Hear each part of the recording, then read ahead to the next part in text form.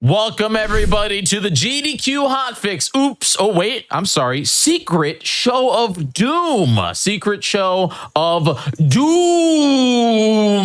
We have incredible Doom runs coming at you today.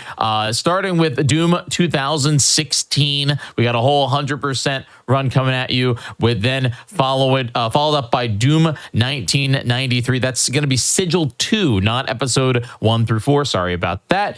We have Doom 64 Watch Me Die Max coming at you. Then Doom Eternal 100% Nightmare. That's going to be crazy. And then we're wrapping it up with Ultimate Doom episode 1 through 3 UV Speed. I'm very, very excited about all of these Doom shows. My name is Jiggy, and I'm going to be hanging out with you all day. All right, with that, I want to jump right into Doom 2016 100% with Dane Jarvis. Dane, how are you? Did you just call me Dane Jarvis? Dangerous, sorry. How are you, Jiggy? I'm really good at names, and my brain thought like Mandalorian, you know, like Dinjaris, but you're I see the logic there. Yeah. That's how it is. How are you? Are you ready to rock and roll with some Doom? I am. I had a good breakfast. I'm ready for this. Let's do this. So, yeah, I'm pumped about this. Why don't you tell just the audience a little bit about who you are? Because I know you actually have a show here on Hotfix. Really excited to have you on my show here on Hotfix. But why don't you just tell everybody just a little bit about who you are, Mr. Juris? Yeah, so I actually just recently joined the GDQ Hotfix fam. My first episode was just a little under a month ago now, but I run a show now called Crosshair, which features runs with bullets. Certainly none of the runs from today would qualify for that. None at all. None, of course not. But actually, funnily enough, just this past Wednesday, I was actually doing a run of a different game here on Hotfix for the Hotfix Showrunner Special. So it's official. I did the Showrunner Special. I'm now a showrunner. But yeah, we're running Doom today. This is actually my very first speed run from years ago now. I think 6 or 7 years ago now. Way back when. And it's my heart and soul. I've dumped so many hours into this run, and it's my baby. So I get to bring it all to you once again here on Hotfix. I'm excited for this. Are we ready to do this? I'm ready. I am super pumped about this. We also have Dylon. Welcome to the show. How are you? Hey, yeah, I'm doing good. Thank you for asking. I'm doing great. Happy to be here. Thanks for having me on the show. Absolutely. Yeah, this is going to be a blast. All right, whenever you're ready, Dane. Yeah, so you got this opening cutscene where we wake up out of a sarcophagus that was pulled out of purgatory, and we're going to start the timer in... After I break out of the shackles, punch this guy in the face, and slam his head into the table. In 3, 2, 1, and go. So you might think that because this is Doom, we would be immediately ripping and tearing, but actually no. As you can see, the UAC is on fire. So we have to go in to the ceiling into the HVAC system in order to poke around and see what's going on there. So if you'll give me a moment, I need to focus for this. Oh no, it's gonna do this to me today. There we go. Gonna jump here and then jump into here and grab the suit. This skips a little sequence of shooting the zombies, then having to push buttons and do a whole bunch of inbounds gameplay, which we don't want to do that. This is Doom. It's known for being broken. Now we have to watch this cutscene in order to get a couple codex entries, so I'm listening for an audio cue. And that little noise, I don't even know how to replicate it, is what we are looking for. And then to skip the rest of that cutscene, we load checkpoint, and then we do this skip again, because of course we do. You really do start off this run crazy. You just jump right out of bounds right away. Immediately out of bounds. And we have to do this. Any percent's lucky because they only have to do this skip once. In 100%, we have to do it twice. Oh shoot, This skip's been giving me trouble lately. There we go. Yeah, this trick is very difficult. This trick is very difficult because essentially what you're trying to do is at the very top of your jump, you have to do a left movement input and then do a jump again with your scroll wheel in order to get on top of a pixel width wall. It's really, really precise. There we go.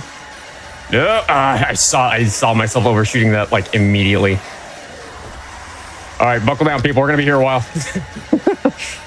This skip is actually really, really tricky. Luckily, it's early on in the run, so if you mess it up, it's pretty simple to reset.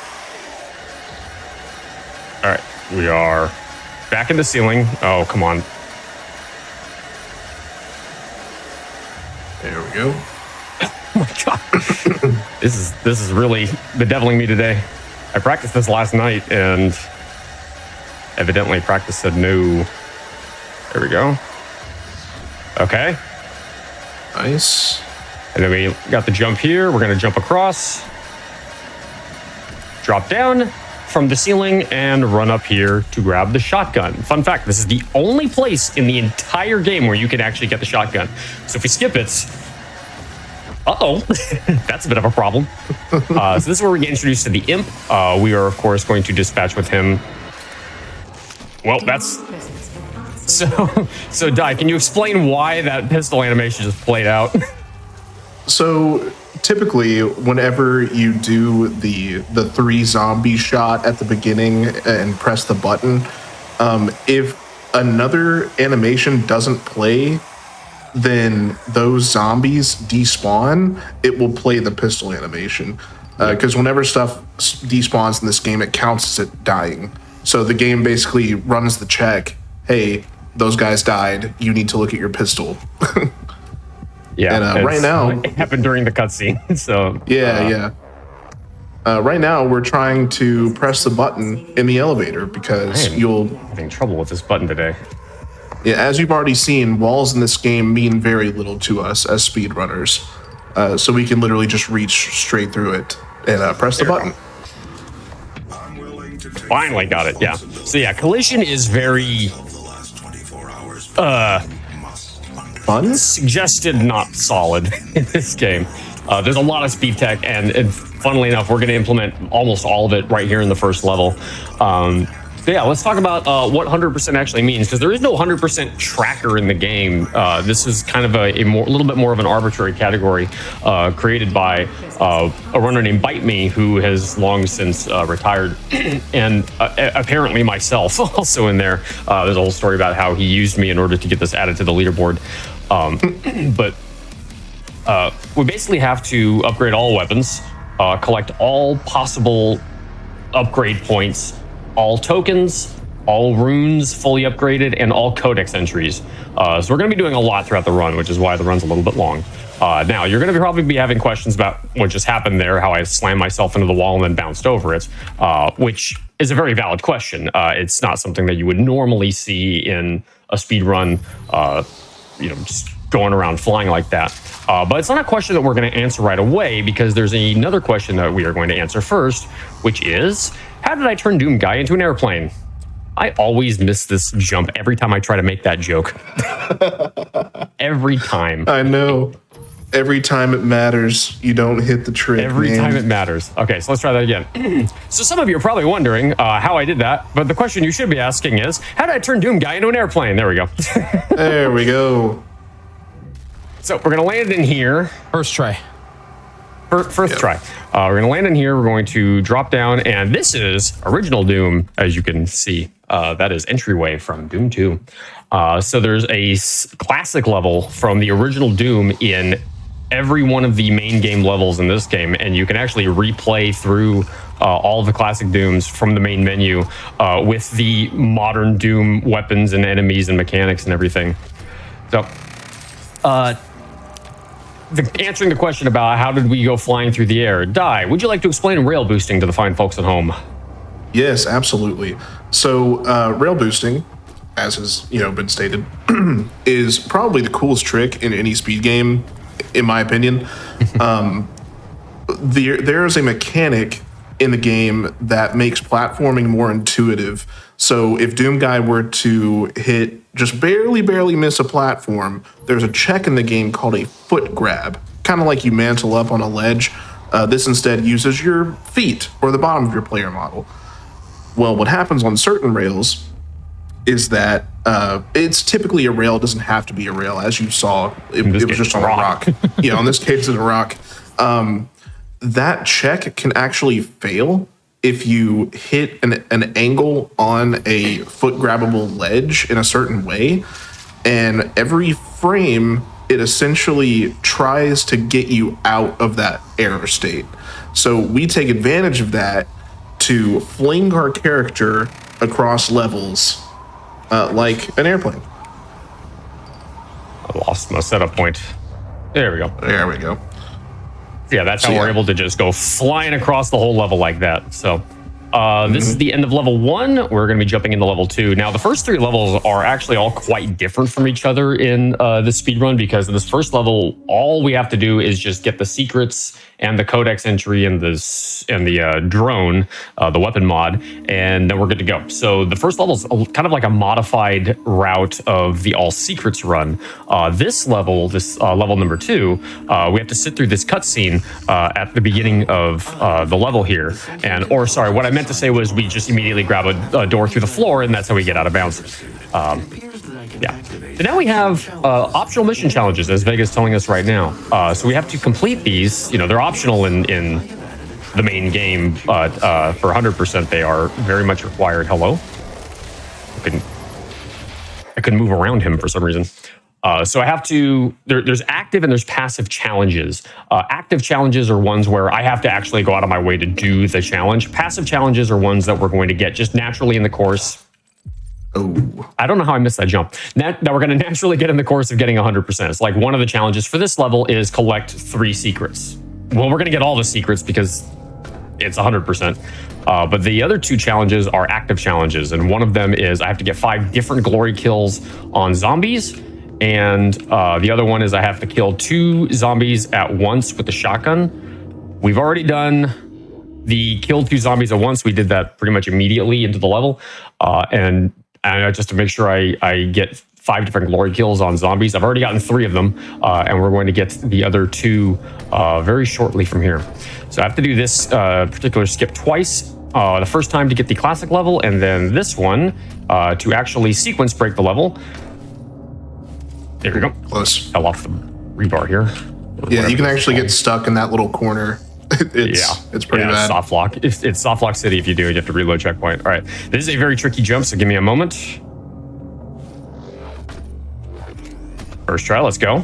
Nice. That is not really all that easy of a jump. It's very easy to overshoot and land in the room, and if you do, you are soft lock.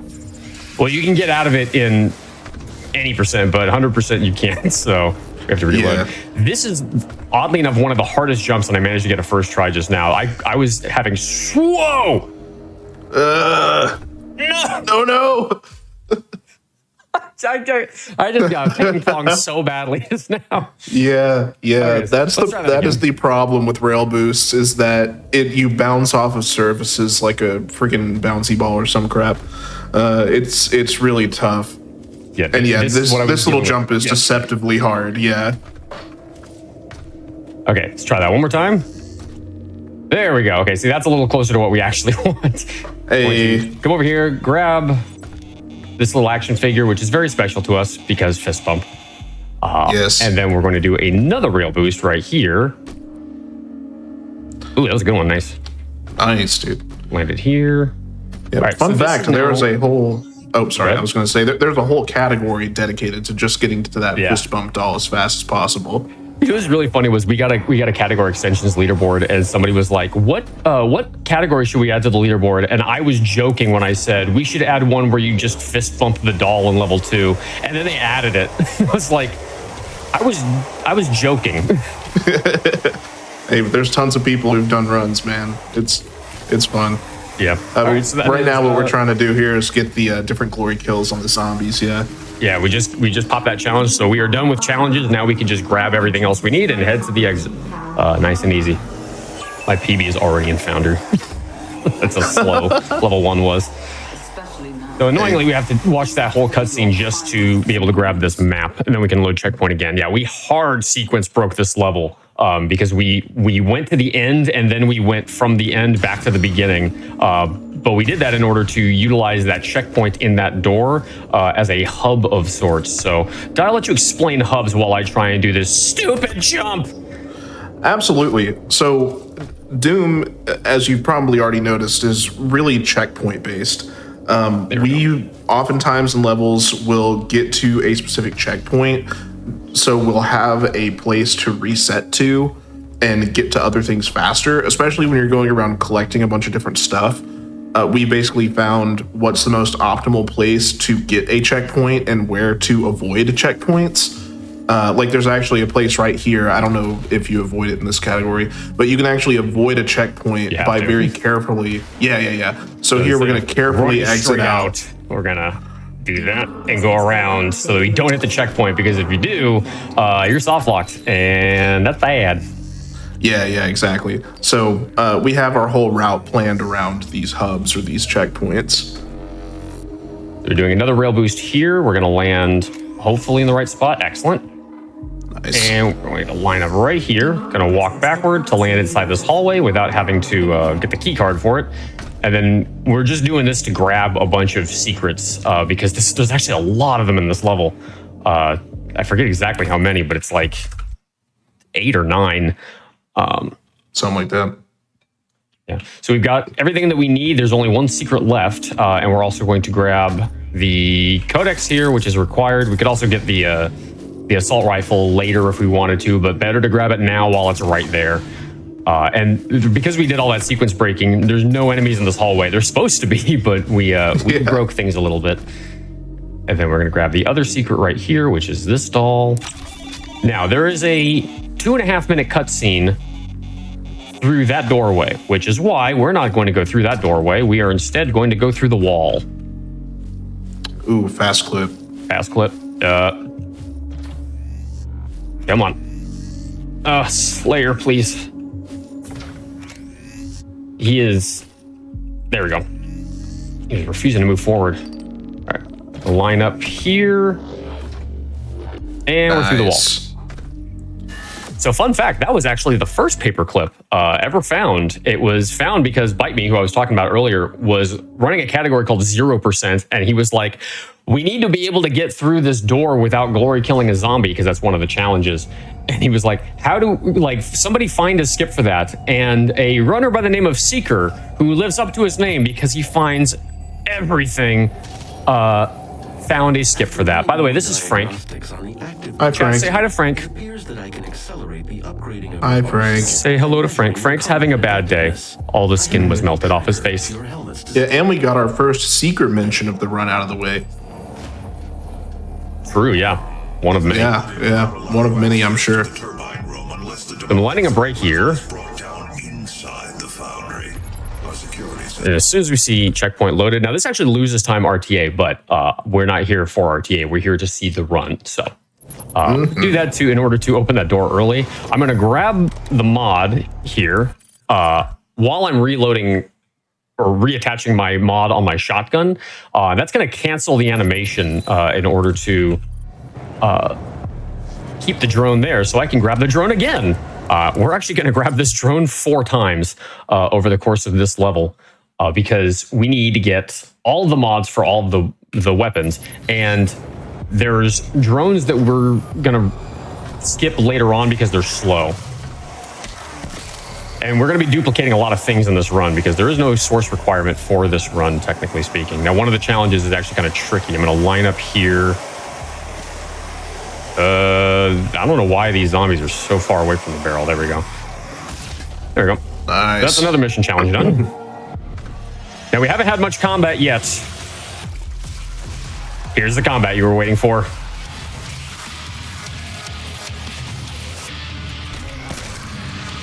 We made it. We're playing Doom now. We did it. Yeah. All right. Doom is real. So that is another one of the challenges done. now we're going to unlock our first weapon mastery. So now we have to actually get it mastered, which is a little bit of a challenge because I have to, for this particular mod, I don't know how I detached the heat blast mod.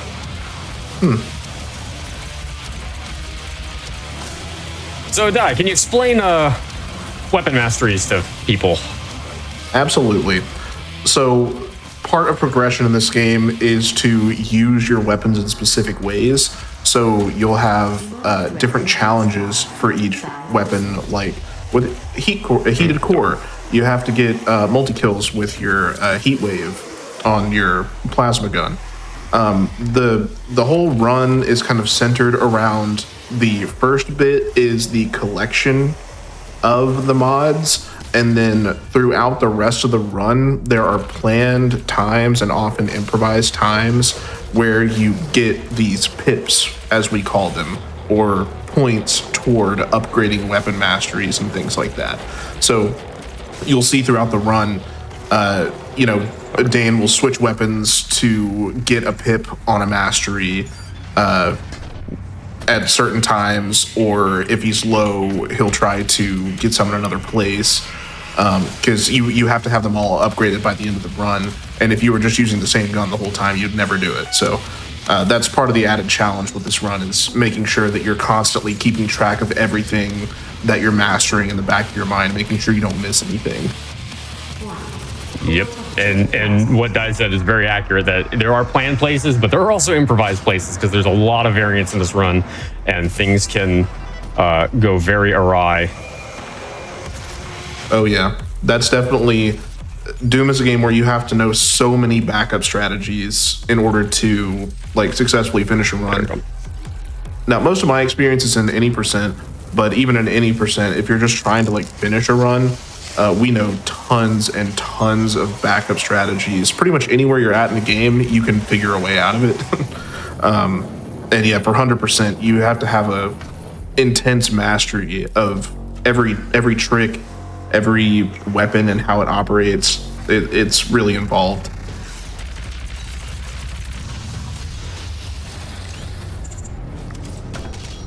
Okay, so we are coming into this room. This is a very tightly routed room. We're going to throw 2 rockets to these guys. Oop, wrong weapon. Got them both.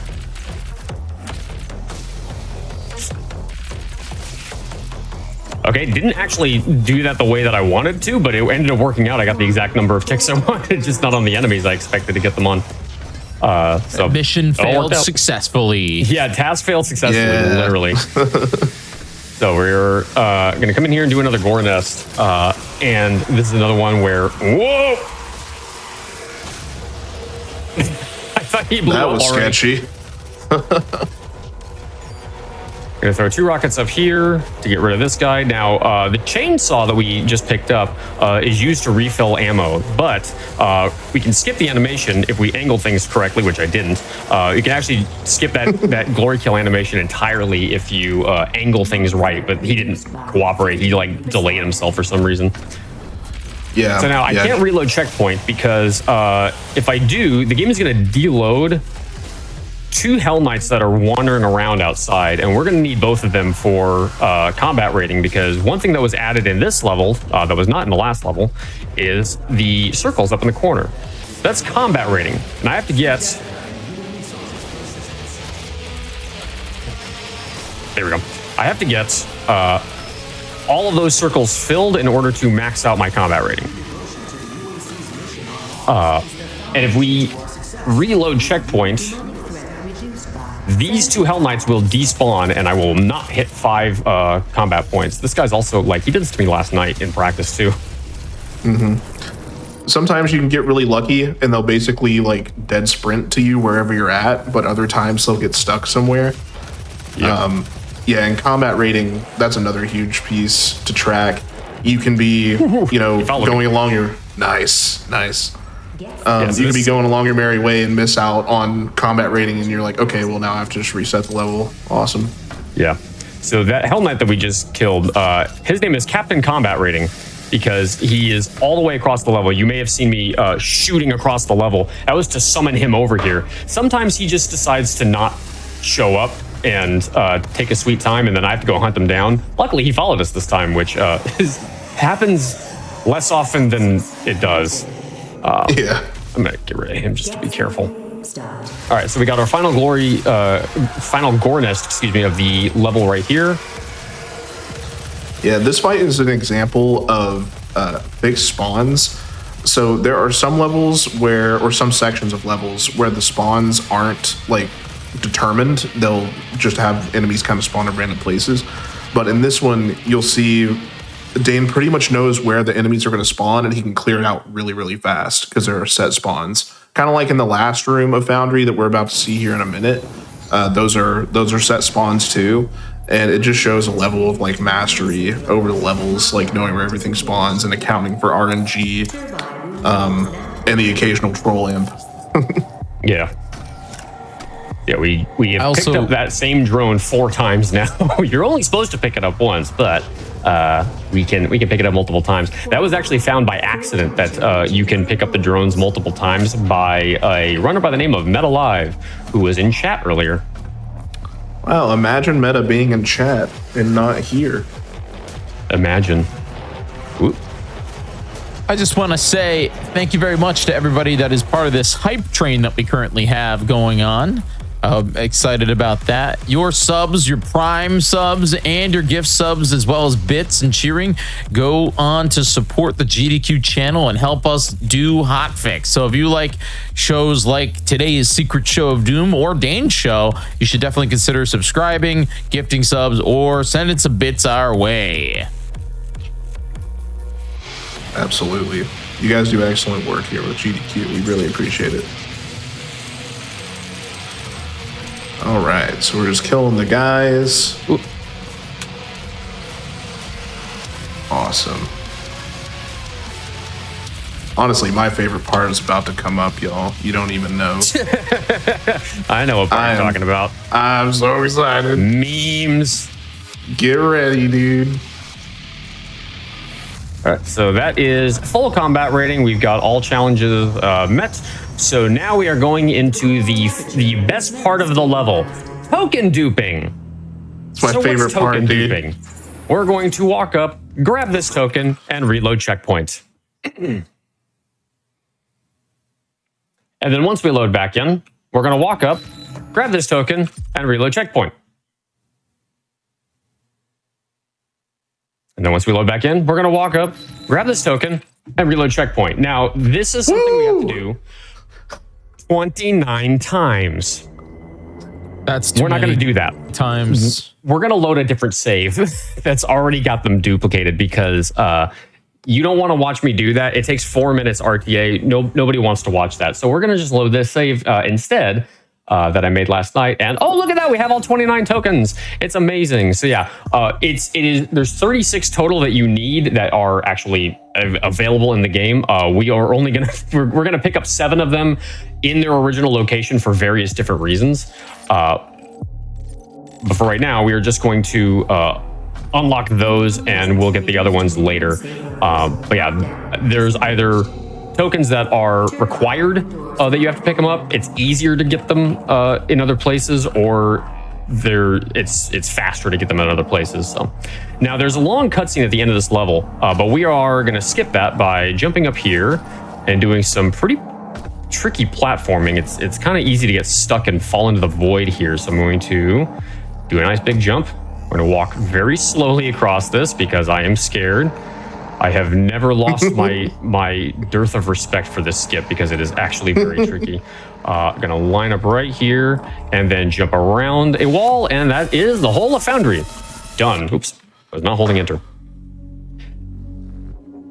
I don't know, man. You're definitely not speaking for me when you say that the people don't want to watch token duping. That's my favorite part. That's cinema. It's absolute cinema. Nobody wants to watch the podcast.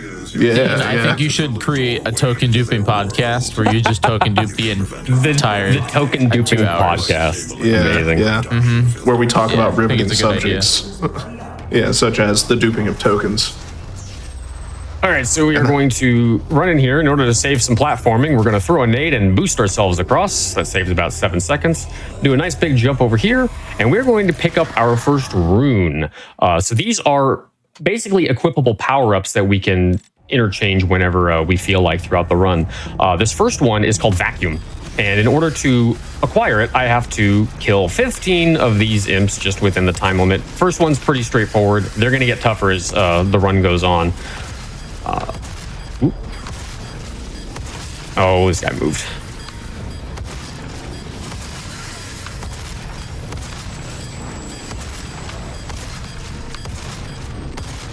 And that was a pretty bad vacuum, but that's okay. So Yeah. So now that we've got a rune, we can equip it. The thing is, we can only equip one rune for right now because it's just the first one that we've got. So you can see that we have this open slot here, and then we've got these 2 locked slots. So Jiggy, I'm actually going to leave this to you. We've got the open slot here, and then we've got these 2 locked ones. So should we put the rune in slot number 1, slot number 2, or slot number 3?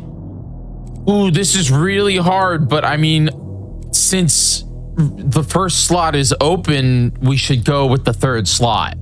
3rd slot? Yeah. Okay, we'll go with the 3rd slot. Cool. Now, some of you are probably wondering, how the heck did he do that? Cylon? The bite and switch. Yep, the bite and switch.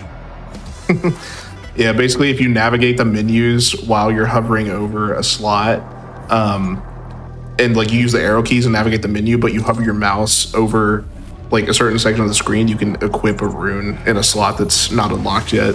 It's quite funny. I believe it was actually found in a marathon practice room. It could have even been GDQ. It was GDQ 2020. Byte found it while he was in the practice room getting ready for his run of this category, actually. He was doing 100% Nightmare, basically the same run. Yeah. We find so much stuff at marathons, by the way. Like the button really press. Yeah, the button press through the floor in Res Ops, the 2nd level. We all found that collectively while we were doing one of our Modern Doom marathons. We were all just hanging out, and Secret was like, "Oh yeah, I found this thing," and then we started rerouting the whole game. It's like during a marathon.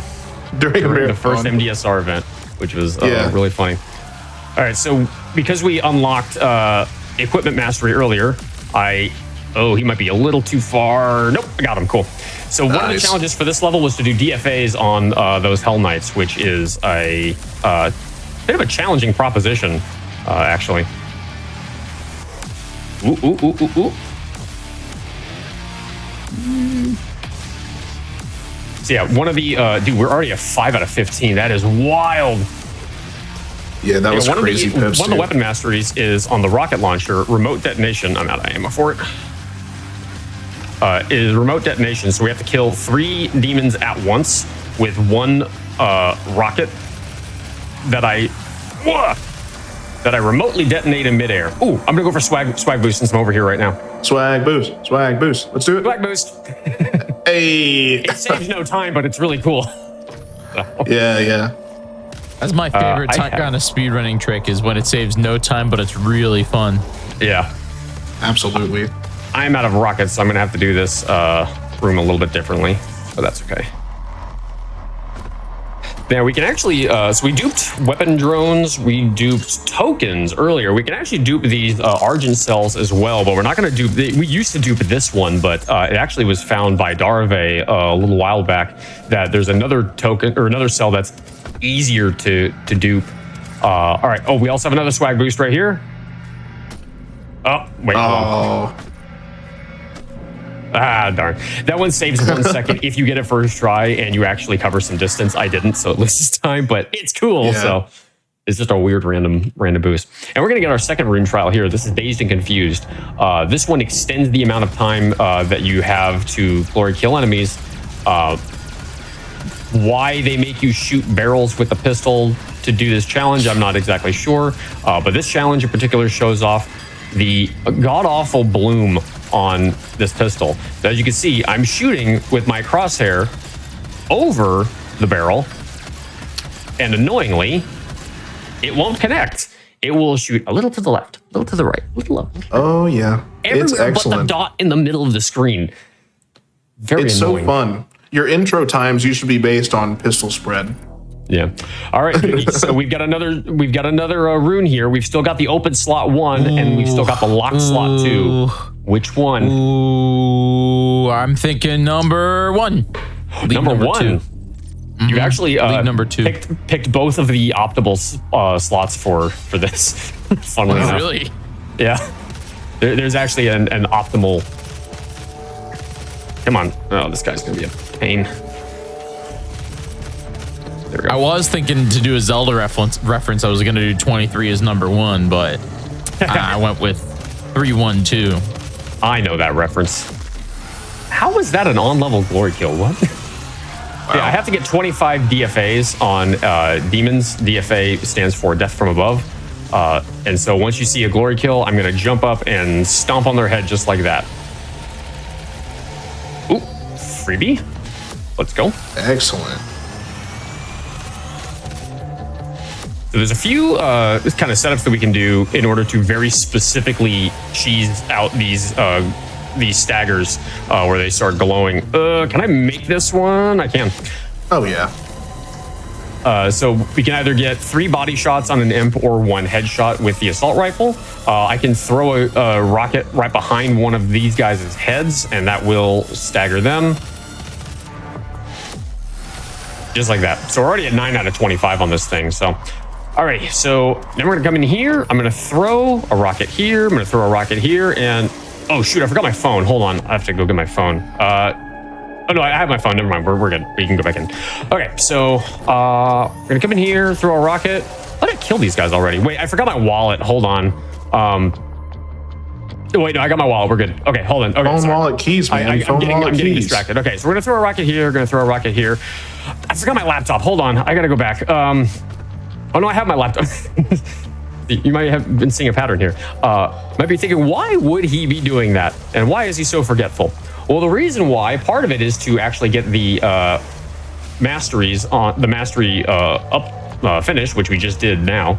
You keep an eye on that on the right side of the screen. But the bigger reason is because in the upper right corner, every time we leave and come back in, these demons respawn, but the combat rating does not reset. As you'll notice up in the corner is that we've actually, that combat rating has been going up and up and up this entire time. And so we can farm combat rating by duplicating those demons over and over. It's a neat little cheese that we can take advantage of. But try and get some more DFAs here as well. This guy is like massively inconsistent, so I have to wait for him to pull his shield out. There you go. If you don't, he like won't stagger. He's like super weird like that. Gonna get another DFA here. Not every area in the game allows for combat rating duping, but the ones that do, yeah. This is the place. The only where you known can do place it. we should say. Yeah. And there's one more here. Excellent. All right, so now that we got the checkpoint pop, I'm going to reload checkpoint. That's going to warp us upstairs, and the drone that's coming off of the ceiling is actually going to be right here. So I'm going to pick up backscope. There we go. I'm going to grab that codex entry, and then we're going to head on down here. Take that guy out. So we are now at 20 out of 25 on Dazed and Confused. That was the second rune that we picked up, and we're already almost done with it. That's how easy it is to upgrade this once you sort of know how to cheese things. I'm gonna come over here to get another secret. We're gonna get a couple more DFAs here. Already at 23, and we're going to pick up Super Shotgun, My Beloved. Yes. The beautiful super shotgun. Indeed. All right, we got one more gore nest in here. I'm gonna throw 4 pins there, 1 at this guy, and then get another DFA on him. I'm gonna boost up here, grab the power up, and now I can unlock power up effectiveness because that was locked until you pick up your first power up. I'm gonna start this. Now, this power up that I grabbed is haste. It lets me move real fast, so I'm gonna take advantage of this while I have it. It's going to expire in a moment, but I'm going to come over here, grab the auto map, and then this guy usually Oh. That was weird. Come on, Stagger. I don't know if this is gonna work. Yeah, he was in the doorway too far. Cool. That's our last DFA. So now I can just start lobbing stuff around. God, remote debt is so strong, by the way. Like Once it's upgraded, oh yeah. Yeah, once it's upgraded, remote debt is crazy. If you're playing casually, you'll want to make sure that you upgrade that pretty quick because it does a crazy amount of damage in a really wide range. Yep. All right. So I'm gonna come in here. I'm gonna cap my frame rate to 175. Would you like to explain why, Di? Rail boosts are frame rate dependent. So every frame it tries to get you out of the rail. Less frames means you get a less dramatic boost. And this specific boost, if done at a higher frame rate, will fling you into the wrong kind of oblivion. You want a different oblivion. This one right here. Yeah, so we That's cap it to another game 175. Bethesda made. Yeah, true. Well, id Software made it. Bethesda published it. But yeah, if you don't cap your frame rate on that particular rail, it will boost you into Doom Eternal. Yeah, for real. Yep. So now we are at the Argent Energy Tower. This is a level that nobody likes, casually or in the speedrun. There's so many awful things about this level, the least of which being that Darve decided to reroute it a while back and ruined it. Thanks, Darve. So Thanks, Dara. We're going to do a rail boost over here. That's going to skip the trigger for the first fight here. Combat rating is calculated really strangely in this level. And so we're going to actually skip certain fights, or at least skip most of certain fights, in order to get all of the combat rating in another place later on. So I'm going to drop down here. This door is supposed to be closed, but because we skipped the trigger for that fight, it just so happens to be open, and we can get the double jump boots. So real quick, come over here to grab this codex entry. That door usually closes. I'm surprised it's actually staying open. What the? Yeah, he's not usually there. And we're going to get another rune. This one is Ammo Boost, and this one is one of the most powerful runes in the game. It will double the amount of ammunition you collect when you pick up ammunition off the ground. And for that, all we have to do is just kill all of these zombies within the allotted time. The problem is that... Whoop. Shotgun RNG is a thing for a reason, and it is sometimes not very nice. Yeah, there's like a cylindrical almost area where the bullets will shoot. So you'll see he'll aim between two different enemies and kill them both most of the time. Yeah, but not all the time. There we go. Okay. Yeah, it is possible to fail that rune trial because of how the timer works with adding time to... When it adds on seconds, it will add them in certain increments and fractions. And if you're adding it on at the wrong moment in the second, it won't always work properly. So there is a little rail boost you can do right here. However, it can fling you into the ether, and I would rather not do that. So I'm going to actually boost my way up, or jump my way up here, hit a checkpoint, and then reload checkpoint. We're just reloading checkpoint here to despawn all the enemies behind us. And then we are going to use this checkpoint as a hub for a few things. So I'm going to go for a skip now called Early Gauss Cannon. Ooh, this looks good. Ooh, a little high, but... Yeah, you'll have to avoid the checkpoint, but it should be fine.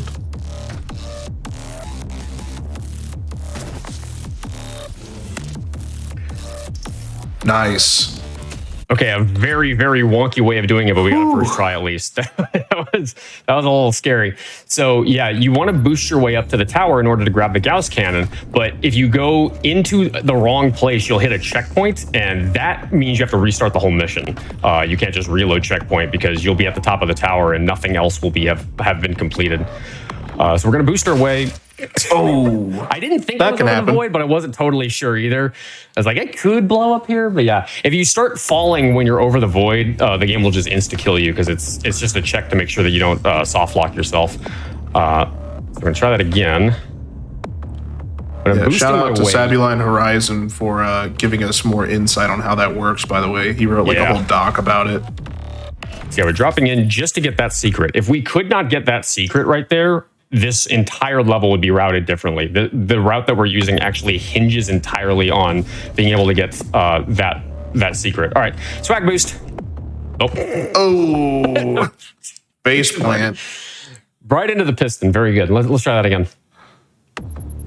Yeah, a lot of the stuff that we found, like these boosts that we're doing here, were a product of rerouting all secrets. I say somewhat recently. It was like a couple of years ago, I think. A couple of years ago, yeah. Me, Dane, a bunch of the guys in the community decided to reroute the all secret category, and finding out that we could boost all the way up to the secret level was huge. Yep. Or classic level, rather.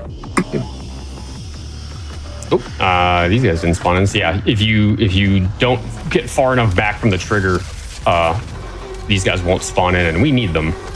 Yeah, pretty much every Hell Knight in the game needs to be killed for combat rating, pretty much. All right, so we got the Gauss Cannon early, and that mod that we just picked up is called Siege Mode. This is affectionately called the delete button because, well, you'll see why in a little bit, but basically we can just immediately kill most enemies instantly with this thing. It is extremely broken because it wasn't meant to be used instantaneously. I'm going for another mission challenge here, which is I have to give 4 imps a chiropractic adjustment, and the challenge is called chiropractor. Yes, we are certified. Okay, I need one of them to come over here. You will suffice, thank you. God. Yeah, it was a little too low. How did he die from that? What? That's so he got weird. lasered. Here we go. There we go. Okay. Yeah, I want to get that done now so I don't have to think about it later. And then this is the summoner. And as her name implies, she will summon enemies, which we don't want. Well, in some cases we do want it, and we'll actually exploit that later. But for right now, we don't actually want her to do that.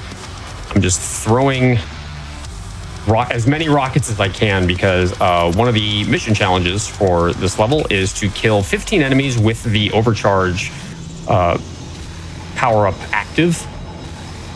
Yeah, and also of note, the Gauss Cannon, the reason why it may seem like you're shooting randomly for the uninitiated, the Gauss Cannon actually provides momentum, like it gives your character momentum when you shoot it.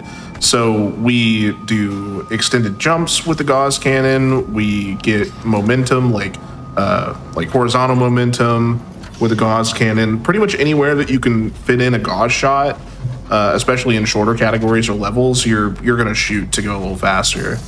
And you can also do B-hops if you hit the ground in the same frame that you jump to keep a little bit of your momentum. So yeah, we're gonna see a lot of that.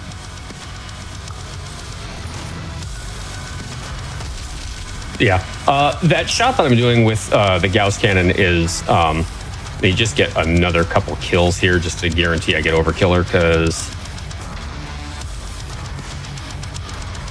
Come on, there we go. I want to make sure that's done because I'm not going to have another opportunity to do it later. And now we are going for skip. 100%, not 99%. So better to take the extra few seconds, make sure it's done, and then and wait for this elevator than to goof that up. Yeah, So yeah. This is called banana skip. Reason why is because these things, well, they kind of look like bananas a little bit. I'm gonna throw a rocket down to this guy. Yeah, and I want to. Go ahead. I wanted to address a question in the chat. Oh, sure. The toys don't always have to be actually physically grabbed. They're often tied to a secret, and those secrets have a trigger box around them and still count as being collected. So if you see like someone not actually grab a doll or something, they still got the secret and it's still counted. Yeah.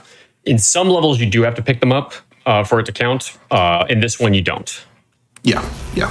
So yeah, in fact, you're going to see it here, but we get the secret. You see it pop up on the screen, secret found, so we don't actually have to pick up the doll. But yeah, we load checkpoint in order to get up here. I am totally out of ammo. All right, there's a Revenant that will spawn randomly. Don't. There he is. A Okay, so once the Revenant is dispatched, then we start getting the fixed spawns of these guys. I'm actually going to saw this guy open because I'm out of ammo. There's one. I feel like Doom Man's gonna need some potassium if he keeps skipping all these bananas. Oh, buddy. He said it. He did. Where? There's another dude walking around. Yeah, this is one of those examples of there he random is. spawns. Yeah, the random spawns can get you sometimes. Yeah, there's a couple of fixed spawns in that arena, but there's a lot of random ones as well.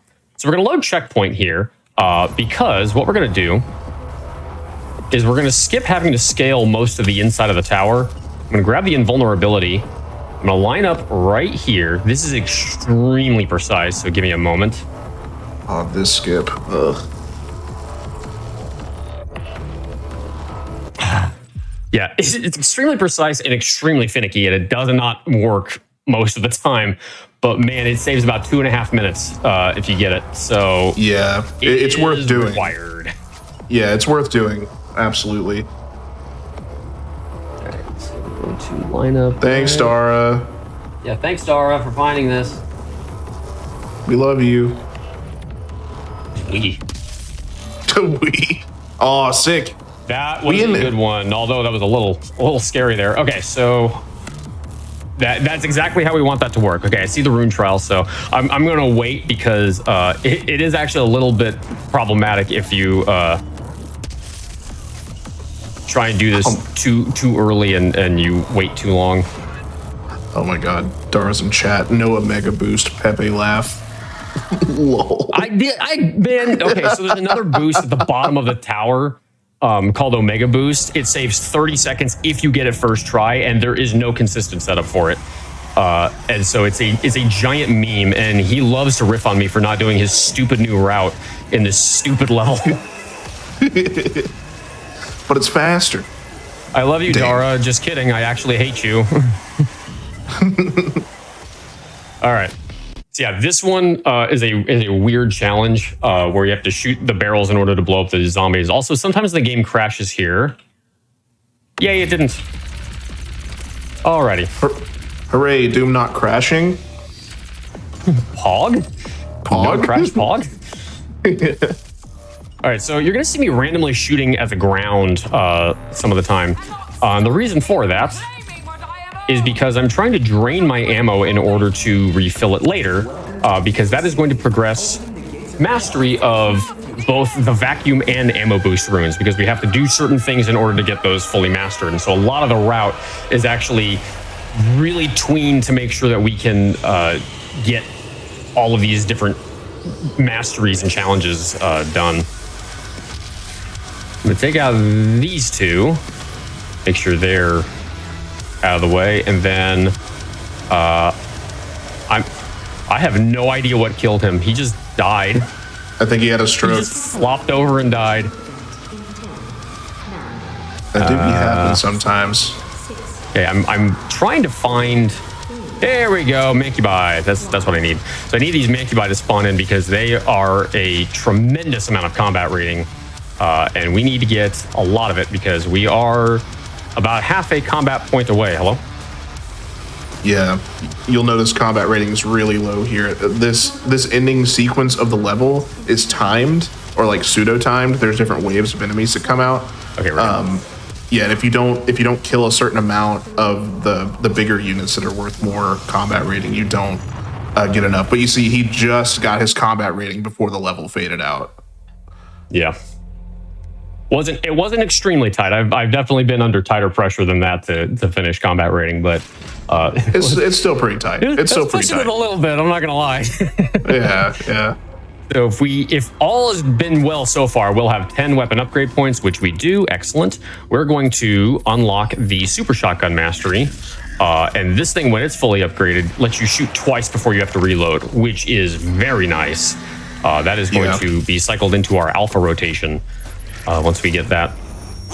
I was just So we're about to gonna mention break the this alpha a little bit. rotation. I'm Yeah. going to do a big boost over here. You're not supposed to be on this side. I'm actually going to grab that chainsaw fuel. We're going to do a boost over here. Just kidding. We're going to fall down. That's an RNG manip or something. I'm not sure. Yeah. Definitely not me just being bad. No planned. And in order to get this, the super shotgun mastered, I have to kill 2 demons at once with these shotgun, like, oh my god, I can't talk and do this at the same time. I have to kill 2 demons at once while, with the super shotgun. Yeah. Here's where the sequence break is going to come in. I'm going to throw these rockets, take those guys out.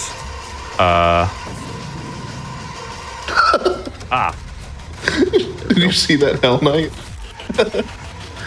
I was so focused on finding the Hellraiser that I actually missed the Hell Knight.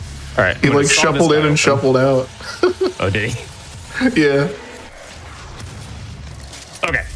All right. So I was waiting for those imps to spawn in so I could come up here and climb out of that arena. You are not supposed to be able to do that, but we are going to, like I said, sequence break, because there's actually 2 fights that are supposed to happen in that same arena. By boosting ourselves over here, climbing up here, hitting this switch, and going through a teleporter up ahead, we can actually get both fights to spawn in at once, which is scary and not always advisable, but it is going to help us get through things a lot faster. Scary and fun. All right. So through the teleporter. Oh, I didn't get enough cooldown on this. I'm going to grab the skull switch. You're going to get 4 imps that spawn here. And the reason why we want to do this now is because you get a quad damage for entering this arena again. And so we can kill everything with 4 times damage. Yeah. The remote down the rocket launcher with quad damage especially. Just everything dies. Just melt everyone. Pretty much, yeah. Goodbye. The melter. And while he's doing this arena, I'll kind of explain the alpha rotation a little bit. So Yeah, you'll see, we'll see we weapon swap a lot whenever we're killing enemies, and we have 3 weapons: the super shotgun, the rocket launcher, and the gauze cannon. Those 3 weapons do incredible amounts of damage, especially with the way that we use them, and upgrading them, close to first, and also switching between them resets the cooldown on the weapon, so you can output a lot more damage a lot faster by switching weapons that way. Yep. Oh, Yeah. grief. I'm also just going consequently my way for this ammo so I can make sure I have enough for later. Yeah. And also consequently, that lets you do the trick called DKSMS, or Super Siege Mode, where you can actually cancel the Siege Mode ramp up that usually needs to happen, to where you can instantly get a siege shot with your gauze cannon. And the way that you accomplish that is by switching weapons while holding down the weapon mod. Yeah, either switching weapons or doing a melee right before. We'll do it as well. All right, so I'm going to do a kind of precise jump here to enter this area early, and we're going to do our first rune trial of this level. This one's called Savagery, and both of the rune trials in this level we call them the Glory Kill runes, because you typically will equip them to buff Glory Kills. And to do this, we just have to get to the end of this this little area. Oh god. The thing is, if you don't kill an imp quickly enough, your movement speed will drop to 0, which is bad. So I have to kind of keep killing these guys. So I want to kill as few as possible, just because it's faster to do that. Got it. That does not always go successfully, just to be clear. That rune trial is actually pretty tough. Mm-hmm. Well, with the way that the shotgun spread works and it being kind of inconsistent, it just happened there. He aimed directly at an imp, but it didn't die, which caused the meter to be completely messed up for the whole run. So, yeah, it can get a little weird. Yeah, another thing to mention is about animations in the game in general.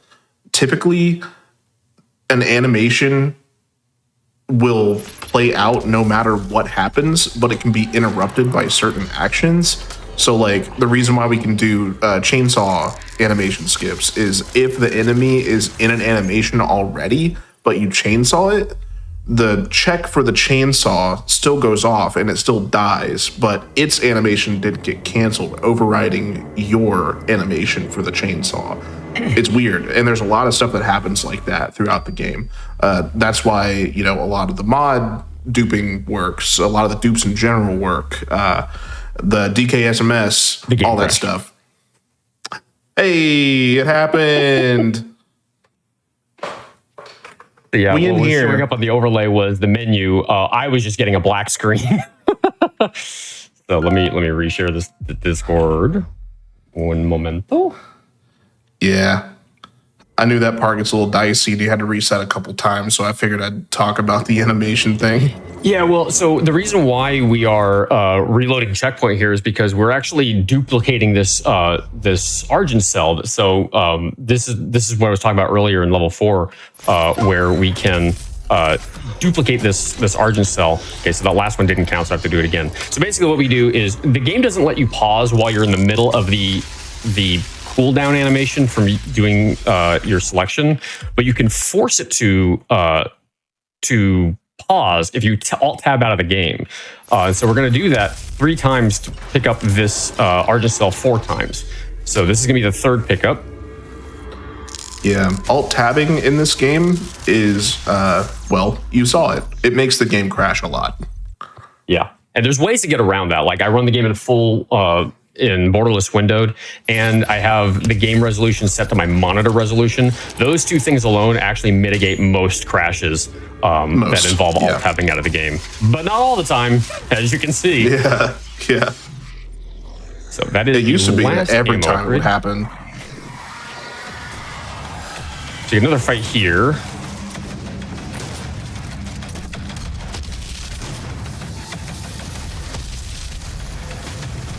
Okay, and we've got a Hell Knight, and the Hell Knight's gone.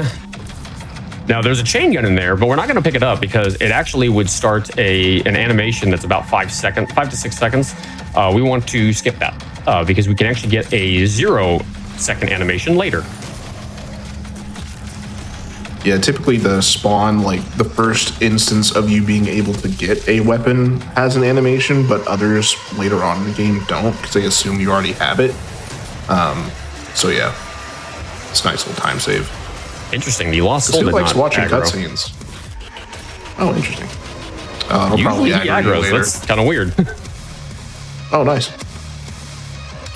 Convenient, at least. All right, so we've been grabbing the tokens in this level. So we talked about we grabbed the token 29 times in level 3, but there's 7 that we have to pick up at source. 4 of them are in this level because it's actually one of the mission challenges. So that's how we figured out 29 is the magic number. Oh, stop it. And then the other challenge that I have to get done is I have to do this specific glory kill 4 times, which we just got, which is excellent. And now we can just start laying waste to this arena. Another thing I'm going to do before I forget is I'm going to unlock outer beam on the siege mode, which basically removes the need to aim.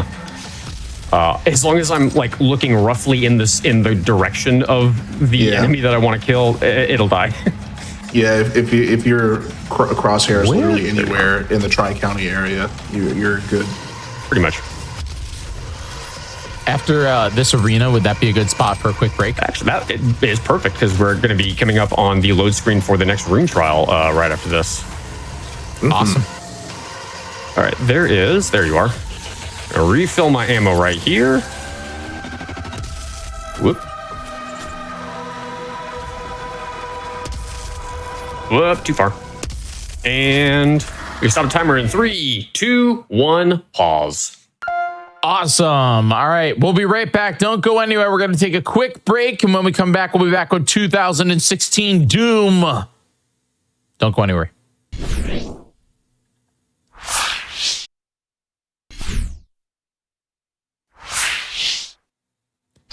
Welcome back, everybody, to the secret show of Doom, or the hotfix special of Doom, whatever you want to call it. My name is Ziggy, and we're going to get right back into this run. Dane, you ready? No. Yeah, I'm ready. Let's do this. I think you should be. Here we go. Next run, I guess. All right, so let's start the timer again in 3, 2, 1, go.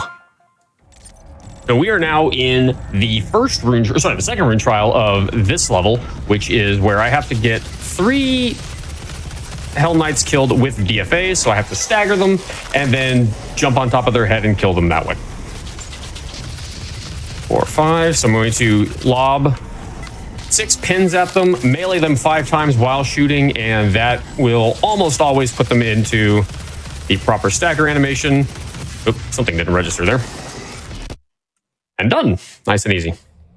Now, we'll be equipping these runes later on because they're going to buff one of the power-ups by an immense amount.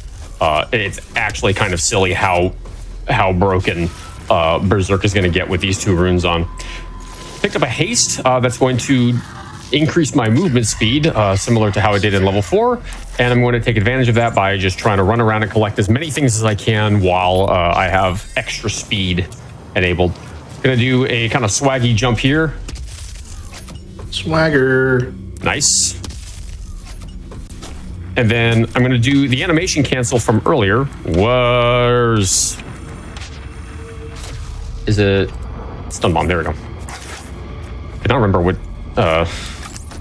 one I was supposed to do. Actually, let's switch back to this. We're gonna do an out of bounds here. We're gonna land up here. Going to wiggle my way into this spot. I'm going to line up right here, stare at this spot, jump. Oop. Oh, you're good. Oh, no. Oh. That's fine. Yeah, let's just do it again. If you don't jump really precisely here, like that, you can get stuck. And the game, it may not look like it from the tricks we do, but it wants you to stay in bounds, usually. So it'll try to eject you from walls. Yeah, this is news to me. This is walls sometimes opposing. Sometimes it wants you to stay in bounds, not always. Yeah. Walls resisting seems to be a new concept to me. Yeah, and this is a spot where like the collision is so weird on these rocks because they drew all these rocks out of bounds. Nice. Yeah. And drop down. That gets the secret. And then we can load checkpoint. That just saves having to pull the lever to that secret later, which we did earlier, and you can see how long it takes to pull those levers. So we want to skip that whenever we can. Yeah, a continual enigma is how Doom Guy can literally rip the flesh from the humanoid beings, but has such a hard time pulling a lever. Well, but the levers are rusty. Oh, that's my fault at that point. I should have just thought of that. All right, trying to get double kills here for that. We're gonna switch mods again. Okay, she didn't move down here, which is weird. Yeah, that is atypical.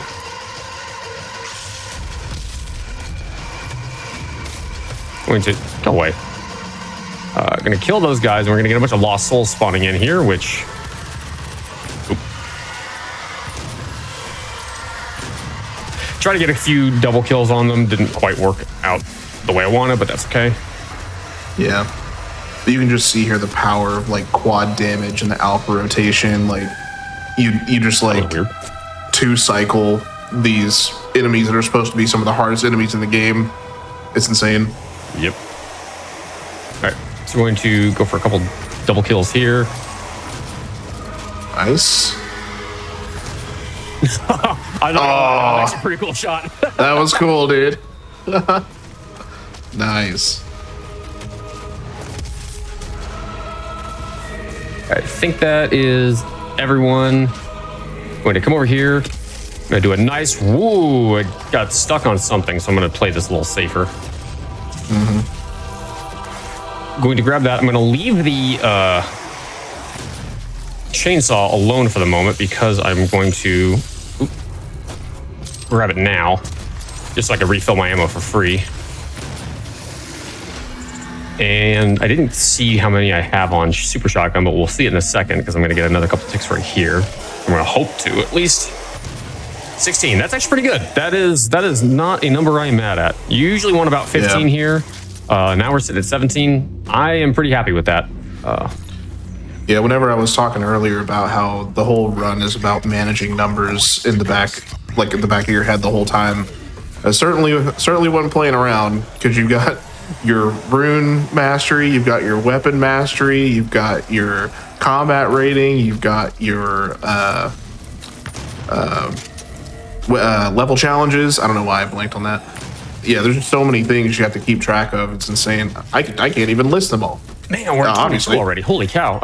We already had like one more than I actually needed, and we just got every single one of the ticks I went for here. So we're already at 22, so this will actually be done next level, I think. So this is a super fast spawn fight. Going to get those guys, throw 2 more here. We're going to get a couple of revenants up here. We're going to get 2 mancubi.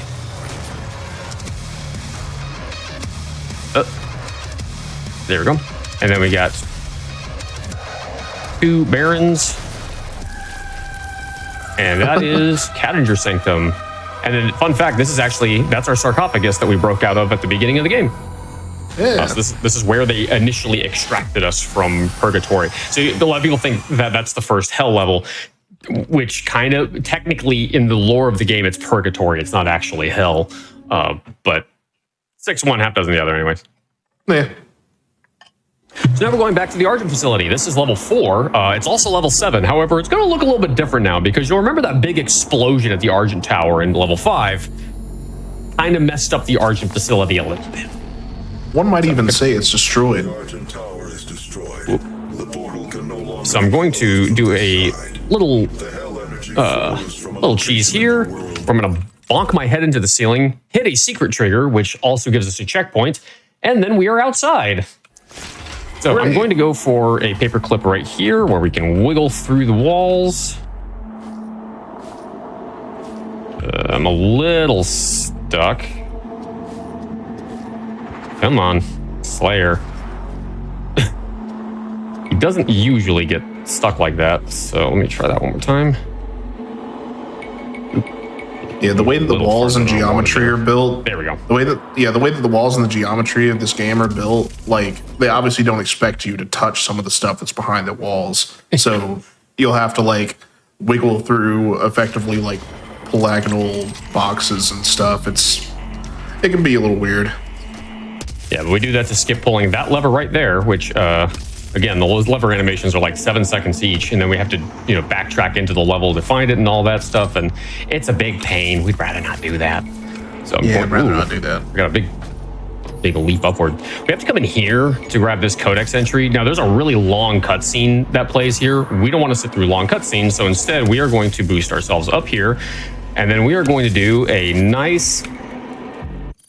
Oh, no. We're going to try that again. Yeah. So there's like this little lip of collision right on the edge of that platform. And if you hit that lip in any way, it'll eat all of your jump. There we go. Yeah. So I had to boost twice there to make it, but no big deal. Yeah. And then we're going to get the first rune trial of this level. In any percent ultra nightmare, 100% ultra nightmare, this rune trial is a massive pain because you have to basically equip it and then never unequip it in order to get it finished. In classic, what we're doing, where we can reload checkpoint, we get to take very, very advantage of this, and we are going to be able to farm it just in the last level. So we're actually never going to equip it except for in the last level. Very different contrast between the two routes, both 100%, but the difference between permadeath and not permadeath is quite stark. Yeah, not being able to utilize hubs changes the whole dynamic. We're gonna do a big boost here. Gonna land. Hey, he lives that. That was actually really clutch. And then I have to do a nice big Gauss boost across this gap. To land here. Oop. I'm gonna drop down here. And did all that to get to the other rune trial. And I actually had to cap my frame rate for that rail boost, because that's another one where if you don't cap your frame rate, you will end up in Doom Eternal. So I have to focus for this rune trial. So give me a second.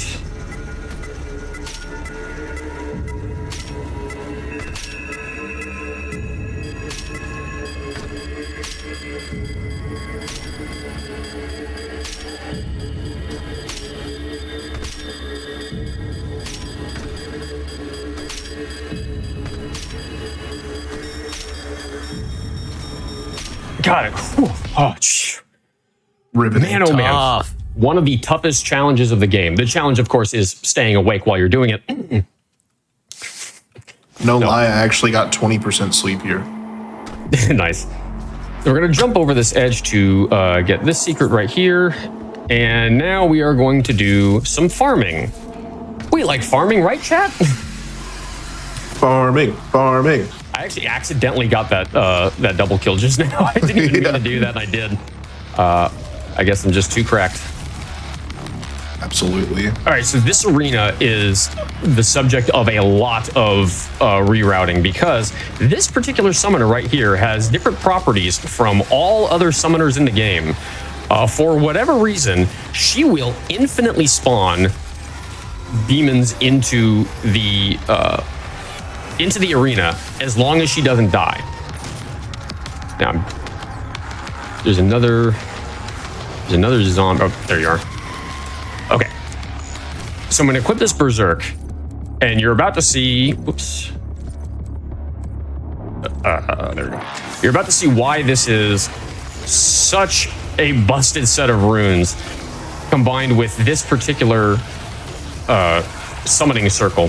So as long as she doesn't die, the demons out of this summoning circle will just endlessly respawn, and we're going to take advantage of that by getting pretty much almost all of the combat rating we need for this level right here, which saves a lot of running around the level. I just have to make sure I don't click on her and I just kill these guys instead. If I hit her, I have to reload checkpoint and do all of this again, which we don't want to do because that would be bad. One thing of note is every time he enters an animation, it effectively extends the duration because the timer on Berserk freezes. So depending on how the enemies spawn and stuff, you can really get a lot out of that Berserker power up.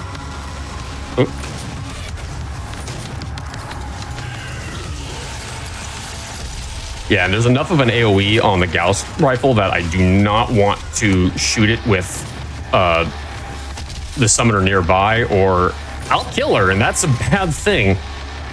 Yeah. We want her to die, but we want her to die when we want her to die, and not before. Die when I say you die. I can get one more out of this. Also, one of the mission challenges for this level is I have to chainsaw 5 enemies, so I have to refill my ammo off of these guys, especially because I'm doing the instant kill with them. So it's kind of convenient. Like everything that we needed to do for this level all coalesced really nicely in this arena. Yeah, this is actually the first time I'm seeing this specific iteration of the strategy. So this is pretty neat. Pretty sure I did this last time you cast for it. Ooh, almost shot her. That would have been really bad. Can you move away, ma'am? There we go. I could be wrong. She's very close. So yeah, when she does this, I call it American Gothic, where she stands right next to, or floats, I guess, right next to one of the other enemies. And I don't want her to. I want her to be far away from them so that I can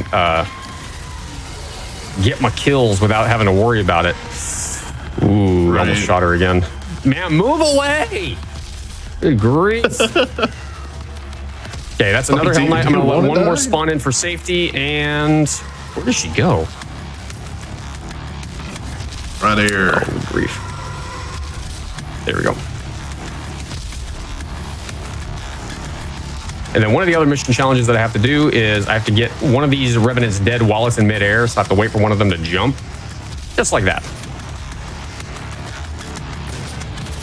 Excellent. Yeah, and that DKSMS, the very, very powerful shot, yeah, it just absolutely one taps anything. This is a problem. I actually have... Oh, there's another imp. Where are you? That is perfect. Come here. I needed one more chainsaw for close encounters, and I needed to refill my ammo, so that worked out perfect. Awesome. All right. So I'm going to cap my frame rate here. Actually, you can take advantage of this spot to just get a couple more kills on this. Of course, we got a Revenant who's midair here. All right, that's fine. No big deal. I do a rail boost to get myself right over here because we're going to land in this room. Grab the auto map. That's the chain gun that we skipped earlier. Grab that codex entry and then reload checkpoints.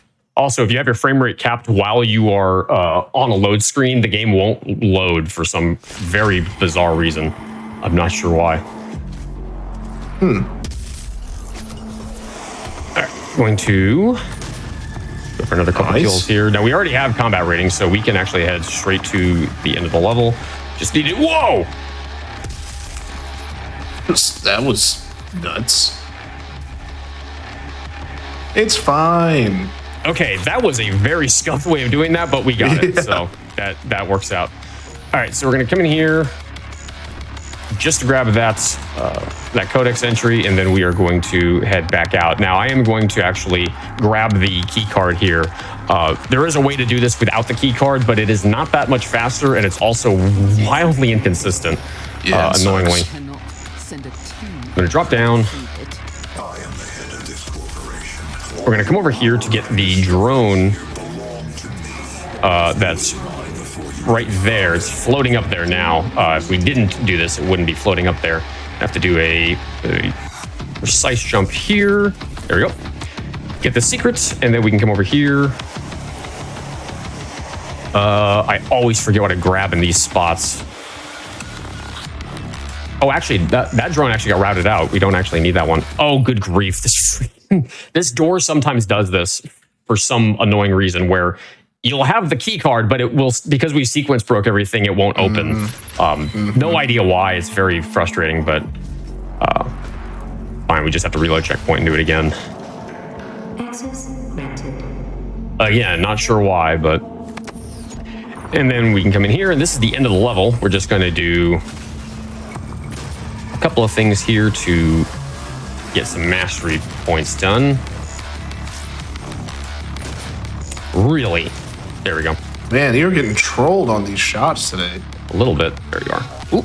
Hang on. There we go.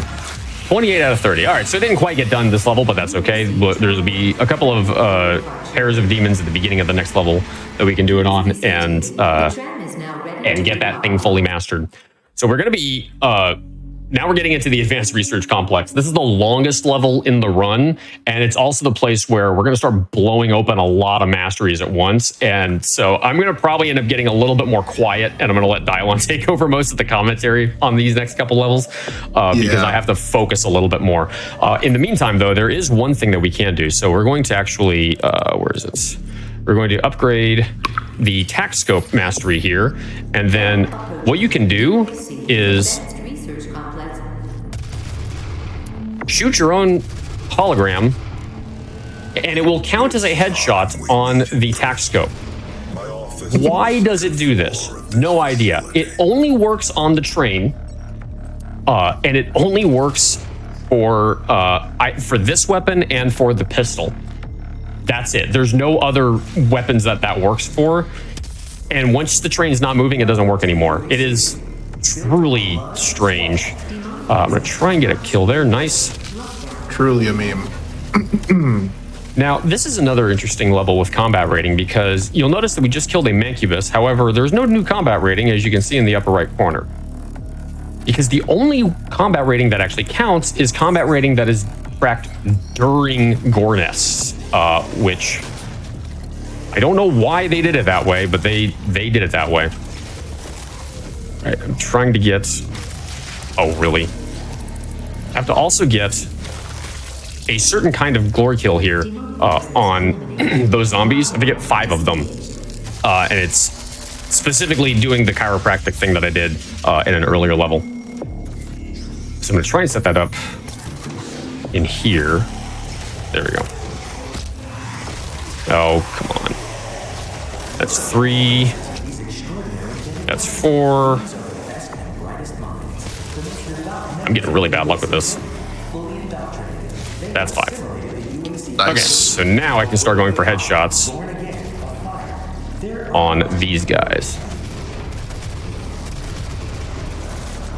Yeah, Arc is probably the least liked level in general in like any category because it's so segmented and like the entire level itself is contained in a few different buildings, so you have to go from building to building a lot to get different things in different categories. And especially when you're doing 100%, where you're having to track so many things, the routing's insane. And in fact, didn't you put a bounty on this room to find a clip in it? That was not me. That was, well, I didn't put a bounty on it specifically. But I begged Seeker to find a way to skip out of the next cutscene. So this arena is weird because I have to kill the Hell Knights with the chainsaw, and I have to get the chainsaw animation. If I skip the animation, it doesn't work. But I do this in order to keep the arena from cycling, because like I said, combat rating is very, very wonky in this level. And I need to farm this arena a little bit in order to make sure that I actually have enough combat rating by the end of it, or it may not be enough. So I have to juke this arena a bit. This is actually one of the few levels where that can happen. There he is. So that's 3 Hell Knights down, which is what I need. I'm gonna get a 4th one here. This one I'm gonna kill with something that's not the chainsaw to get the arena to cycle.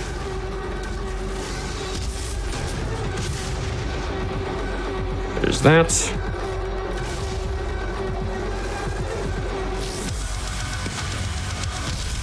Gonna delete that summoner because we do not need her anymore. Nice. I'm gonna go for a couple headshots. Come on. Oh, grief. He's like hiding away from me. I need your head, sir.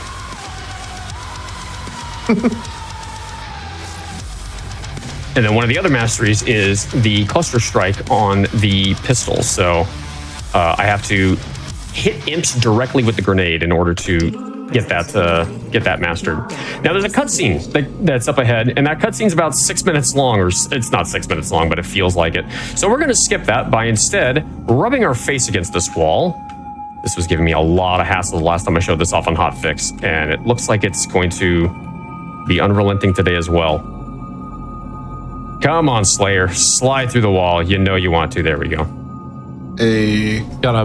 Again, walls are just a suggestion. Indeed. Just going to line up here. This is actually very, very precise. Give me a second.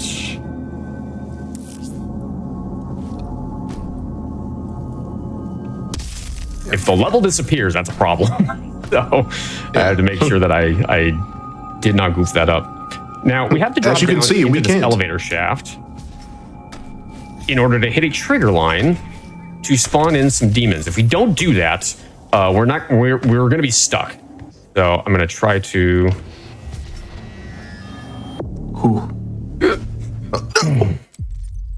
Yeah, this spot happens. I'm having trouble with this skip lately.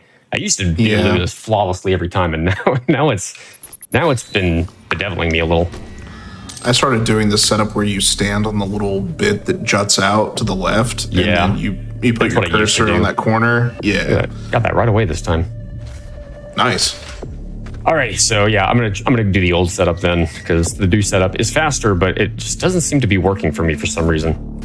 And by the way, we can't just drop down into the elevator shaft because you saw that there was a floor there. There's no floor there. That's lying to you. It's just open chasm, so you can't just jump down in there and be done with it. All right, land right here. So this is an old setup that I used to do back in the day. We'll line up right here. There we go. And aim right here. Ooh, I have no idea why I did not stick the landing there. It like pushed me off. Yeah, I think that you may have hit like one of the little bits that was jutting out there. Possibly, yeah. Right next to the setup spot. Yeah. That was a really weird one. So, now we get to say the thing. First try every time. Yeah, hey, we get to say the thing though. I've never seen that happen before. Well, I mean that's a mild one. This game will give us a better that's never happened before later. Promise. Doom is like that. That's true. That's true. There is still a lot of run left. All right, gonna line up.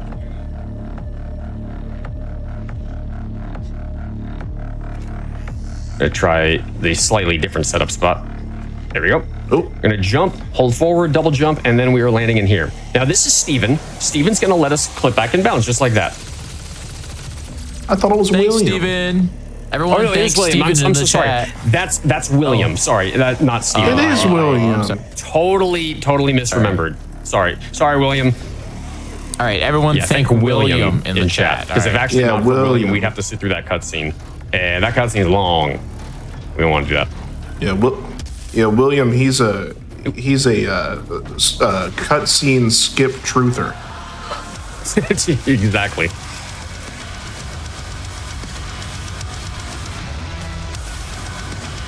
All right, well, there we go. I'm gonna go for another couple of mastery points on some stuff here. Imp, can you stop? There we go. Actually, did not mean to get a headshot on that guy, but that's okay. Happy accident. Whoop. And then gonna pop that mancubus open, and that's the fight. Nice. So I'm going to hit a trigger to spawn these guys in. If you don't hit that trigger, when we come back from here, they'll spawn every time. We don't want that. But if you hit the trigger now, they despawn and they never come back. Yeah. We don't want them here because we're going to be taking advantage of that that chasm area shortly. All right, so this is the blood-fueled rune trial for this one. I can't move until I kill a demon, and then I can only move for 3 seconds.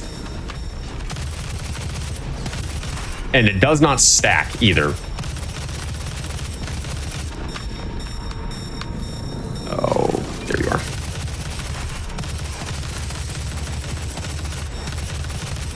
So They're all spread out, of course they are. Luckily, once you get to the last 3, they typically will start to funnel toward you, so it's like kind of a fail-safe to make sure you don't like get stuck and fail the rune trial. yeah. So we are going to equip that after we get the other rune trial shortly from here.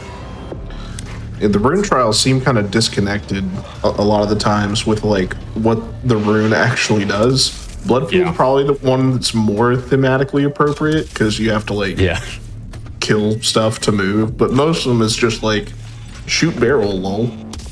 Yeah, some of them are, like you said, thematically inconsistent, but this one actually does make sense because Bloodfield, once you get a glory kill, lets you move a lot faster for a few seconds, which is nice.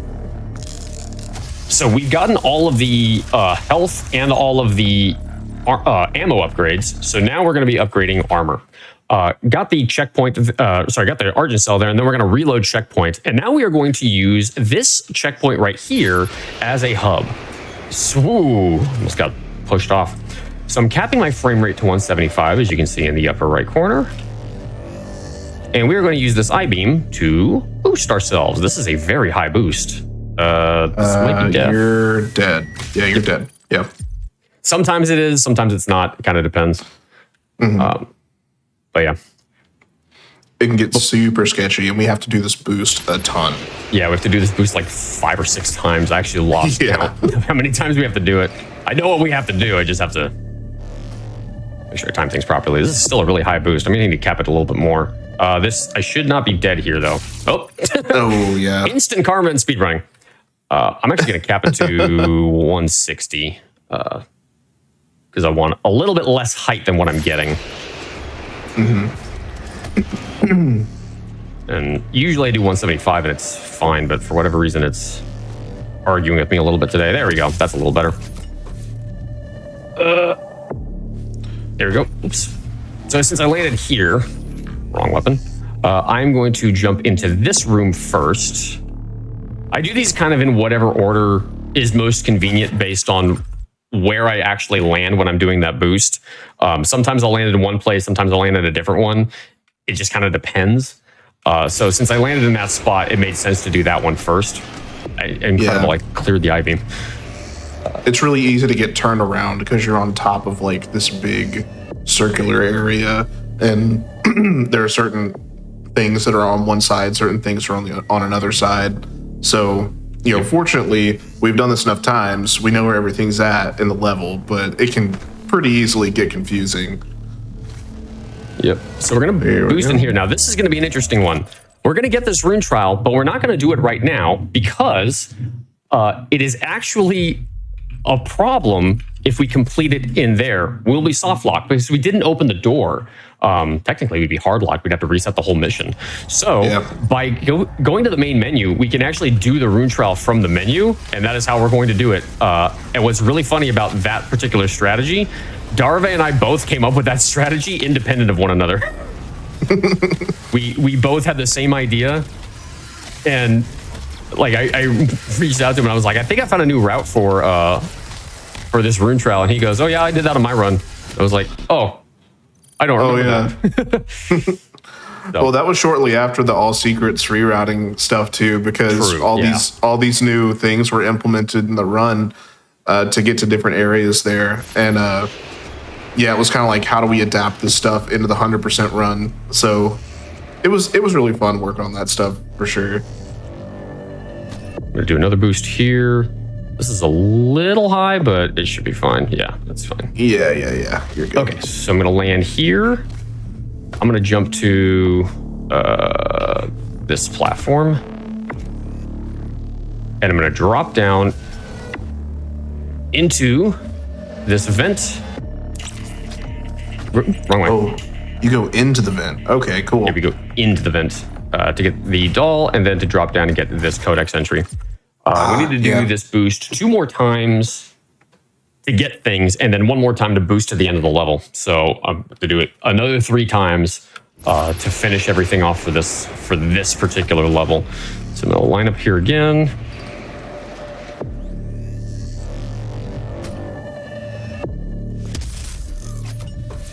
Want to manipulate this a little bit. There we go. Oh. Yeah, the reason why I was surprised that he dropped into the vent is because in all secrets, you have to actually get that doll while still being clipped outside of the vent. So you can then skip a boost and just come straight over here. And it's super scuffed and weird. Yeah. So I clipped inside. So not a big deal. Not the other around if you do that, but you can get it. You can get here from out of bounds, which saves a couple of seconds. All right. Going to grab that drone and then reload checkpoint because there's a secret right there, so it's just easier to grab that drone right there. And then I have to get the big fluffy gun. And then we will be done with this level. Well, we'll be done with this area, then we have to do the final fight. So this looks really good, actually. We're gonna drop down into here and pick up the big fluffy gun. Now, we will be using this, don't you worry.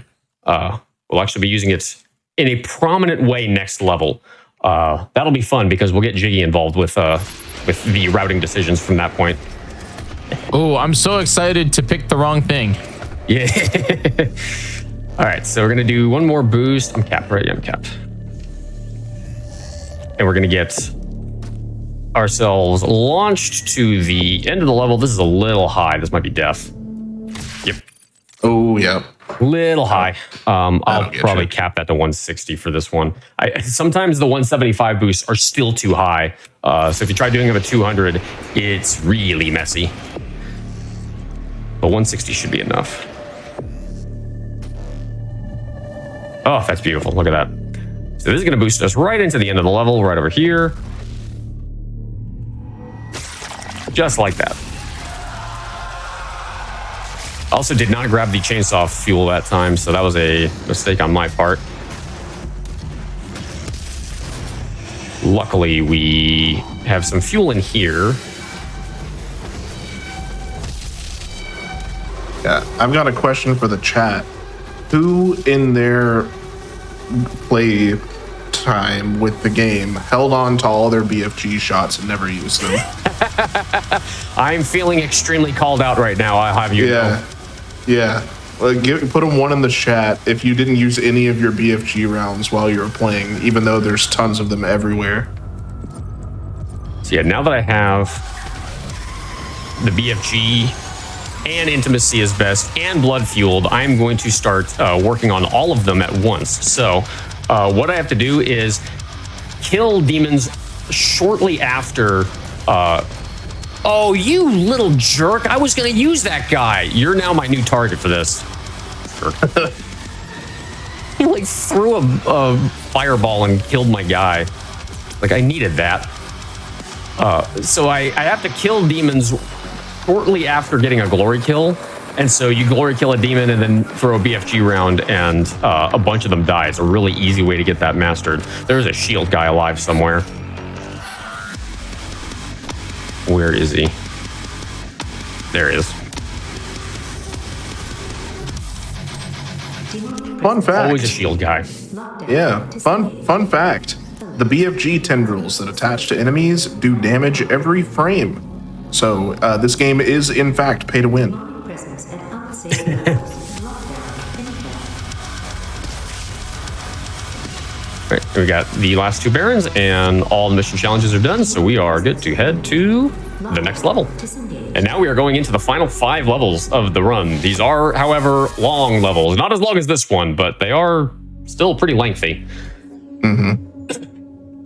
And this is actually going to be the last level where we get runes, like where we acquire new runes, and the first level with a boss fight. There's some weird pacing choices they made with this particular title. Wait, Also, for whatever reason, we can drop a hologram and he stands on our head. It's kind of strange. Yeah. Wait, there's a boss in this level? Oh, shut up. Yeah, so at 80%, you actually skip the boss entirely, doing a very annoying rail boost. But we can't do that in 100%. Yes. It is tied to a codex, right? And combat rating. Just the fire Yeah. But yes, there is also the codex entry. All right, so I'm going to switch mods here. I'm going to drop down. As soon as this imp spawns in, I'm going to release the heat pulse, and send the BFG down the hallway. That's going to get us a bunch of mastery stuff for both the... Oh no, I'm getting the weird menu bug. Sometimes for whatever reason the menu will drop down. I hate when sometimes, like, for whatever reason the menu will drop down to 5 FPS. There's no rhyme or reason for it. It just does. I'm actually going to swap out a rune so I can finish. Vacuum's not done yet for some weird reason. I'm going to swap that back off. So I'm picking up this same ammo box over and over and over again because it's going to give me a bunch of points on ammo boost and vacuum, both of which I want to have done right now. I think it's at $4.99 for ammo boost, but I need to do this a few more times for vacuum as well. Oh, it's $4.14. Yeah, we're just gonna be sitting here doing this for a minute. So, Jiggy, if you have any announcements you want to make, now's a good time. That would be awesome. We have a couple of announcements that I can go through here. I mean, I think the first thing that I want to ask everyone to do is if you would do me a favor and join the official GDQ Discord. I want you to go add the hotfix role. You can do this all right now. You can do this all right now while we're waiting. While we're waiting through this thing. Add the hotfix role where you can keep tabs on all of our upcoming events, talk with our staff, and more. Just use !Discord in the chat for more info on that. While you're there, you can also just head on over to youtube.com/gamesdonequick, where you can check out all of our events and shows that we do all the time. You can go watch the last few episodes of Crosshair. I mean, that's a good way of catching up. Yeah. True story. Cool. All right, so vacuum's done. Ammo boost is close to done. We don't have to have it like completely finished right this second, but we will be getting it done pretty shortly from here. Now, one of the mission challenges for this level is to get 5 different glory kills on soldiers. Did it very strangely. For whatever reason, Hellraisers also count as soldiers. I don't really sure why, but they do. So, yeah. You're kind of a soldier. Kinda. Yeah. I got a repeat kill though. Here we go. There's another one.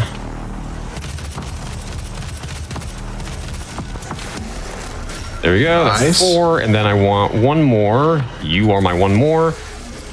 And then chainsaws count as a glory kill. So I'm going to throw a BFG round, and that's going to get me a few more ticks on blood fueled, which we want to have done soon. Whoa. Oh, I didn't switch off this mod. Oops. Are there any glory kills still in the route? GK clips, rather, in the route? There's no glory kill clips anymore. We have routed them all out. I think that's everything. Rest in peace, glory kill clips, dude. Yeah, glory used to kill use them clips was all the the time. old speed tech that we used before paper clips were found. Yeah. For the uninitiated, you can actually manipulate a enemy's glory kill animation to put your character through walls. Like I was talking about earlier, animations kind of override anything, including, the laws of physics. So you can just clip straight through a wall if you GK something at a precise angle in a precise spot. Yep. Which is pretty neat. But we've pretty much routed most of them out at this point. Even in any percent, we've pretty much routed them out. Yeah, 80% only uses, I think, 1 at this point. I think we even skipped that one because we're doing that new paperclip in Arc at the beginning. So, but yeah, either way. I'm talking about the one in Foundry. Oh yeah. We're not getting rid of that one. Yeah, that one we're stuck with. Yeah. All right, so I got this done, so I can upgrade siege mode. I have to kill 3 demons at once. Oh, that's Excellent. lame. I got 3 demons, but it didn't count. Wait, what? Yeah, sometimes that happens. It doesn't happen super often, but once in a while you'll get a weird one where you'll kill 3 demons, but it won't. The thing won't pop for whatever reason. I got just unlucky on that one. So this is Rich Get Richer. This is the second to last rune trial. This is a pretty mediocre rune that we have to get. It's okay. Pretty average. All it does is, as long as your armor is above 100, it gives you infinite ammo. Yeah, pretty average meme. Pretty whatever kind of rune. No, obviously we were being sarcastic. Yeah, This is on the real though. extremely useful. Yeah, RGR pretty much changes like the way the rest of the game is played. I'm glad that they put it like at the end of the game instead of sooner because it is so powerful. Yeah, your goal at a certain point after you're done with like vacuum and ammo boost and stuff is to keep 100% RGR uptime. Someone said mid. Mid. A very mid rune. Yeah, very, very mid. All right, so I'm going to chainsaw this guy, and I'm going to see if I can actually get some siege mode shots here. There we go. That's what we want. Blood fuel's done as well. That's good. So we can swap that off to Rich Get Richer. And now what I'm going to do here, I'm going to get this guy to spawn in and then get another siege mode shot there. So I have to kill 3 demons at once with 1 pull of the siege mode shot 10 times. But with instant siege mode, that's actually very easy to do.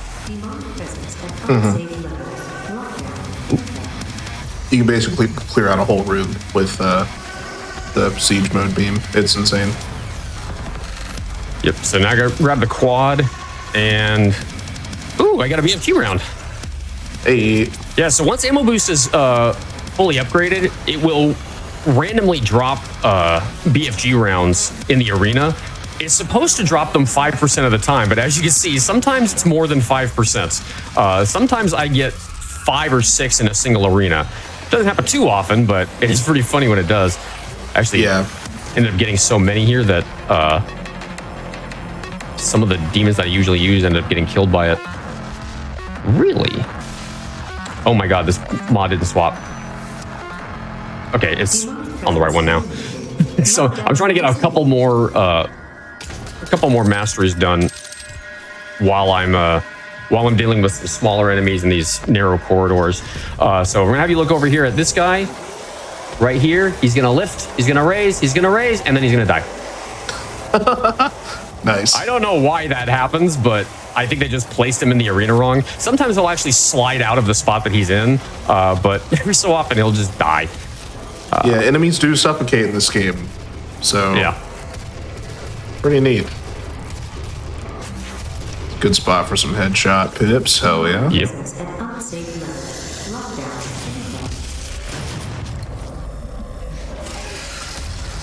Inky blast.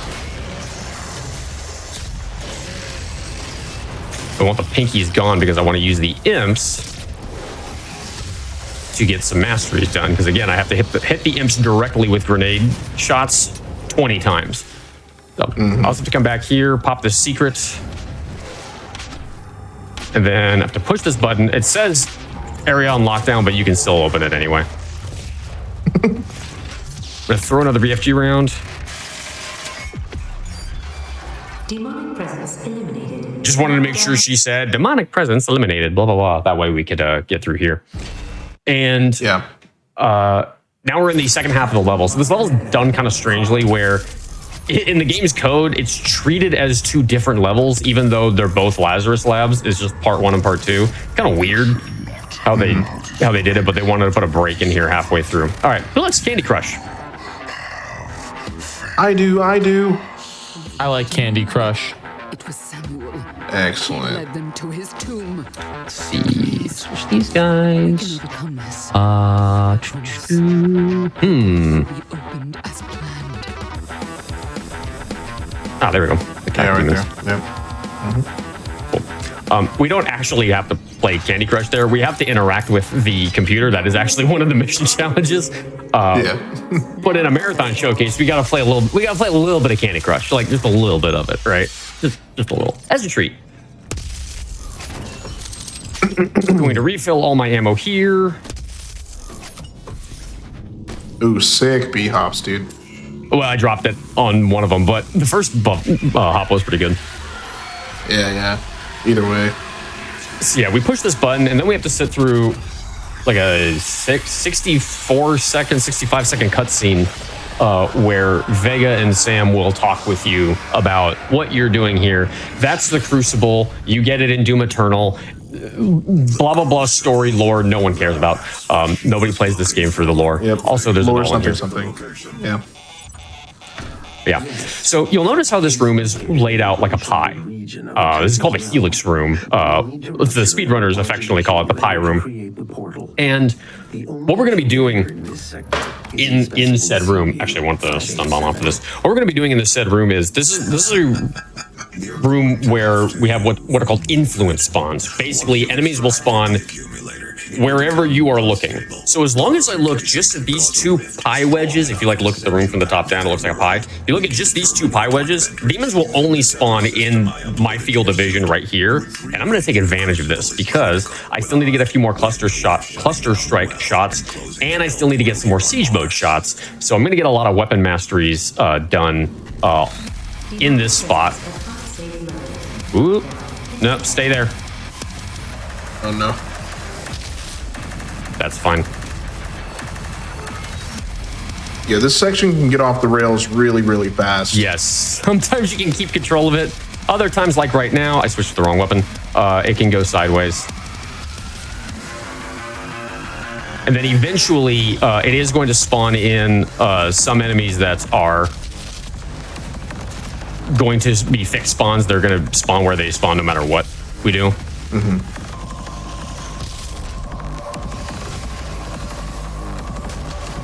We're basically going to be killing these guys until we see a Caco demon spawn. Because I'm pretty sure that Caco demon is a trigger. Caco and the Mancubus are right here. Yep. Very nice. I shot the Helix Stone. And there's the Caco demon. And that's the fight. Yeah, that fight can go well. It can go poorly. It's kind of hit and miss what you're going to get. We got a few more dudes down here that we can take advantage of. Actually, going to get pistol headshots on these guys. Okay, so that is done. Nice. I need to get a few more headshots with this. Actually, need 19 more. I'm going to... Oh, I didn't mean to kill him, but that's okay. Whoa. I just wanted to stun him so I could kill him with a headshot. All right. You know what I was just thinking would be cool is a plugin that would show like on stream the different like mastery and rune levels and stuff like that. So like the Yeah, like a audience progress could track tracker. it. That would be cool. That would be cool. It'd make 100% runs more engaging, I think. Oh no. So yeah, so you can get up there early and not have to wait for the elevator, but for whatever reason, there's a cooldown on how often you can shoot this thing, and sometimes if you shoot before the cooldown's expired, it'll troll you. All right, so I'm gonna get a bunch more headshots in this hallway. A little bit behind on the mastery for this one.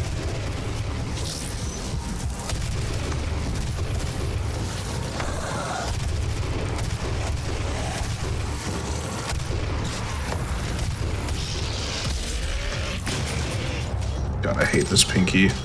Yep, he's a pain. He's constantly getting in the way. There was a time in, I forget which category, it may have been All Secrets or Red Guard or something, where I'd have to go through this hallway, and every single time I would get stuck on that guy. It never failed. It was literally every time. This game likes to troll you, just like in general. Yeah. Everything can troll you. Even the game itself can just crash. Yeah, the game crashing is the game's way of trolling you as well. Yeah. Okay, so Devastator rounds is done. Now we're going into Saving Throw, which is the last rune of the game. This is also by far and away the hardest rune trial. It does not always go first try. We're going to hope, but I am at 1 HP and there's no health pickups in here. So if I get hit by anything, it's over. And I got to redo it. Random projectiles are a thing in this rune trial. It happens. I think my PB got this like third try. Yeah, the imps, they actually have two different types of attacks they can do with their fireballs. One of them is actually called a fastball, where it is a hit scan projectile that does bonus damage. So yeah, you can literally just get randomly domed by an imp projectile. Yep. It's the bane of many an Ultra Nightmare runner for sure. Yeah, and the reason why they did that is the developers added it into their AI programming. Basically, if the game thinks you're trying to cheat, they'll just hit you. Because, yeah, I'm not exactly sure why they wrote it in like that. But yeah, the big enemies are not the big threat here. It is easily the small guys, because the small guys have projectiles. The big guys do not. You want to still, show the respect to the big guys, but it's the random projectiles that'll just end it for you. Respect every time. To my little homies. Okay, so we are heading into the last big gauntlet fight. Fun fact: this arena coming up is called the Imp Room by the developers, and you will see why. Going to stun them. Grab that. Gonna grab the quad damage here. Let's get tons of I totally forgot to swap runes. Oopsie. There we go. So one of the runes that I have to upgrade is I have to kill 30 demons while I am in the air. So I just have to be in the air while the demons die. So this is a room where I grab the quad and I just jump and throw rockets and kill things. It is not especially difficult. Yeah. In-flight mobility is crazy though. Like the amount of control you get over your character once it's maxed out is insane. Yep, there we go. So that's done and we're never going to equip it again. It's useful in some ways, but it's not really all that practical in Hundo. There are places where we can implement it, but it's not really worth it. Fun fact, you can jump through this gate. Yeah, it's certainly not practical. It's just cool. Like, it's just cool. Yep. You will need to rip out the Argent accumulator power. And then we're going into the first boss fight. Fans of the original Dooms that we're actually going to be seeing a little bit later today are going to recognize this guy. It's I'm going to refill my ammo here. We're going to load checkpoint just to skip the cutscene. Now, Jiggy, I'm going to let you pick the weapon that we're going to use for this fight. Ooh, I pick rocket launcher. Well, hold on. So first of all, I'm going to throw a BFG around just to make sure that we actually get everything kind of situated right. So you can pick the shotgun. You can pick... Oh, look at that. He's dead. Pew, pew, pew, pew, pew. So, Pistol Guy, it was. what the heck is going on here? Well, you remember how I said the BFG tendrils do damage per frame? Well, with the frame rate that we run the game at, the weapon wheel stops time effectively, even though it usually doesn't at lower frames. So it still does damage while you're effectively frozen. Yep. So boss fights are trivialized. Kind of a joke. Yeah, kind of a meme. And that is Lazarus Labs. So now we're in the final four. This is actually going to be a really good time to take a break. So let's pause the timer in 3, 2, 1, pause. Awesome. All right. With that, we are going to take another quick break. When we come back, we're going to have the tail end of this run. Don't go anywhere. We'll be right back. Hotfix.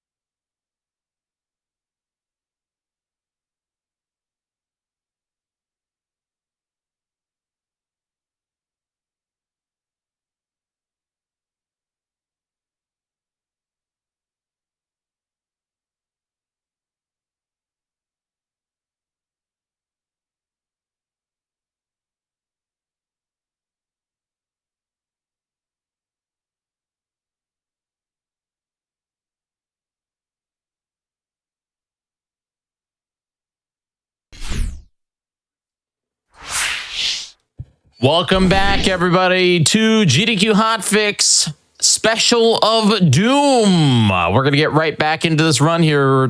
Tying it up, Dane. Let's finish Doom 2016. Yep. We're on the last 4 levels, y'all. Let's get this going in 3, 2, 1, go. Doom time. Now we're back in hell. This is actual hell this time, not like last time, which was purgatory. Now we are actually in hell. This is the Titan's realm. We have, oh no, I'm supposed to have 14 combat points here, so looks like this is going to be a 99% run.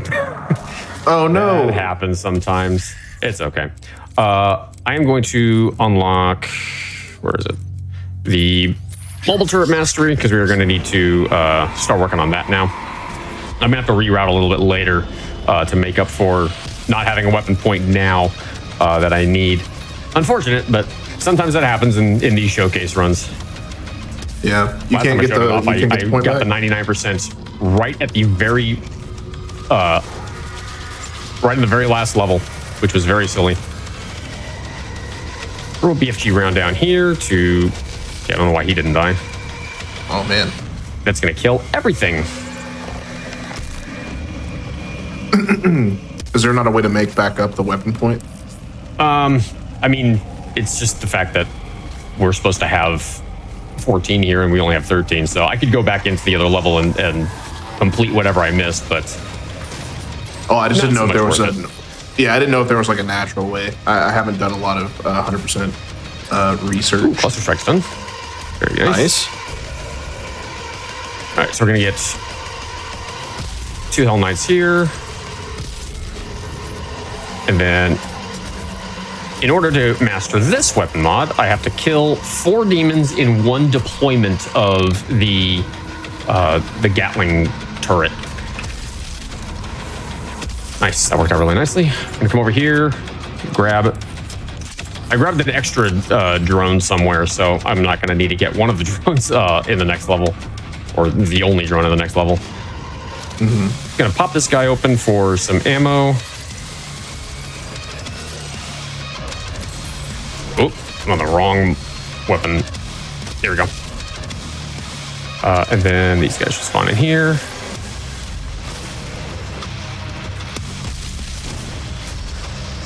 There we go. For whatever reason, it wasn't double firing. Hello? Whoa. Rude. Get those 2 guys deaded. Yeah, for those who aren't aware, I mostly run any percent, and I did a lot of all secrets and a category extension called Red Guard. So some of the 100% stuff I'm not super solid on. So if even though I know so much about the game, have to ask questions because each category of the game is very different. Even if there are some like crossovers. Especially 100%. There's so much stuff to know. Like Dane doesn't talk himself up too hard, but you know it's a lot. It's a lot to keep track of. It's super based.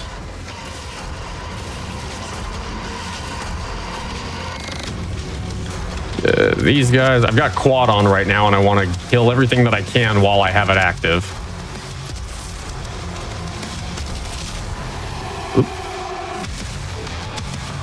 I'm gonna refill my ammo here. I have Rich Get Richer on, but I don't have 100 armor, so I am limited on my ammo.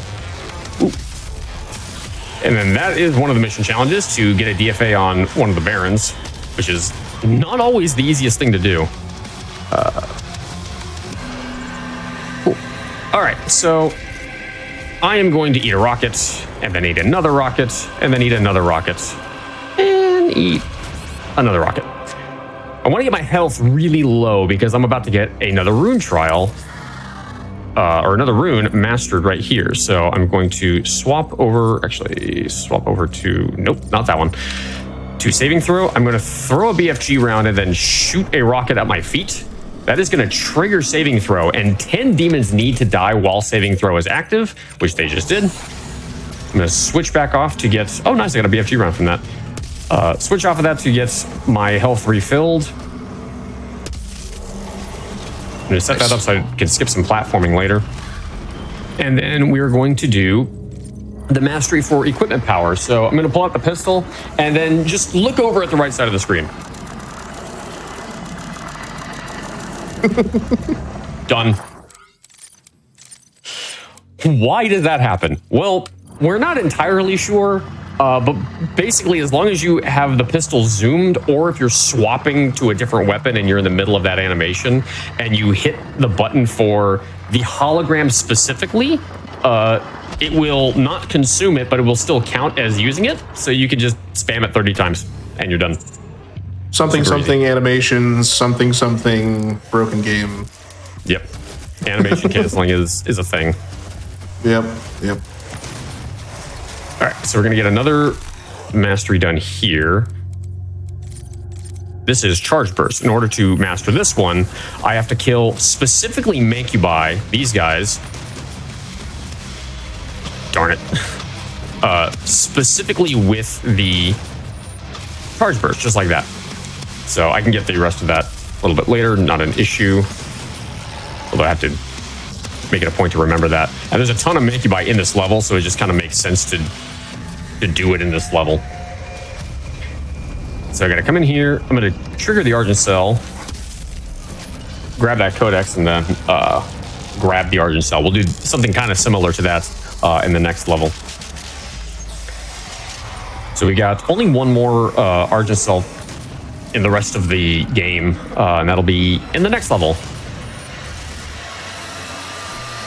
All right, so need to kill these guys with mobile turret. There we go. Where? Oh, I didn't hear him spawn in. Excellent. Nice. Is Got the that- FG round. Does that pillar in the middle of the room also smash demons? Yep. Or is it just the player? Nope. It will also kill the demons. That's pretty cool. I know I've been trolled by that thing a few times. There we go. Yeah, this thing's got some weird collision physics. So I'm going to come down here. Whoops. And I'm going to grab this lever. We have to backtrack to get the classic level. You can technically get it from out of bounds at the beginning of the level, but it's not that much faster, and it's only faster if you're really good at the out of bounds navigation.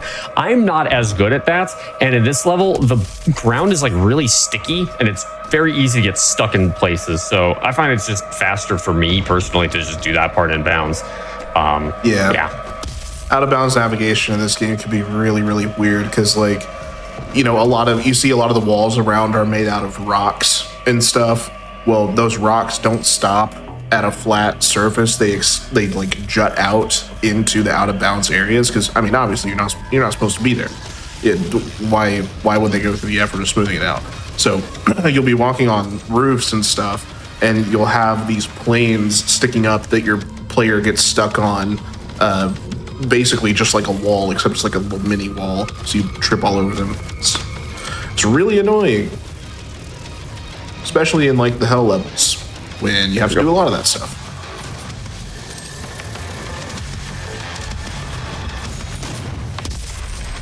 Trying to focus on killing all these guys. Oh, you moved down here. That's odd. Doesn't usually do that.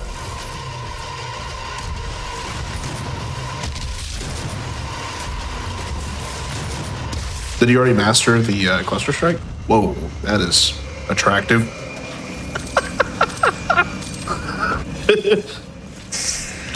Well, Di, would you like to say it? I've never seen that happen before.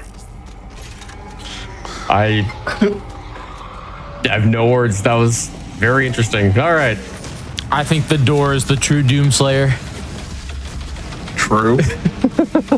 It's slaying something. Oh man. Oh man, I got a lot of BFG rounds dropped in here. Okay, It is so crazy. I need to get another hit of mastery on the summoner. Where did she go? Oh my god, she keeps warping. Stop doing that. There we go. Sweet. All right, so lock on burst is done. The BFG round despawned. That's fine. Where? He like did not want to follow for whatever reason. Free BFG round, I'm going to take advantage of it just to kill whatever's straggling behind. And that is the Titan's Realm done and dusted. So now we go into Necropolis. Necropolis is the level with the second boss fight. And this one's actually a brand new boss, unlike the Lazarus Labs, which had an Easter egg boss for the original Doom. Now we're on a brand new boss. One could say that this boss was a prototype for the Marauder that would end up in Doom Eternal later, which is not an unfair assessment. Also, not an unfair enemy at all. Not even a little bit. Not at all. All right, so I'm going to push this. Actually, no, I'm going to do this in the correct order. So I'm going to come up here, climb out of bounds. I'm going to do a big boost to get over here. That trips the secret, so we don't have to backtrack to get this particular secret later on. And now I'm going to do this. So what I'm going to try and do is push this barrel down to the bottom. Very nice. So I have to kill 10 demons with barrel explosions, and sometimes they don't cooperate very nicely. And one of the challenges also is called a pin pops a balloon, where I have to kill a Mancubus with a pistol. Not as easy as it sounds. So if this guy doesn't despawn, which he did, of course he did, why would you do that? Sometimes he'll just despawn because he can't path to you, and it makes no sense. Yeah. Gonna drop a hologram there to lure all those guys outside and then blow them up with that. So I'm gonna try and get it on this guy. So the way that I'm gonna do this is I'm gonna take off Intimacy because I do not want that equipped at the moment. I'm gonna try and stagger him. Come on. Get staggered, buddy. There you go. Just like that. Nice. Sometimes they can control you and not actually die. Yeah, that happens seemingly more often than not, annoyingly. So we're gonna get this mission started. Another one of the challenges is to kill 2 cacodemons at once, just like that. Now this is where I would normally unlock a weapon mastery, except I don't have enough points because I missed one somewhere.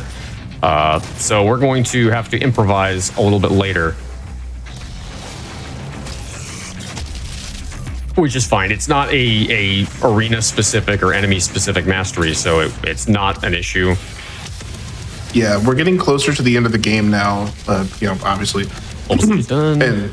And this is where a lot of the improvisation comes in, where you have to decide, like, okay, I can get this here, this there. As you get closer to the game, of course, like you're getting to the end, after you finish it, you can't get more pips, right? So you have to start thinking about each encounter, each enemy that spawns, how many pips you can get, where you can get them. Oh, and this is like one of my favorite fights in the run. This is gonna be super cool. A lot of people think this game is really complicated, but really it's dead simple.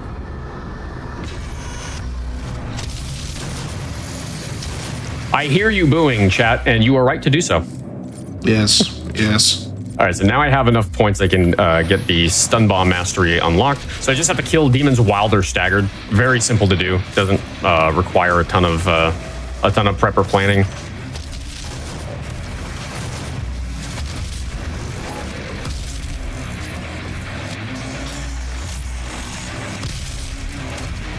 It's this fight and then the one whenever we go back to the hub. There we go. Which is super fun. So we're gonna get a quad. We have to wait for the next fight to spawn in.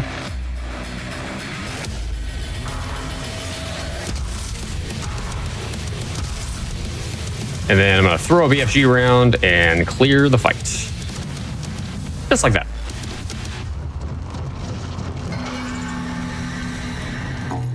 Alrighty. So now we have, come on, shoot the gun. So now that we have all of the skull keys done, we can start working on this. I got extremely turned around just now. Yeah. I have to sit through all of these animations just to be able to begin the next fight. It's a time sink we would love to be able to skip, but sadly we can't in Hundo. Yeah, and this is the fight that's cool that I was talking about. It's so awesome. Yeah, this is another fixed spawn fight. Nice and easy.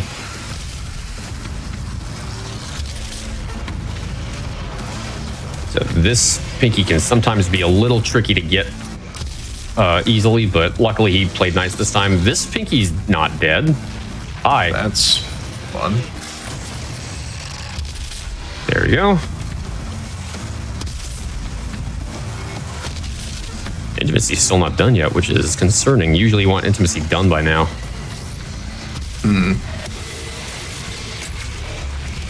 Alrighty, BFG round, BFG round. Nobody dropped a BFG round. How rude.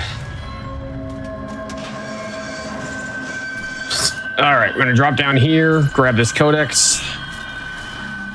Now, the challenge of kill 2 Cacodemons at once was kind of intended for you to do it here because they they put those 3 right at the very end of this long sequence. Also, you can die very easily by just hitting some wonky collision on these platforms. It is not drawn especially well. Oop. Nice. Climb back up here. Nice, my BFG round. They gave me another. Whee!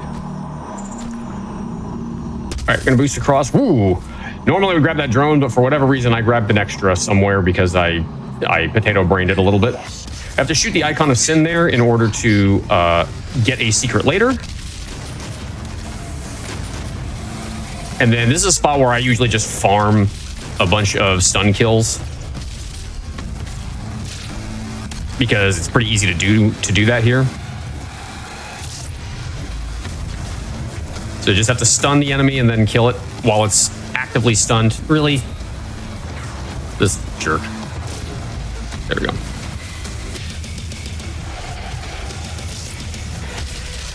Oh, looks like Quarth is in the chat. Ooh, Quarth? The Quarth? goat? Quarth?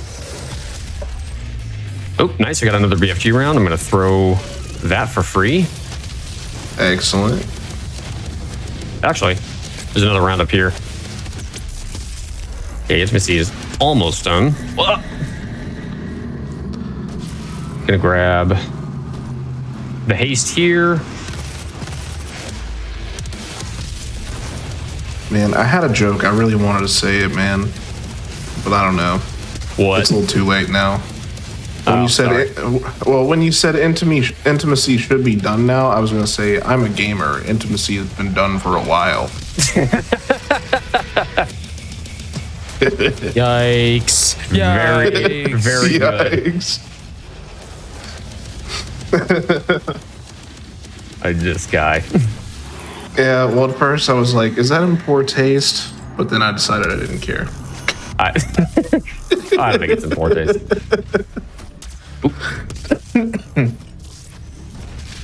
All right, so this fight's pretty simple. We're just going to grab the armor and then throw a BFG round, and that will kill everything. Hooray! Nice and easy. I also have no ammo for this thing. Now I have infinite ammo for this thing.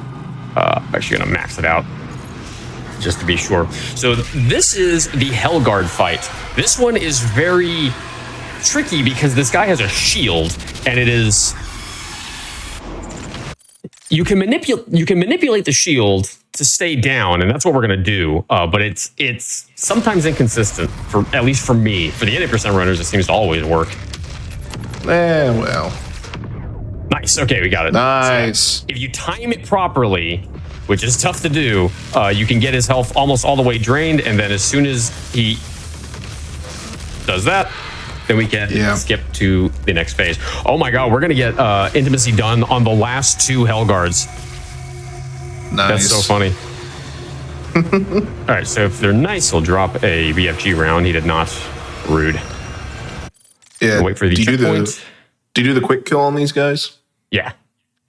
Yeah. If I So can get basically, while you're in the menu, like while there's a black screen and you hold down the fire input, it will shoot a BFG as soon as your weapon comes up. And you can time the bullet in such a way where it cancels one of their animations. And the game thinks that they're both dead at the same time right now and both in a glory killable state. So you get the first glory kill animation on both. Saves a little bit of time. A little bit. Like, And 7 seconds, I think? That is the Hellguard fight. Nice and easy. We popped Intimacy, which is good. So I'm going to swap back to... swap back to Vacuum, because that's one of our alpha runes. We want Vacuum equipped as often as possible, because that is a very, very, very useful rune. We just have to sit through this cutscene to end the level.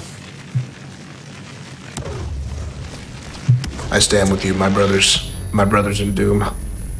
And now we are going into the last 2 levels. So the next level is Vega. For whatever reason, id Software likes to, in every one of their games, the second to last level, they always make into like this kind of weird, esoteric deviation from what their normal level design, and Vega is no exception. Vega and Urdak from 2016 and Doom Eternal, they like to deviate in this second to last level every time for some reason. So, Rich get Richard's done. Yeah. Excellent. Urdak was goated, though. I like that level. I have to manipulate the pattern here a little bit just to make sure that I can actually get the door to open. Sometimes the door doesn't open if you're too fast, and so you have to kind of cheese a little. Ooh, sick. Nice little bunny hop there. Yeah, dude. All right, gonna grab BFG round here. Now I have to get glory kills on imps. 5 different glory kills on imps for this level. Oops. There we go. Oh, no. Okay, that's fine. Everyone, oh my god. Everyone left. Guys, I need you down here. Thank you. Nice. Fun fact, there used to be a glory kill clip with an imp in this room to do what we're doing now, basically, to get out of bounds in this room. Now we paperclip instead, although I am... There we go. So, Nice. this paperclip is a little bit tricky. Luckily, Dylon here actually is the one that gave me the setup for this one that works every time for me. We're going to do a big, thick Gauss jump to get over here. We're going to land on this. Now, this is like freaking pixel perfect, so I got to be careful here. Mm-hmm. Okay. Ooh. Spooky. That was a little scary. Okay, we're good. All right, so this is another spot where it's very easy to goof up, so give me a second. No. Oop, save it. Okay, hold on.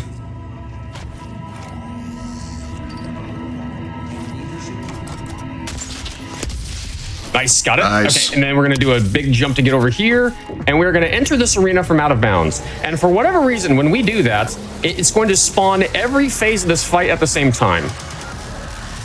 I don't know why that happens, but it does. All right, now if you wanted some ripping and tearing, here you go. Yes, it turns the game into a point-and-click adventure. The classic meme. The greatest point-and-click adventure of 2016.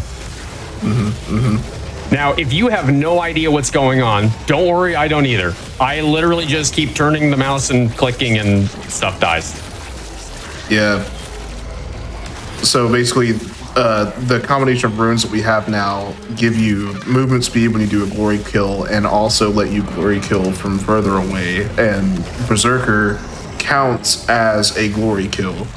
So, yeah, just point and click until it's done. Oh my gosh. He just kind of gave up right there. Use Mike Tyson, that fool, dude. Actually, I can just finish this off right now. Did not mean to do that. That's okay.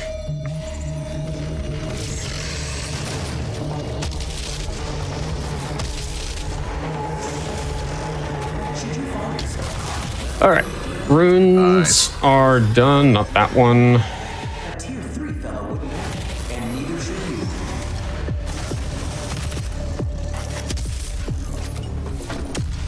Right. Vega's another level where the combat rating can sometimes troll you a little bit. It doesn't usually anymore with the current route that we're using. All right, so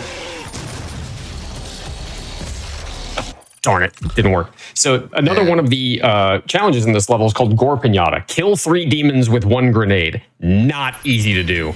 There's a setup for it, but it doesn't always work. So let me try that again.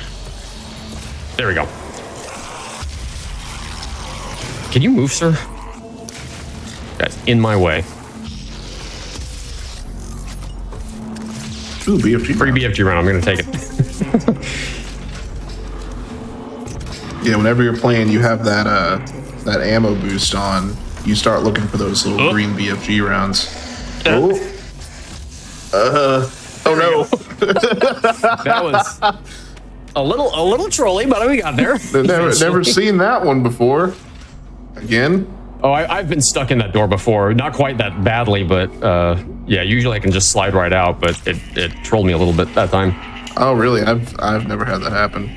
Yeah, it's cool. usually like a really easy door to get out of, but it just, I guess I just didn't quite get far enough that time. Yeah. All right.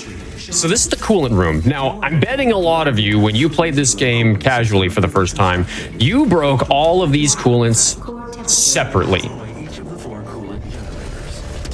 Yeah, we're breaking them all at once. Because that's faster. Quite a bit. I'm gonna throw BFG around to grab that one up there. He's down. All right. This should work.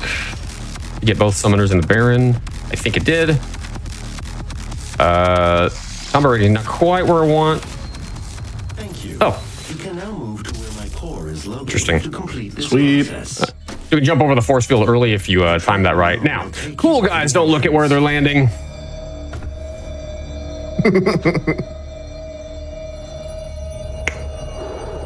The anticlimactic stop. I one time said, cool guys don't look at where they're landing, and then I fell off the train. So Hey man, you're a cool guy. What can you say? You can't look. I paid for that one. Yeah. All right, so I got a little stuck on the train, but that's okay. So now this arena is done pretty easily if you just drop holograms and then start throwing BFG rounds. You drop the hologram to keep the demons off of you that are going to spawn in. Like you're going to get a couple of revenants and a couple barons and stuff here. Now with vacuum on and fully mastered, we can soak up BFG rounds from like across the arena. Game's being a little trolly right now. It's not dropping any for me. There's two more in here, but we kind of want to hold on to those. So I'm going to have to actually fight the other things. Oh, there's one. Wow, imagine actually playing the game. Who plays video games, honestly? Brother. Yeah, I can't relate. Never played a game in my life. Where? Something is alive, and I have no idea where it is. Probably an imp. It's probably an imp. Yeah, imps like to troll you and run as far away as possible. Where is he? I don't even hear him. Am I soft lock? Did it not cycle the fight? Uh-oh. There he is. There he is. Wait, where? Oh. Right there. Oh.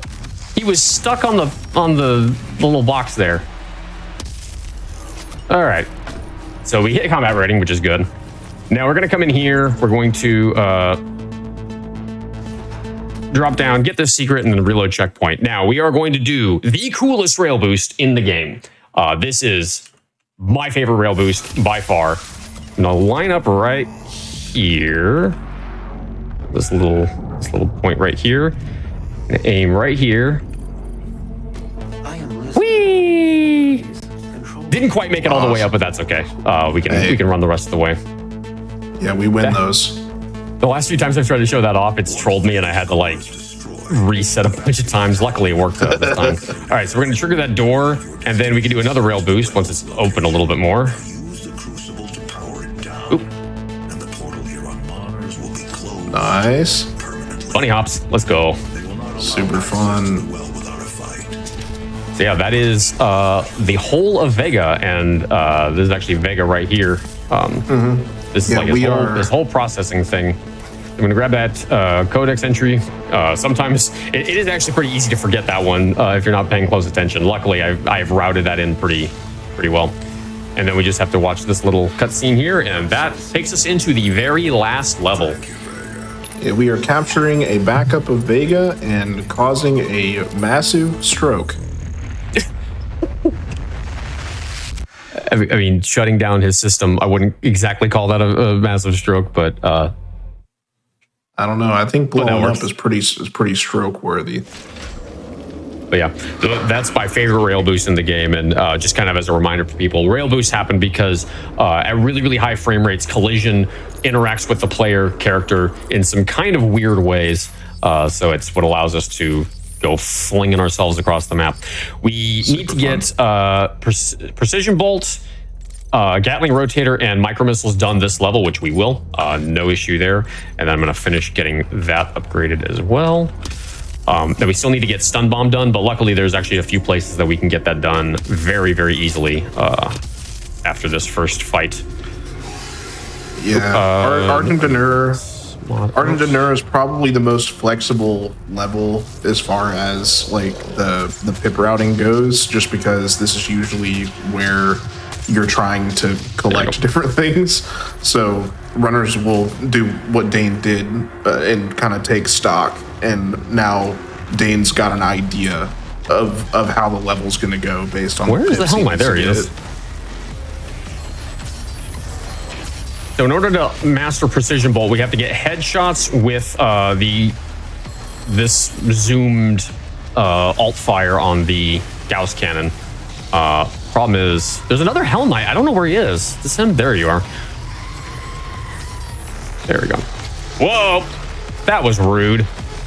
Just for that, you're getting a BFG round. How impolite. And actually, one of the mission challenges for this level is to get 25 kills with the BFG. So it is both optimal and required to use it in this level. Going to... Come on. I'm trying to avoid using another BFG round if it doesn't just, like, give me a free round, but it's... Oh, no. There we go. Some are dead. How are you alive? BFG round didn't even touch him. Oh, and then they gave me a free round at the end of the fight. Very good. That's just straight up not neighborly like.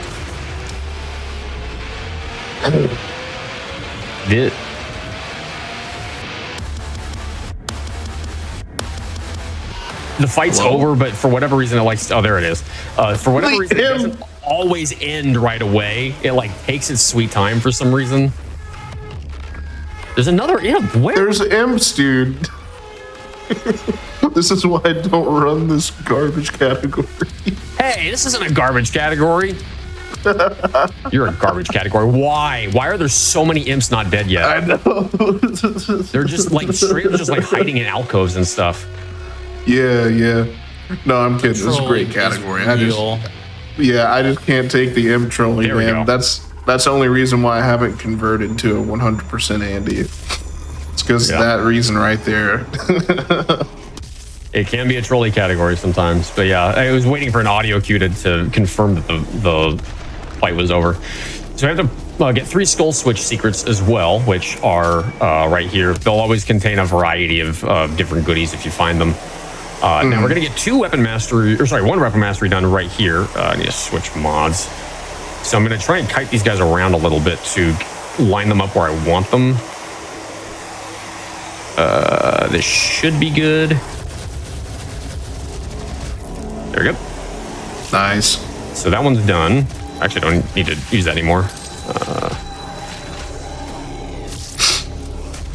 And chain stun is done. All right, this is called Liberate Jump.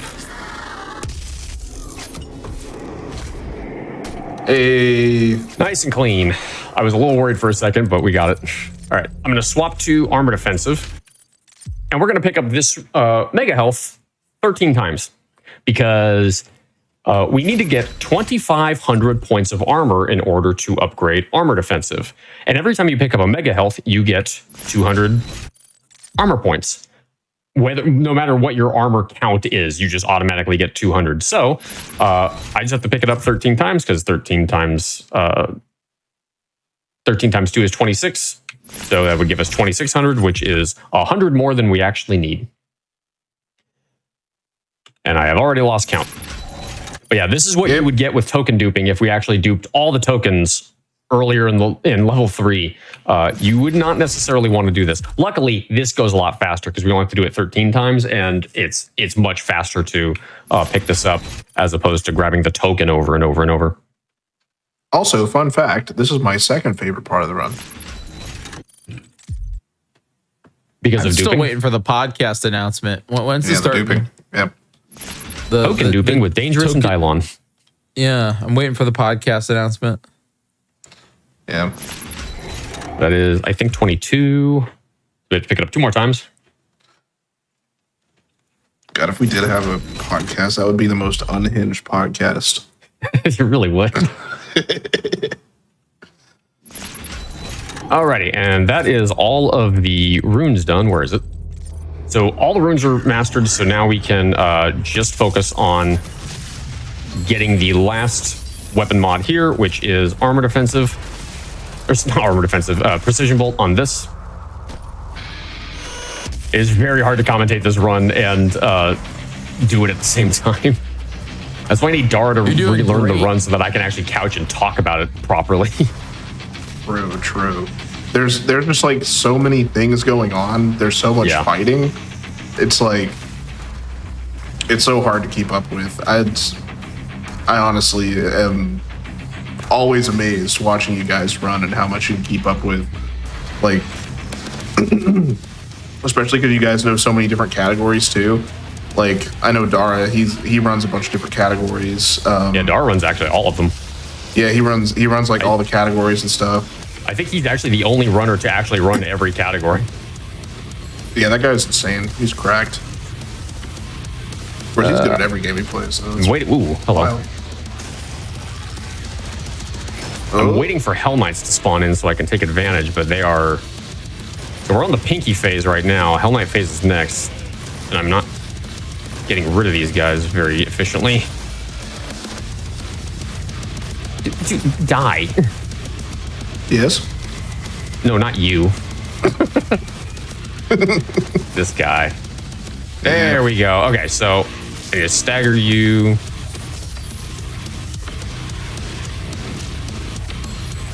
Conveniently, the Hell Knights always do the same animation when they're stunned, so it makes it infinitely get easier this. to headshot.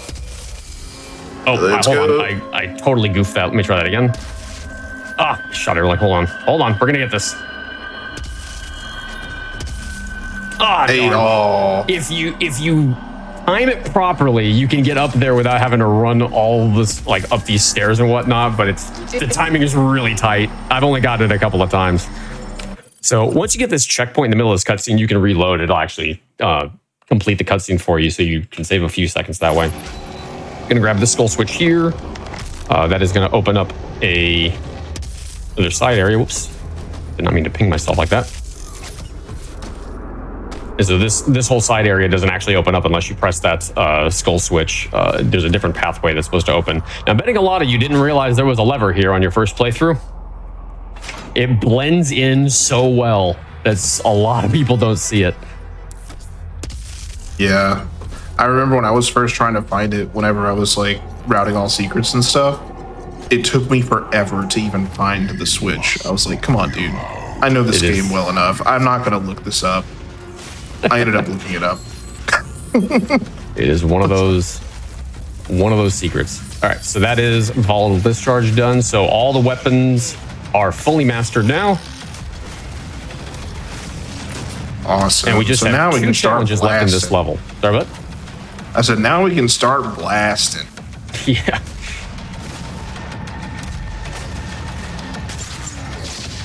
Okay, so now this is an arena. I'm trying to like cycle till we get the big enemies, but there's a bunch of little pipsqueaks still running around. Come on, where's the big guys? Give me the big ones.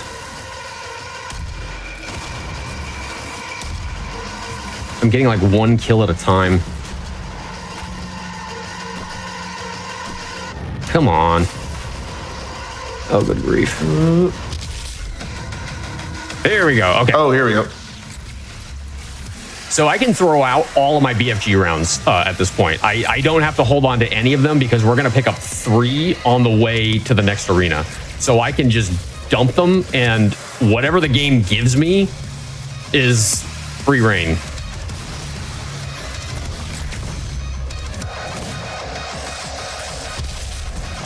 It is crazy just how powerful the BFG is. He gave me another one too. Okay, so I'm out now. There's one right there, but that's actually one of the ones that we need. So I can only use any extras that I pick up. Oh, darn. There we go. Nice, nice. Can you go away already? Isn't there a challenge to kill two? Isn't there also a challenge to kill 2 Barons at the same time? Yeah, that's one of the ones we have to get in the last arena. So one of the most annoying challenges in this game is you have to kill 2 Barons with 1 shot. Barons are the big dude you just saw me kill. What am I stuck on? And there's only one opportunity to do it. Also, you can see how badly the audio gets desynced here.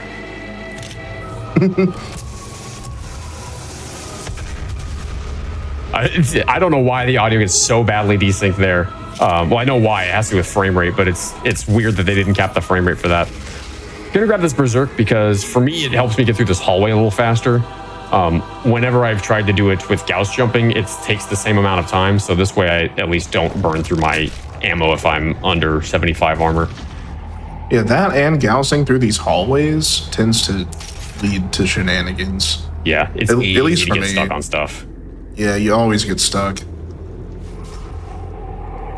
So we've just got one challenge left. So, Pinky, Imp, or Hell Knight? Pinky, Imp, or Hell Knight? It is Pinky. I haven't had a Pinky in a while. Yep, it's random which one of those will spawn in that spot. But there's one will always spawn, but whichever one it is randomized. Oh, that's cool. God, it's just insane. Like, I thought I knew a lot about this game. Like, yeah, I got like 1,700 hours in it, so I'm over here. I've only got 1,000. Lol. All right, so I can use up some BFG rounds, but I got to hold on to a couple for use in the next fight after this. So cool. All right, so nope, that's not. I thought that was the Mancubus. So I'm waiting for a certain phase of the fight to begin, and I'll know it when a Mancubus spawns right here.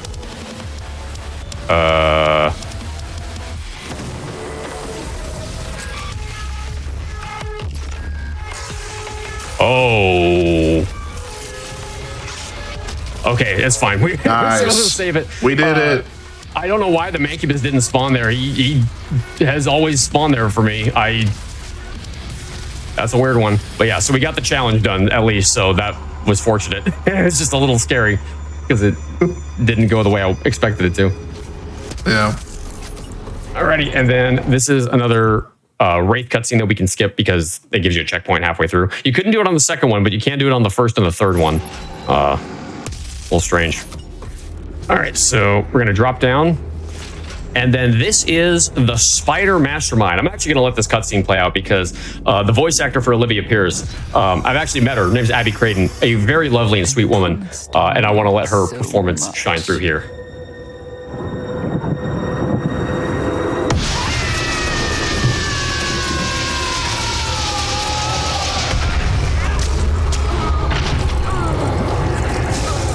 Apparently the direction they gave her there was pretend like you're on fire. Yeah, we can skip this cutscene, but I like letting it play out just to show off Abby Creighton because she is a very lovely and sweet woman and was very, very nice to talk to. And she got to commentate a run that I did for another event. Ooh. I totally goofed that up because I thought I had the wrong. Yeah. I thought I had the different weapon out. So let me do that again. Well, imagine killing the Spider Mastermind. Do this anyway. So I'm going to do. I'm just going to do this the slow way because it's a little. It's not that much slower, and I don't really want to wait for her because she does some like weird jukey stuff. If you yeah. If you're unlucky. I'm going to throw some pins here to skip her next phase. We don't know why specifically using the pins there does it, but it's like the only way to actually get her to skip the next phase cycle. Yeah. When she does that one weird animation, she's going to flop over, and then that's the fight. Just like that. So time is coming up as soon as I glory kill her. I'm also going to stand on her hitbox because it's funny. Because you could just stand up here while she's dying. Yeah, we here in Doom 2016 Speedruns love comedy. Time. Boom! GG. GG's. And we are going to remove her scalp. That is going to give us the last codex entry that we need. And then we can reload checkpoint and, oh no, the spider mastermind again, blah, blah, blah. We've already beaten the game, it's fine. But we have to do this in order to do the final spot check. So you're supposed to have 17 here. I missed one somewhere. I'm not even sure where I actually missed it, but so we'll just pretend that's 17. We've got all of the suit fully upgraded, all of the runes, and we're missing a few codex entries. What am I missing? What? I'm missing one in Laz. It was the auto map. I missed the auto map in Laz? I would have sworn you I clicked ran that. right past it. I remember now. Yeah, I ran right past it. Oh, yeah. You still get to see the 100%. It still counts, okay? Just okay. But yeah, anyways, that's Doom 100%. Hope you had fun. If you like this run, I'll tell you right now, I know there's some people that like doing runs that don't have a lot of glitches in it. We've got a category for that. If you like a lot of glitches, boy, we've got a few categories for that. If you like 100% runs, we've got that. If you like 80% runs, we've got that. We've got every mixture of speedrun imaginable. So come join the Modern Doom Speedrunning Discord, and you can learn one of our many categories. Because we've got something for everyone in there. But yeah, I've been dangerous. You can find me here on the GDQ Hotfix every other Wednesday hosting Crosshair, the show that features runs with bullets. So if you like bullet-centric runs, you can find us on over there.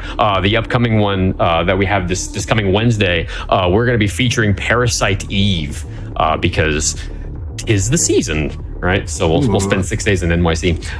And yeah, if you want to follow me on my personal Twitch, I stream to twitch.tv/dangerous, DANEJERUS. Dylon, where can the good folks find you? You can find me at Dylon57 on YouTube. I'm not incredibly active as of late, but that's where you can find some of the stuff I've made. I also stream occasionally on twitch.tv/Dylon57. But yeah, lately I've been a washed up WoW player. I don't know. Yeah, follow me. See if I do something.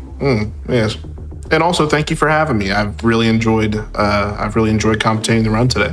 Yeah, absolutely, and thank you, Jiggy, for having us on and for lining up a whole day of Doom runs, because we've got some really goated runners. I don't know if you've seen Doom Eternal 100%, but that run is bananas, and we've got Kovac running it. Kovac, I don't know how many of you know this. Kovac actually made an aim trainer. You can buy it on Steam. It's called Kovac, and it's a straight up aim trainer, kind of like Aim Lab. Guy is awesome and the man himself, extremely good runner. So you gotta. No matter what your schedule is, make room for Doom Eternal 100% today. You will not be disappointed. It is a fast run. But yeah, that is going to be it for me. Jiggy, back to you, sir. Yes, absolutely. Thank you so much, Dane and Di. This was absolutely incredible. Thank you so much for the run. Don't go anywhere. When we come back, we got Doom 1993. Don't go anywhere. GDQ Hotfix will be right back.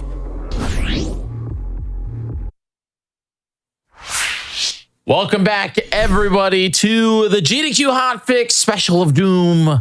We have more Doom runs coming at you today, so stick around. My name is Jiggy, and I'm going to be hanging out with you for the entire day. We got Doom coming at you right now, Doom 64, then Doom Eternal, and then we're wrapping it up with Ultimate Doom, which is a different game, but not really. It's the same game. It's just an update, and I found that out the hard way, but everything's fine. Everything's fine. Ultimate Doom is the same game as Doom, but everything is fine. We're super excited about all the Doom runs that we have going on today. I also wanted to let you all know that we have we do a lot here on the GDQ channel. We do a lot on the GDQ channel, and we have an upcoming event. We have a bunch of upcoming events, but the first one I want to talk about is Back to Black 2025. It's the upgrade of UBAF. It will be live from February 6th through the 9th here on Games Done Quick channel. We'll be benefiting Race Forward. Catch the action and support an incredible cause. Type !BTB in the chat to see the event schedule, and if you want to find out more about all the Black speedrunning community, type !BAF. All right. With that, I want to get into the next run. We got Doom. We got Doom Sigil 2 with Diaz Allura. Diaz, how are you? Oh, I am doing great. How are you? I'm doing awesome. I see we have pirates. Oh yeah, I'm just. Oh wait. They have a headband on. So Pirate Doom. This is Pirate. Oh wait, and I'll show this one off too. Chain Gunner, both pirate hat. Anyway, lots of fun things you can do. I have that one over here. I have Pirate Doom downloaded. But today, we're actually going to do Sigil 2, like you said. So Sigil 2, weirdly, you found out about the different versions of Doom. But Sigil 2, weirdly, is not included in all the regular ones here. Sigil 1 is included, but you have to find it underneath the mod section. And if you actually look, there's... excuse me? Oh, I had Pirate. It has a very bad thing. But you can see 133 different mods you can do. But we want Sigil 2. Mario Doom. oh yeah. I mean, it is Mario Doom, Brutal Doom. BTX is a good one. That's it. Actually, No End in Sight's a good one. But there's Sonic. Doom Zero is good. But those are all different ones. We're playing Sigil 2 though. And I wanted to read what. So I don't have this music, but there is. If you buy the actual WAD, there's a soundtrack that goes to it. But from John, hello and welcome to Sigil 2, the unofficial episode 6 mod. The version you acquired is a MIDI soundtrack by James Paddock. Unfortunately, I don't have that. Maybe I'll be able to show off James Paddock music some other time. And the question is, why Doom 1 and not Doom 2? Sigil 2 is a 30th anniversary celebration of 1993 Doom release, whose design fit design patterns and look in original Doom. So there you go. That's why it's in Doom 1993. So are you ready? I'm ready to rock and roll. Whatever. All right. So I'm gonna count down from 3. We're ready to go in 3, 2, 1, go. That is the wrong game. Why is that? Oh, that's right. They put it down here. Sorry.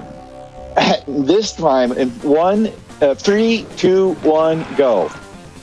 That's much better. All right. So Sigil 2, that's an evil eye, that little green thing. Sigil 2 is Find the Evil Eye. That's what I call it.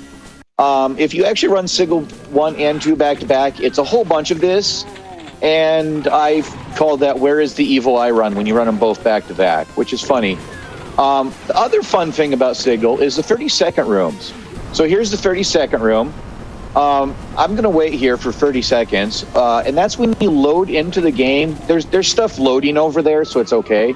But you can see it closes. If you miss the 30-second rooms, they're gone forever. You don't get it. And there's the evil eye. See, it wasn't even loaded by the time I made it over there to show off that room. But the 30-second rooms, we found it. All right, the 30-second rooms. Now, the next secret is over there. Just jump off. Well, you don't want to jump off first. Actually, you got to kill the pinky. Hello, open room. Thank you. But on the back side, when this opens, there's actually a door that opens. You can walk in that room. Oh, and behind the green flame, there's also another one. So these fun things, you have to shoot the, where is the evil eye? Now, you actually want to yeet yourself off here right there, because that sector I got, even though it's down below where it's supposed to be, opens up this eye. So you can actually get to the sector that has the next eye early. And it has a fun fact, so I can shoot that early. But when you get down to here, this elevator, it was looking at the Y level, I call Y as in Minecraft, for where that thing was when it was raising, and because of that, I end up in the ground. But, you know, fun thing about sectors and infinite height in Doom 1. Everything has infinite height. It's so much fun. You can run into things. Now that one apparently tricked a lot of people up. I want to thank you. There's the 30-second room. I only really care, hello, to come out here just because, you know. Hello, goodbye, Lost Soul. I don't care about you. Now there's also a mega blue armor. It's up there in that corner. I'm sure you can see quite nicely. See that little hallway? Hello. See, we want this. Just drop down here. So yeah, up that other way, there's now the fastest way to do anything is to actually you two fight, not actually kill anything. But then the pinky got in my way. But you can go up there, you can get the blue armor, but that's really slow, so we don't like doing that. Now, John in this one made it so that every single level, we don't want to go this way. We want the 30-second room.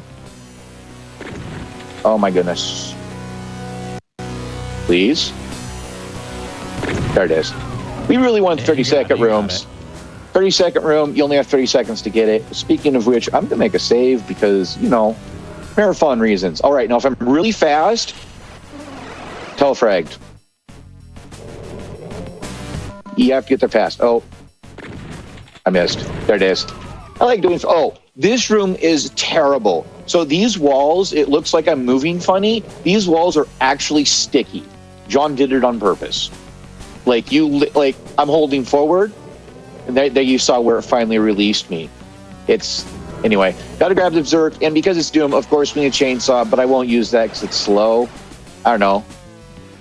The other thing that we want to grab, though, is we want to make sure and grab the rocket launcher, because what's a Doom run without a rocket launcher, right? I don't know how much I'm going to use that. Oh, hello. That's the infinite height. I could have gone under him, or should have gone under him, but I didn't. Grab the rockets. We want this weapon.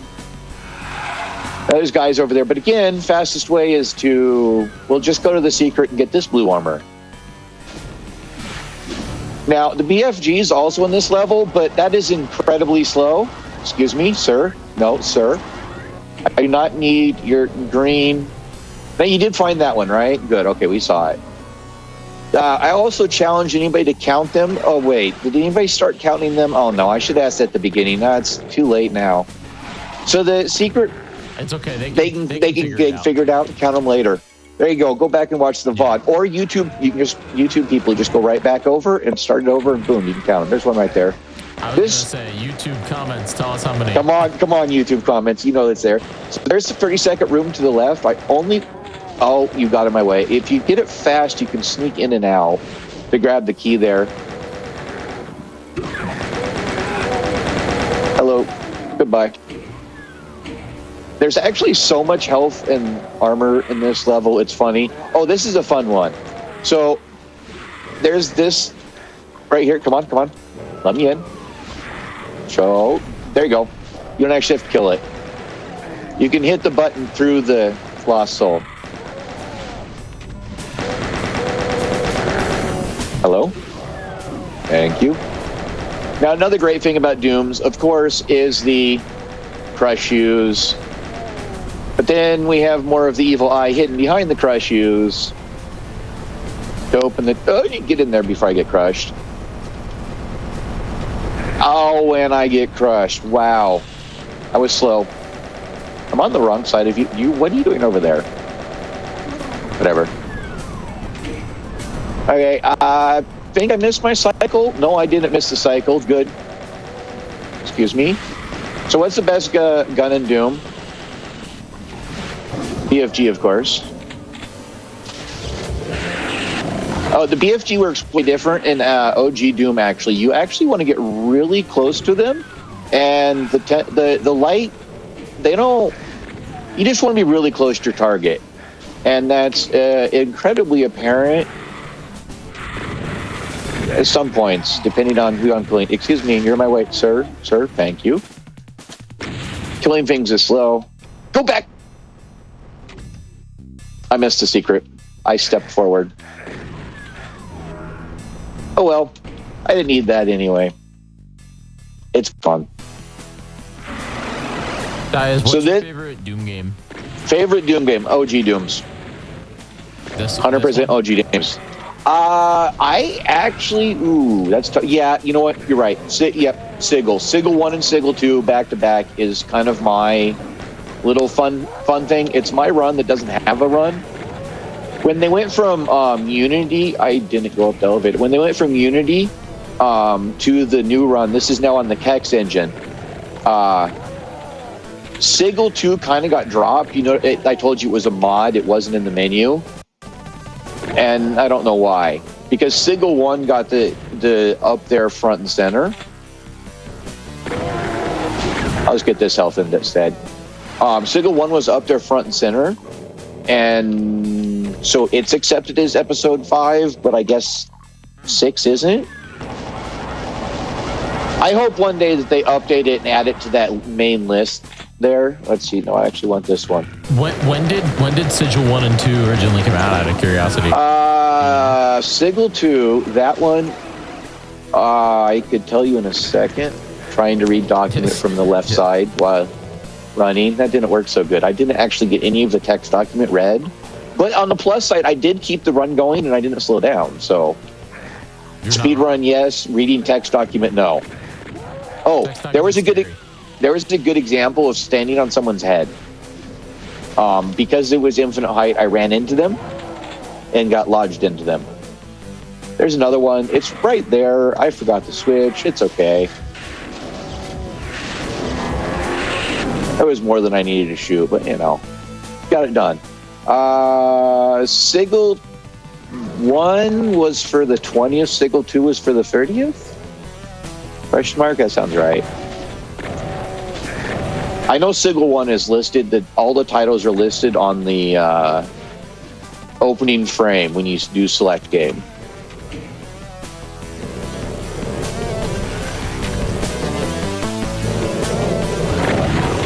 If I read that document while I was on the elevator, 2023 is when Sigil 2 came out. It is by far the newest one.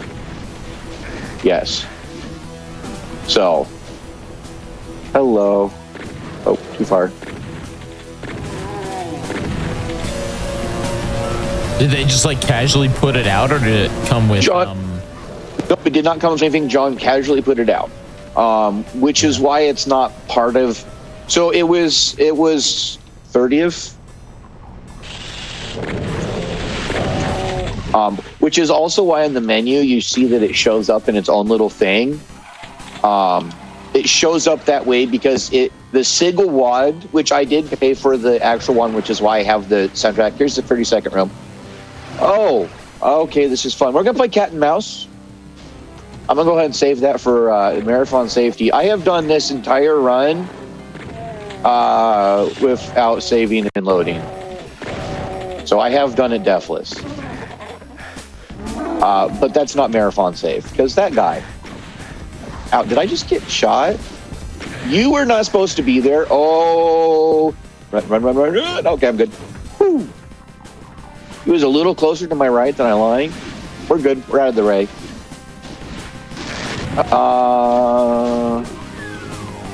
Yeah, so it's kind of one of the other ones, but it is listed in all those extra ones.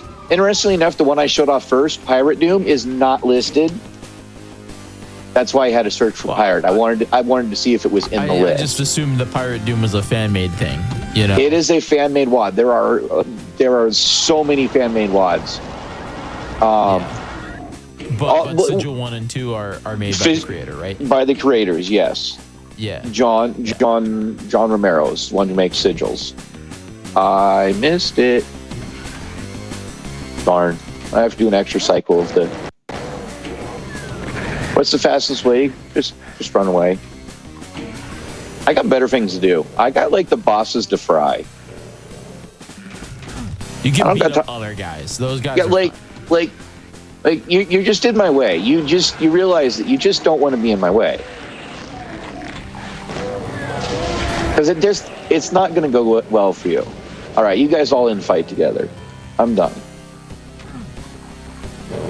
You got to get on the meat elevator. Yeah.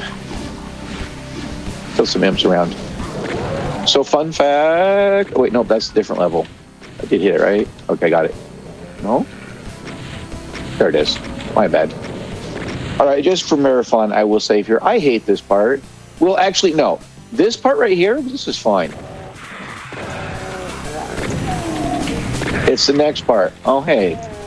You came out early. Excuse me. All right, there should be one imp. Chain gun and...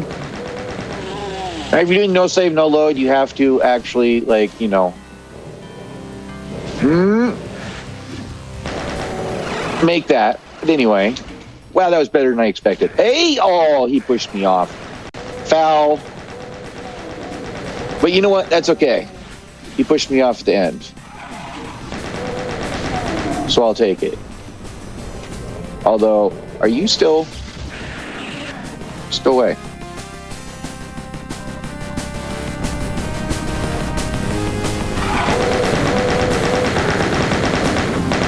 Pick up those rounds behind me. So, oh my goodness. A good example, you want to be really close. Where'd you come from? Don't you know you're not supposed to be here? This is highly classified area.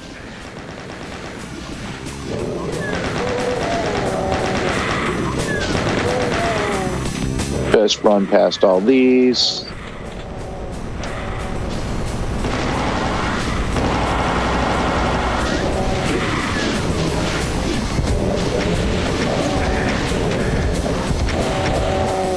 Hello? Goodbye?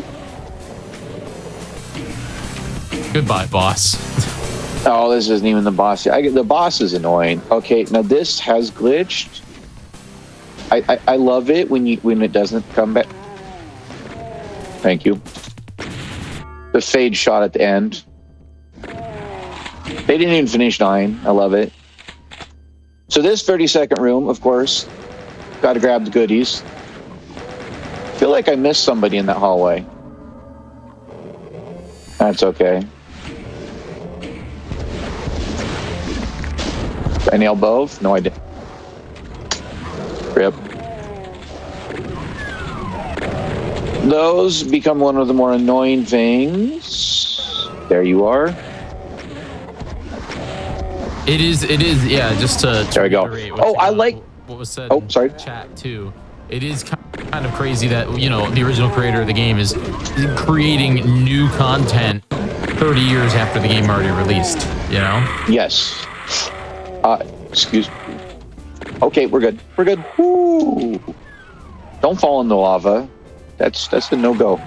That's a no to return. The old, I love having a pit of things that you can't get out of. Excuse me. Grab that. That lost soul's not going to leave me alone. Oh, hey. You came out. I forget which one. I think that's the Heck Knight. Hello. Thank you. Goodbye. Out of my way. Where's the eye? There's the eye. The biggest wild card in this level are the uncooked meatballs, or the cacodemons. The big giant red things floating in the sky. I like to call them uncooked meatballs. I like meatballs. I think that's fine. Yeah, and then you have the cooked meatballs. They're worse.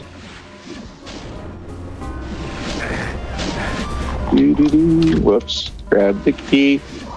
I think John also really loved putting a whole bunch of little things that you get stuck on.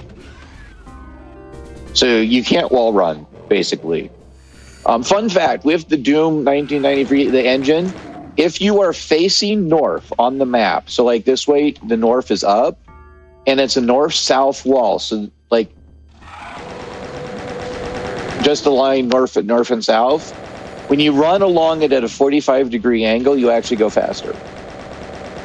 That is relevant in episode 1, which I think there's someone coming up that runs episode 1, maybe? Yes, we have Red Warrior later today running episode 1, 2, and 3. Gonna kill it, of course. Yeah, it's gonna be awesome. Rip and tear. Okay, where's... you're at the top? Don't tell me I actually telefragged you. Is that your body, really? Or is there somebody waiting up? Wow, I actually telefragged the imp. Surprise. That does happen. It's not a hasn't happened moment. It is rare, though. Normally, the imp is moving on that platform, so the chance that it's standing right where you teleport in is relatively small. I think it spawns the same spot you spawn because they likely reuse the same spawn spot. What's my armor? Oh, I'm plenty fine. There's armor behind there. All right. Let's see if I can get the fade shot and be cool. Nope, it's already gone. Hello? I think you're cool. Oh, I got the shot. Well, thank you. But if you do it right, you can get a soldier and the button at the same shot. Because I missed the cycle. It's just one less bullet. This is another annoying room. Because speedrunners like to wait. It's a known fact. We love being stuck on things. You were told otherwise? I was told that speedrunners like actually to, savor the games, play them slowly. Oh, yes, slowly, yeah. Yeah. Let the plot simmer.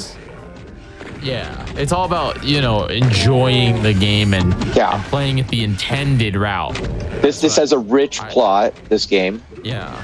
I'm still learning, from all the speedrunners that I've met in my time here on GDQ. So that shotgunner right there is annoying.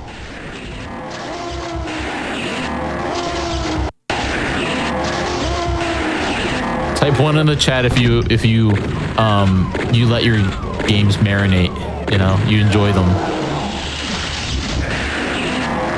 Anyway, what was that, 5 in a row with the BFG? Last level time.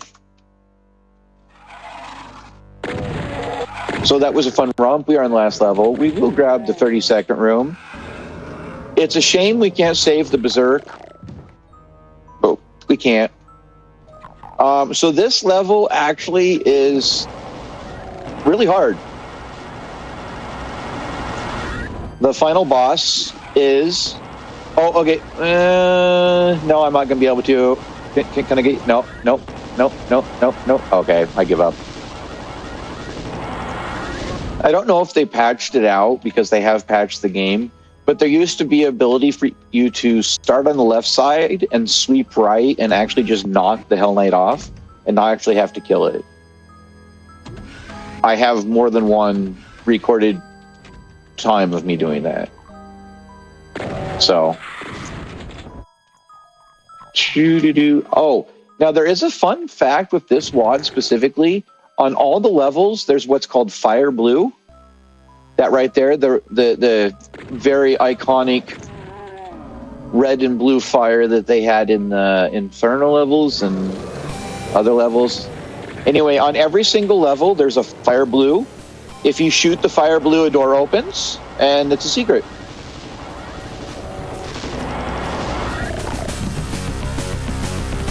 Ouch. What are the secrets in Sigil? I know that we saw secrets in Doom 2016 where they're the little dolls. Oh, yeah, that is a secret. Did it not? It would have triggered when I did it. Okay, you can see this when you'll see. I'll show you the secret. Okay, what am I at? 61 health? Sorry, I have a boss fight coming. There is one other. There you are. Because, we haven't had enough. There we go. 81.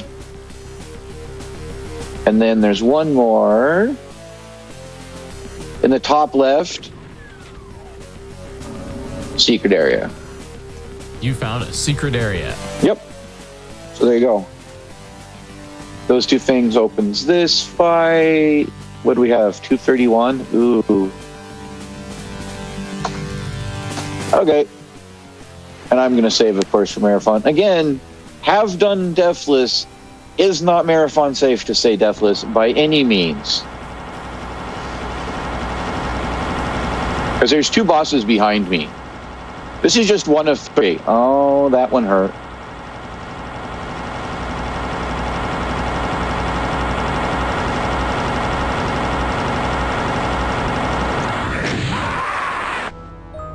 I turned around. Arklan, I agree. I am also not a speedrunner. I just like watching speedruns. So this guy right here, you have to go. Well, you don't have to kill first, but is by far the easiest if you kill first. The other one that's behind you is what the problem is. That's what's hitting me from behind is another one of these lovely dudes. On an elevator, that was my fault. On an elevator going up and down, that's my fault. Please get to the, thank you. There's no more, so 140 is what I have. See, there's this guy. But now that I've killed the first one, it's entirely way easier. Now, originally, I used to kill this one first because I thought it would be easier. And then I realized that killing somebody that can't move up and down second means that they can always fire rockets at you. Whereas this guy only can fire rockets to hit you once in a while. Please die. Now, the third one over there is the spider. We don't care about the spider as long as the spider doesn't kill me. I care about the spider. Well, the spider can live here. No, I don't want the spider to live. You don't want the spider to live?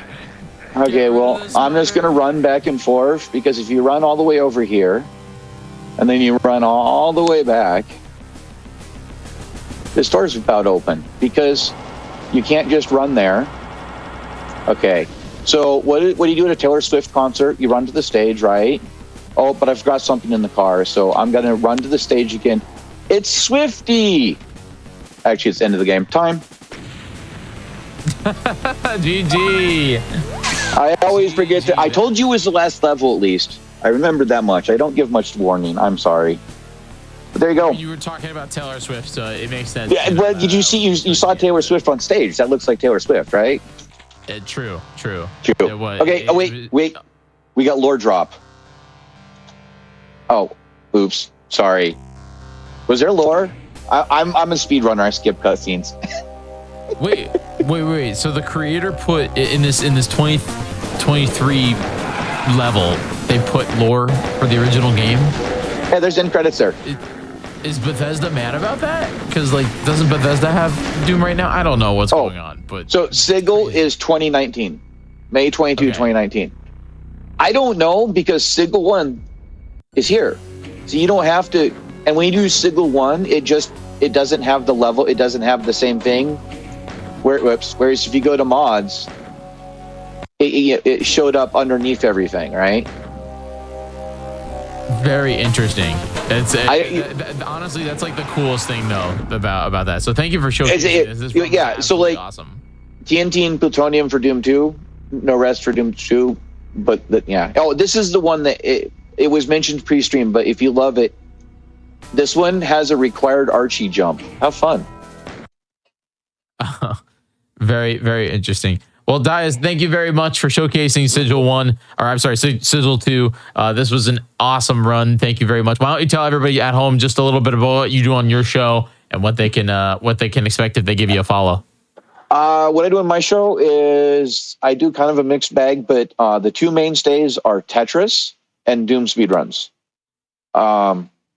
I will do other things. I was partway through the commentary run for Half-Life 2 because they recently added the Half-Life 2. So I'll do like fun stuff like that once in a while. But Doom 2 and Tetris are my mainstays. Pretty awesome. Well, thank you very much. This was an absolutely awesome run, and I appreciate you showcasing this. Everyone at home, please go follow Dias Allure. You can go check her out in the title of the stream and click that follow button. And yeah, thank you so much. This is awesome. We're gonna get ready for our next run. All right. Thank you for having me on. Thank you, GDQ. Of course. All right, we'll be right back. Doom 64, Watch Me Die Max, coming at you in just a moment.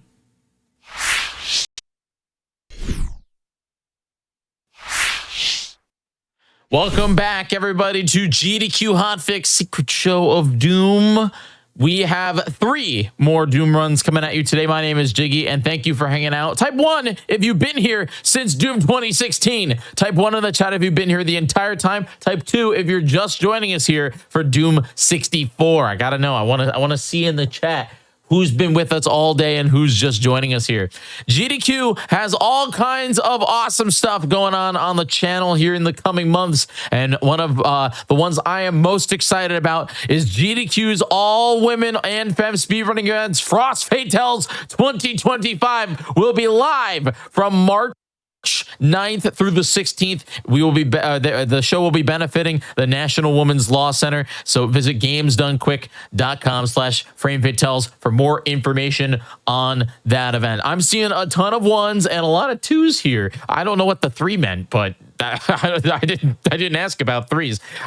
But I am really excited. Let's get right into the next event, the next Doom run. Are you all ready? Can we get some hype in the chat for Doom 64 Watch Me Die Max with Zelo? Zelo, how are you? I'm great, sir. Hi, everyone. I am Zelo or Zello, however you want to say it. Never matters. You can always take your pick on how to pronounce it. So we're going to be playing Doom 64. This is going to be the 2020 remaster of the game by Night Dive, but this is a game that was originally made in 1997 by Midway instead of id Software, and they did a fantastic job making a classic Doom game. Like most people thought back in the day, this was just a port of PC Doom, but no, it's its own original game, and it's going to be a lot of fun. I have one very special friend and commentator, if you'd like to introduce yourself real quick. Howdy everyone, I am Ellie. I'm actually the OG router and runner for this category specifically. It was kind of my 2020, start of the pandemic project. Since then, the routes evolved a bunch. Zeal's been doing a great job killing it, and no doubt that he's going to do a great job today. So we'll go ahead and get started. So you might have seen my run from SGDQ this year. We did Watch Me Die Speed. We're going to be doing the max category instead. So we're going to be doing the main game. Watch Me Die is the hardest difficulty. It is the equivalent to Ultra Violence in PC Doom. There's no nightmare in this game. And max, we're going to be getting 100% kills and secrets on every level, except for this first one, which Ellie can talk about in just a bit. But yeah. Since the last time we did this for a hotfix, it's been about 3 years since then. There's been a lot of optimizations. So we're going to try and go fast. So we'll go fast in 3, 2, 1, Doom. Doom. Okay, so, Watch Me Die Max. We are looking for 100% kills, 100% secrets for every results screen at the end of each level. As Zila said, except for this first level, which has 2 caveats to it. We can only get 3 out of 4 secrets. The 4th secret is kind of out of bounds. We're not able to just reach it. And it doesn't have a result screen, so we just have to verify afterwards for runs. So you're maybe noticing that Zero is going out of the way a little bit to blow up every barrel that we come across. That is actually going to be for the secret exit that's coming up at the end of this level.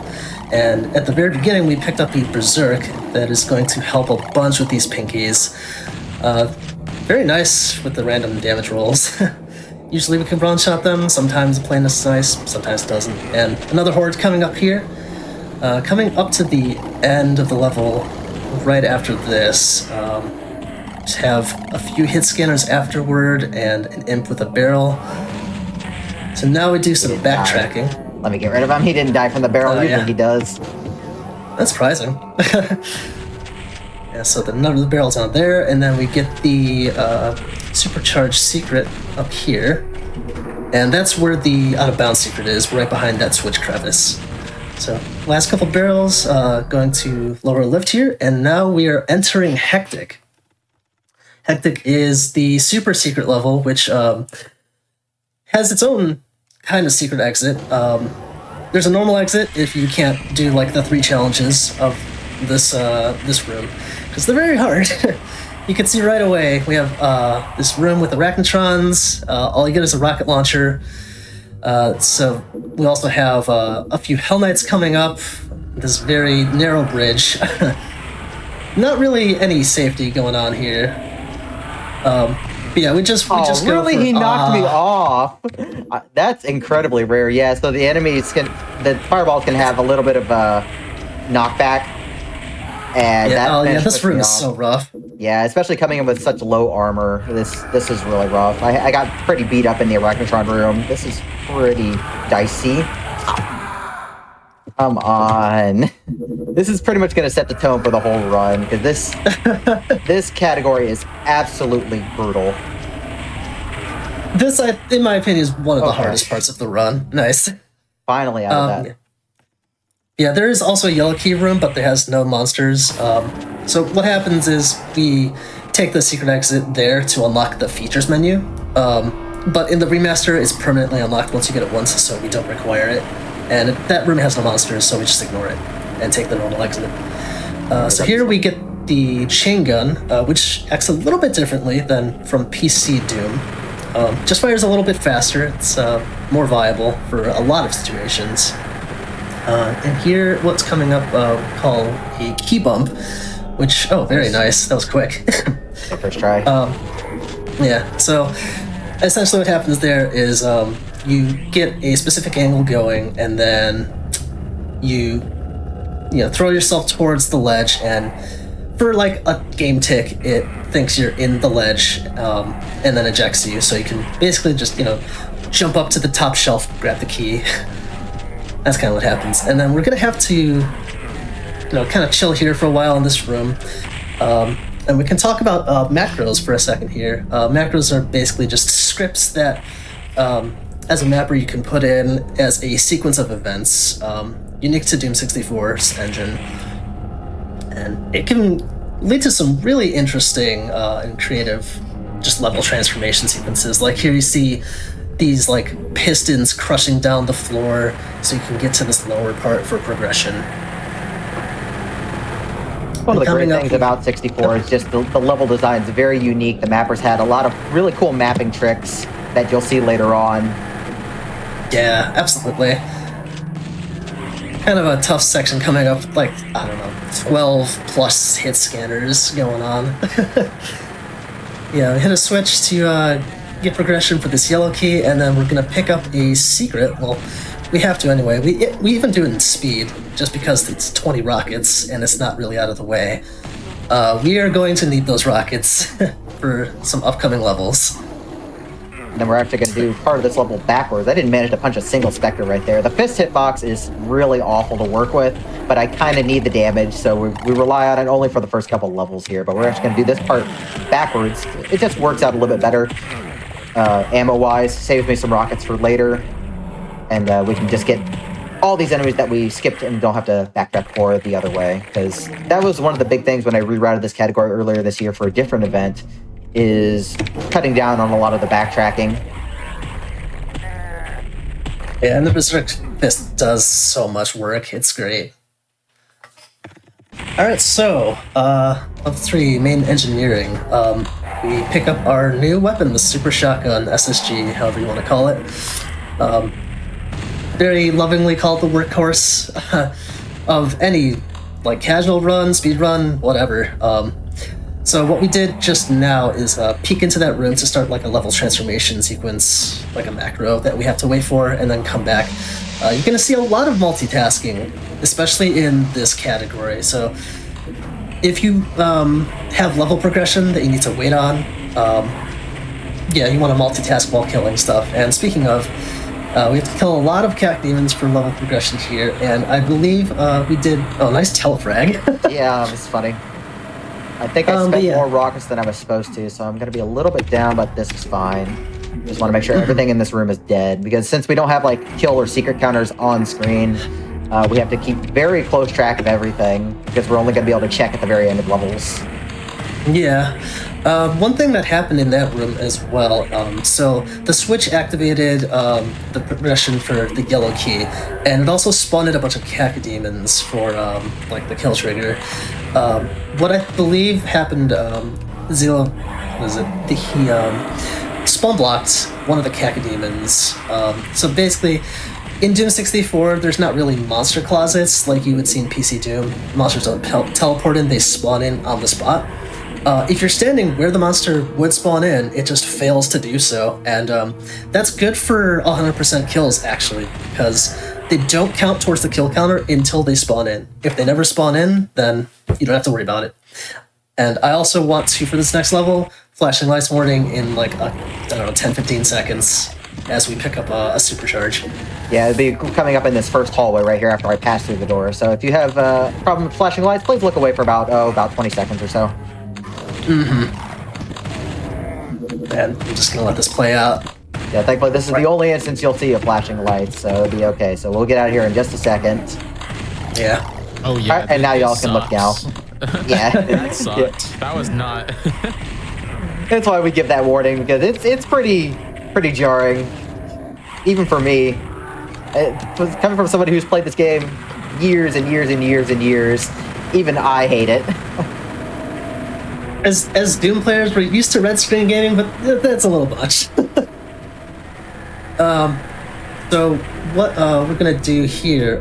So Zeal's gonna fire a few rockets at the wall, and that's exploiting an infinite height splash damage quirk of the engine.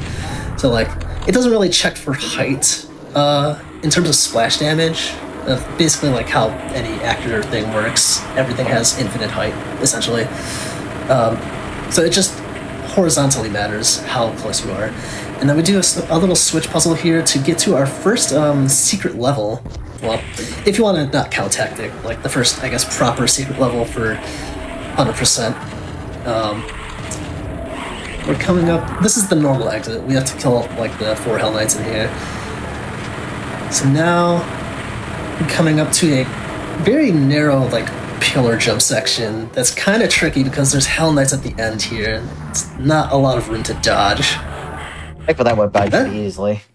Yeah, that was clean. Nice. All right, so we are coming up on our first Demon Key secret level. That's another thing about 100% after this intermission text. So we have this secret level, and we have like this big secret within a secret level. And that red key is, key, so to speak, to the secret that we need to get. So demon keys, they do 2 things. They power up what's called the Unmaker, this unique weapon in Doom 64 at the time. I believe it's now also in the later games like 2016 and Eternal. And it also helps with the final level, and we'll talk about that as we get there. Yeah, we also saw our first instance of the Mancubus. There was a really scary room with 4 and just like a very small square room. Yep, and there we got the Unmaker. No, it's the what the blah blah blah blah is this. Yeah, that's the canon name. I love that name for it. Yeah. So we gotta do a bunch of switch puzzle stuff to get to the actual demon key, and I'm gonna miss the cycle, unfortunately, because that imp didn't die, but that's okay. It's a very complicated room. There's a lot of secrets in this room, too, that you wouldn't think would be. It's really funny, like, there's a bunch of items that are tagged as secrets. That's another thing you can do in Doom 64. Like, normally, just like for secrets, you have to step on sectors to get credit for them. But you can also tag items as secrets, and they count for secret credit once you pick them up. Like the, that supercharge was a secret item. The Mega Armor was a secret item. The backpack. This super shotgun. Kind of silly. And also, we do not want to pick up that Berserk pack because it basically reactivates that room with the making by. It spawns another wave and then a bunch of lost souls as well. So we just ignore it. Yeah, you should be good on help anyways from the supercharge. So if you needed to pick that up, then something went horribly wrong. Yeah. All right, here we're going to see our first instance. Well, we saw them earlier, but not really. Of pain elementals. They are extremely dangerous in this game specifically. They spawn 2 lost souls instead of 1 every time they attack, and also you'd think like, okay, you could just face tank them like you would in PC Doom, but no, that's if you try and do that, you're gonna take rocket splash damage because that's just their properties for Lost Souls. If they fail to spawn from pit elementals. Yeah, especially since they spawn 2 instead of 1 in this game. That's double the splash damage in your face, so that usually just kills you on this difficulty. Yeah, it's rough. So a little bit more of a breather, but you know, not too much since it's still watch me die and everything is dangerous. So this tech center, kind of a callback, I would say, to Tricks and Traps from Doom 2. So you got like the central hub that we started out with, and like a branching octagon of 8 paths, and we just have to like go around a bunch, you know, with progression. And here we see an instance of like utilizing rockets to their fullest potential. Just like corral those Hell Knights into like that little doorway and utilize the splash damage as much as we can.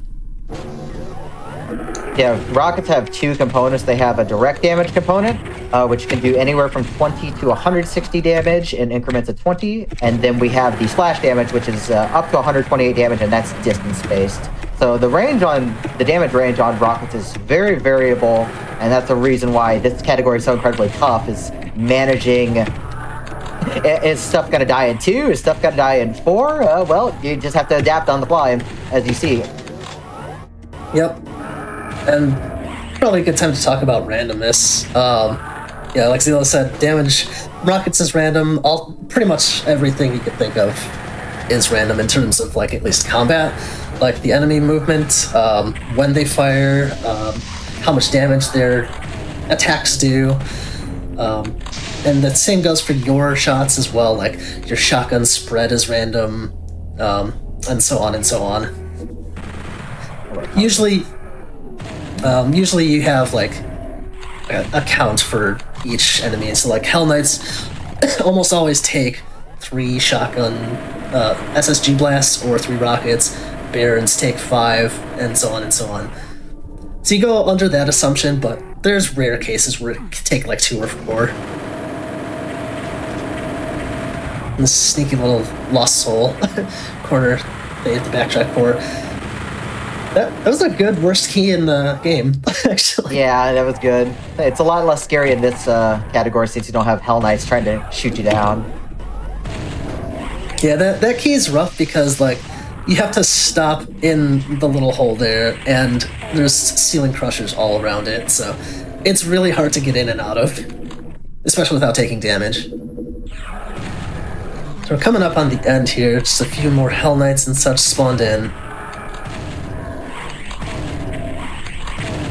Yeah, you can really see just the SSG doing a lot of work here, and it really goes to show how important shell routing actually is for the early game, because you can definitely run out of shells in some spots if you're not careful. Yeah, I know, like the end of this specifically, I usually run out of shells when I routed it before. Alright, yeah, so far so good. So, level 6 Alpha Quadrant, gonna... Okay, next, Kevin died there. I think it's kind of a dice roll if it does or not. Like, 2 shotgun blasts may do it, may not. Yeah, we're going to get a Megasphere pretty soon after we get the yellow key here. Just have to kill these 2 Hell Knights that spawned in. That's going to trigger a kill macro. Get, yeah, the yellow key here. I don't know if we pick up the backpack. Yeah, I do. Yeah, the extra cells are really nice because backpacks give 20 cells. Yeah. Yeah, cells and rockets are the most important ammo in, like, really any category of what you run. We see a rocket launcher here, but we don't want to pick it up, actually, because that triggers a bunch of waves of enemies. Like, what is it? A bunch of hit scanners, I think 4 more Hell Knights. It's just not worth it in the long run. I think I activated the enemies in a weird way. I wanted to group them up in a little bit more efficient way, but we'll make do with what we got here. Yeah, enemies try and follow you to an extent, so we use that to our advantage and try and group them up in good ways so we can get more rocket shots or just move them in favorable spots for us to pick off. Alright, so now that we've got the yellow key, we can make sure we get this bridge going. We have to hit it once for that door to open, and then we can get that like little ceiling out of the way. I'm gonna try and do a ledge jump here after we get rid of this Baron.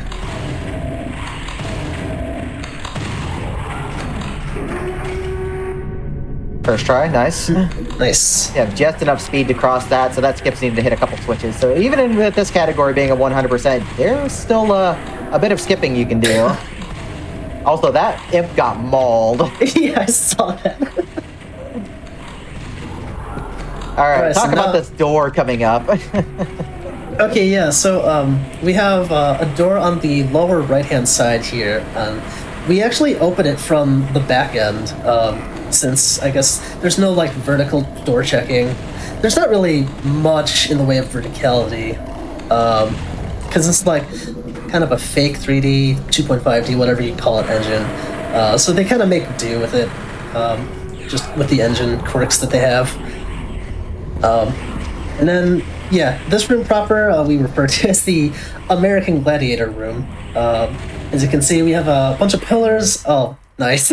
No, we're just gonna get rid of this guy. He was on point. He keeps dodging all my rockets too, that's not helping. So we want to get on this side right here, because when we kill all these barons, a pain elemental spawns. We want to just block it. So we're good there. Yeah, nice. That is, yeah. In the early game, that is a pretty infamous room. So that went pretty decent, I would say. Yeah, in this category, it's not so bad, but in speed, like if you saw my SGDQ run, that room is a nightmare to get through. Yeah. Just a few more barons at the end here. This wad loves barons. This game really loves barons. Maybe a little too much at times. I love this game to death, but there are a lot of barons in this category that we deal with. Okay, so now we can talk about line defs and line def skipping, which we're going to do right here. So you're going to see Zilla line up an angle There you go. real quick. Nice. And then the only rocket jump as well. First try, very, very nice. So yeah, what line defs? Yeah. What that line def skip is normally. Ooh, ouch. When you cross a specific point in that room, a bunch of lost souls come in. But we line up an angle and get, we strafe run to essentially skip the trigger there. It's like you have to cross over the line def normally. Yeah, it's in such a way that like you're never technically touching the line, and that's good for a lot of cases. We're gonna do a lot of that in terms of just like skipping fights. So yeah, the moral of the story is no news is good news in terms of that. This also can be detrimental, and just by accident you could skip line defs, and there's actually like a chance to do it here, but we mitigate that by doing very deliberate, careful, a bit slowdown movements. So like the way this and PC Dims work in terms of 3D, they kind of fake it with like doubling up, so to speak, on like terrain and topology and everything. So we're gonna go down to this like sewer area, and if you see that staircase leading up, we're actually going under that area as well. But like around the corner, essentially it uses like instant floor moving to kind of give the illusion that like you're going above or below, if that makes sense. And if we skip those line defs, it's not gonna do it properly, and there's a chance of a soft lock. You could just like plummet down to this level when you ascend the staircase. Yeah, luckily it didn't happen there. Yeah, you just get stuck, and that's no bueno. Don't want that to happen. Yep. That might come up later on, though, because Terror Core is infamous for that with its level design. Yeah, oh man, they really took advantage of the bridge ceiling system going on there. And we are coming up on the end here. Just one more Hell Knight at the end.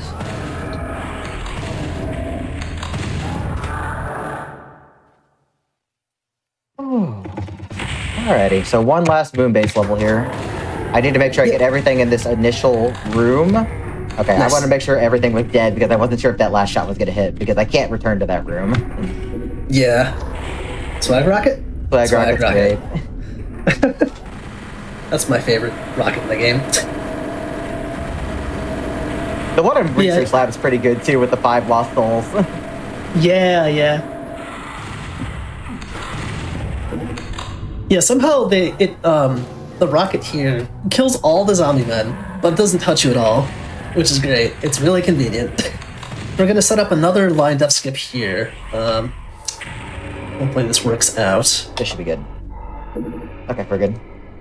Nice. Again, no news is good news. And then we have our favorite key bump coming up right here. So you can do the key bumps from any angle, really. Your hitbox is actually a square. It's not like a triangle like you see on the map here. So I'm going to actually use part of the wall, face it, so I can get a visual cue. And then I'm going to run backwards at the key to pick it up right here. So you can see this key right there. I'm just going to line up right here and pick the key up with my butt. So you got it here. Doom guy's got good booty. That key is lodged in his butt cheeks, and that's why we call that booty grab. He's got the glutes. It's really funny too, because like, there's two things about that. Well, I guess we go here in max, because yeah, we have to kill everything. But yeah, we have to grab the red key no matter what for progression, just to get to the end of the level. So in speed, we never touch this room, but we get the red key anyway. But like, the way to get to the red key, we don't even touch it in max. Like that category, none of the categories touch that like arena room, because like it's all just spawning in enemies. Speaking of spawning in, I think you got a Hell Knight spawn block? I got one of them. Can't say. Okay, yeah, nice. Yeah, this is like the end for all the moon based stuff. So like you got this big like pillar fight with the barons in the middle. There's a few knights that spawn in. One of them got spawn blocked, as Zeal said, by a nightmare imp. And then we've got to be kind of careful with this ascending staircase here, because if you go down there, you're not getting out. Yeah, you're stuck. You just slowly die, so don't do that. So. Yeah. Oh, now we've got a big arena level coming up, and this is one of the scariest levels in the game. Yep, we got even simpler. Our first proper hell-themed level. Very obvious callback to Doom 2's Dead Simple, if you played that. Even starting out with the same enemies. We got Nikibai, and then we got our next wave of Kakos and Hell Knights, of which for the next wave of progression, I believe we only have to kill the Hell Knights. But, you know, eventually we have to kill everything for 100%. And we're going to take a very specific route because I also want to block Barons on the next wave. And then I need to book it to these pain elementals before they start spawning things. We're going to grab the Symbol and run. Yeah, pain elementals, I would say, are just always a top priority to kill in like any situation in this game. Oh god, that one didn't die. Yeah, because Lost Souls, they are extremely dangerous in specifically Doom 64. They only have half health compared to Doom, like PC Doom, but due to like how fluid their animation frames are, they attack so much more often, and they're a lot faster too. How did a Baron manage to get on the side over there? I'm way down where I want to be on rockets, so I'm gonna do this. And we'll just make up the rest later. Okay, hopefully that's everything. So the weird thing about Pain Elementals and Lost Souls in this game is that Pain Elementals, when they spawn the Lost Souls, those Lost Souls still count towards the kill counter, which Lost Souls didn't used to. They only counted kills in PC Doom games until version 1.66 in PC Doom. And then everything from then on, they no longer counted towards the kill counter. But because the Doom 64 engine is based on PlayStation Doom, which is based on Jaguar Doom, which is based on a very old version of Doom, the Lost Souls count towards the kill counter, which makes them aggravating because we do have to deal with them in 64. Yeah, they. I guess the Lost Souls got kind of grandfathered into the kill count. Alright, so this is the bleeding. We're gonna pick up, actually, I believe, 2 new weapons here. The plasma gun, which we saw earlier. It's not gonna get any use in this category specifically. Like, with the 1 demon key Unmaker, it's already outclassed. And then the other one is the BFG, which I can talk about real quick. I believe you may have seen it in the previous run with Sigil 2. Behaves pretty much the same. You fire a big ball, and once it hits anything, there's tracers that fire out, and that's where the bulk of the damage comes in. There's like 40 tracers going out in like a cone shape of where, like the angle of Doom Guy, where the direction he fired the ball. And yeah, it's good for like crowd control or just melting really powerful monsters. So we're going to tap that gargoyle space right there. That activates the ledge that gets us to the BFG. Oh my goodness, that scratch. Yeah. I'm a little scared, and they're kind of closing on my position here. We're just going to shotgun our way out here. That was a nice low damage roll, at least. Yeah, so fireballs can do anywhere from, like, I think 8 to 80 damage. It's a big range. Yeah. Oh, spawn block 1. There's usually 3 make you by that spawn there. That's why we kept the specters alive, to try and spawn block. Then we're gonna do a huge line death skip here. Oh, come on. Yeah, this one's very precise. I have to make sure my angle's right here. And we're gonna get the health. That should be good. Good. Yeah, so what that line death skip did was, yeah, you saw like all of those enemies crowded around.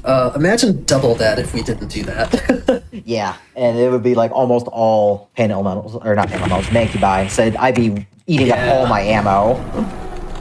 Ammo's already at a premium in this category.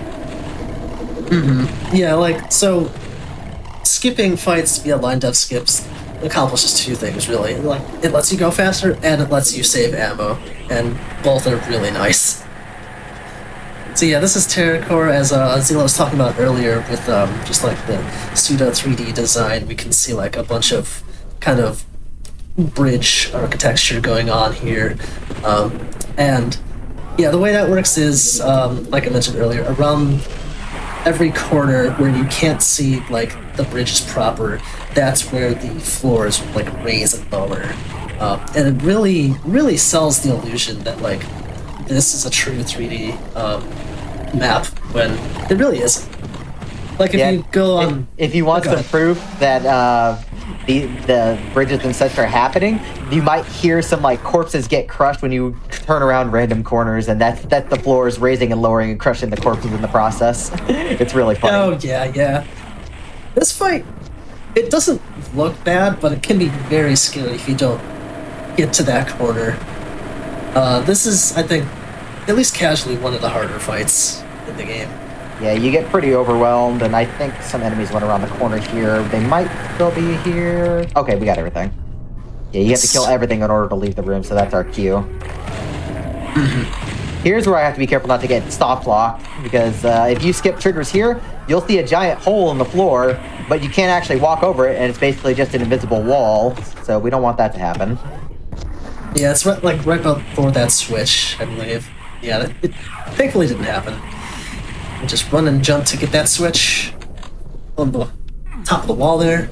That'll open up a secret for a supercharge. I missed the switch, I guess. I guess I must have missed it. That's fine. No big deal.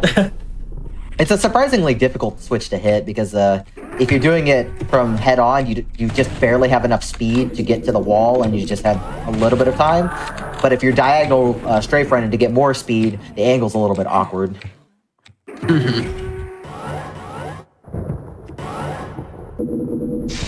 You surprisingly can't like hit the switches from way below or way above. Like I guess it depends on the mapping, but like I've noticed in Doom 64 that that's not a thing you can do typically for switches. Yeah, the engine changes in general are very interesting to like talk about and think about. They offer, like, you have the core Doom 64 experience, but it's so vastly different in ways. Alright, we're gonna see if we can group these barons up right here. Because I'm gonna try and plow my face into them with the BFG. So let's see if they cooperate here. That's 2 of them, that's good enough. Nice. That was very good tracer. And just a bunch of shotgunners right here. Thankfully in this category we have our resources. I thought the game was gonna crash for a second because that quick save took forever. That scared me for a second. Oh, we're good there. But yeah, Okay, since you have resources at the end of that map, it's a lot less scary because you don't get blasted down to 0 health like you would in Speed. Yeah, Speed is so scary. I mean, even Max is scary. This game is scary. Anyway, yeah, so we have Alter Pain. It's kind of the first castle-themed level. We're going to be seeing a lot of that just going forward in this campaign.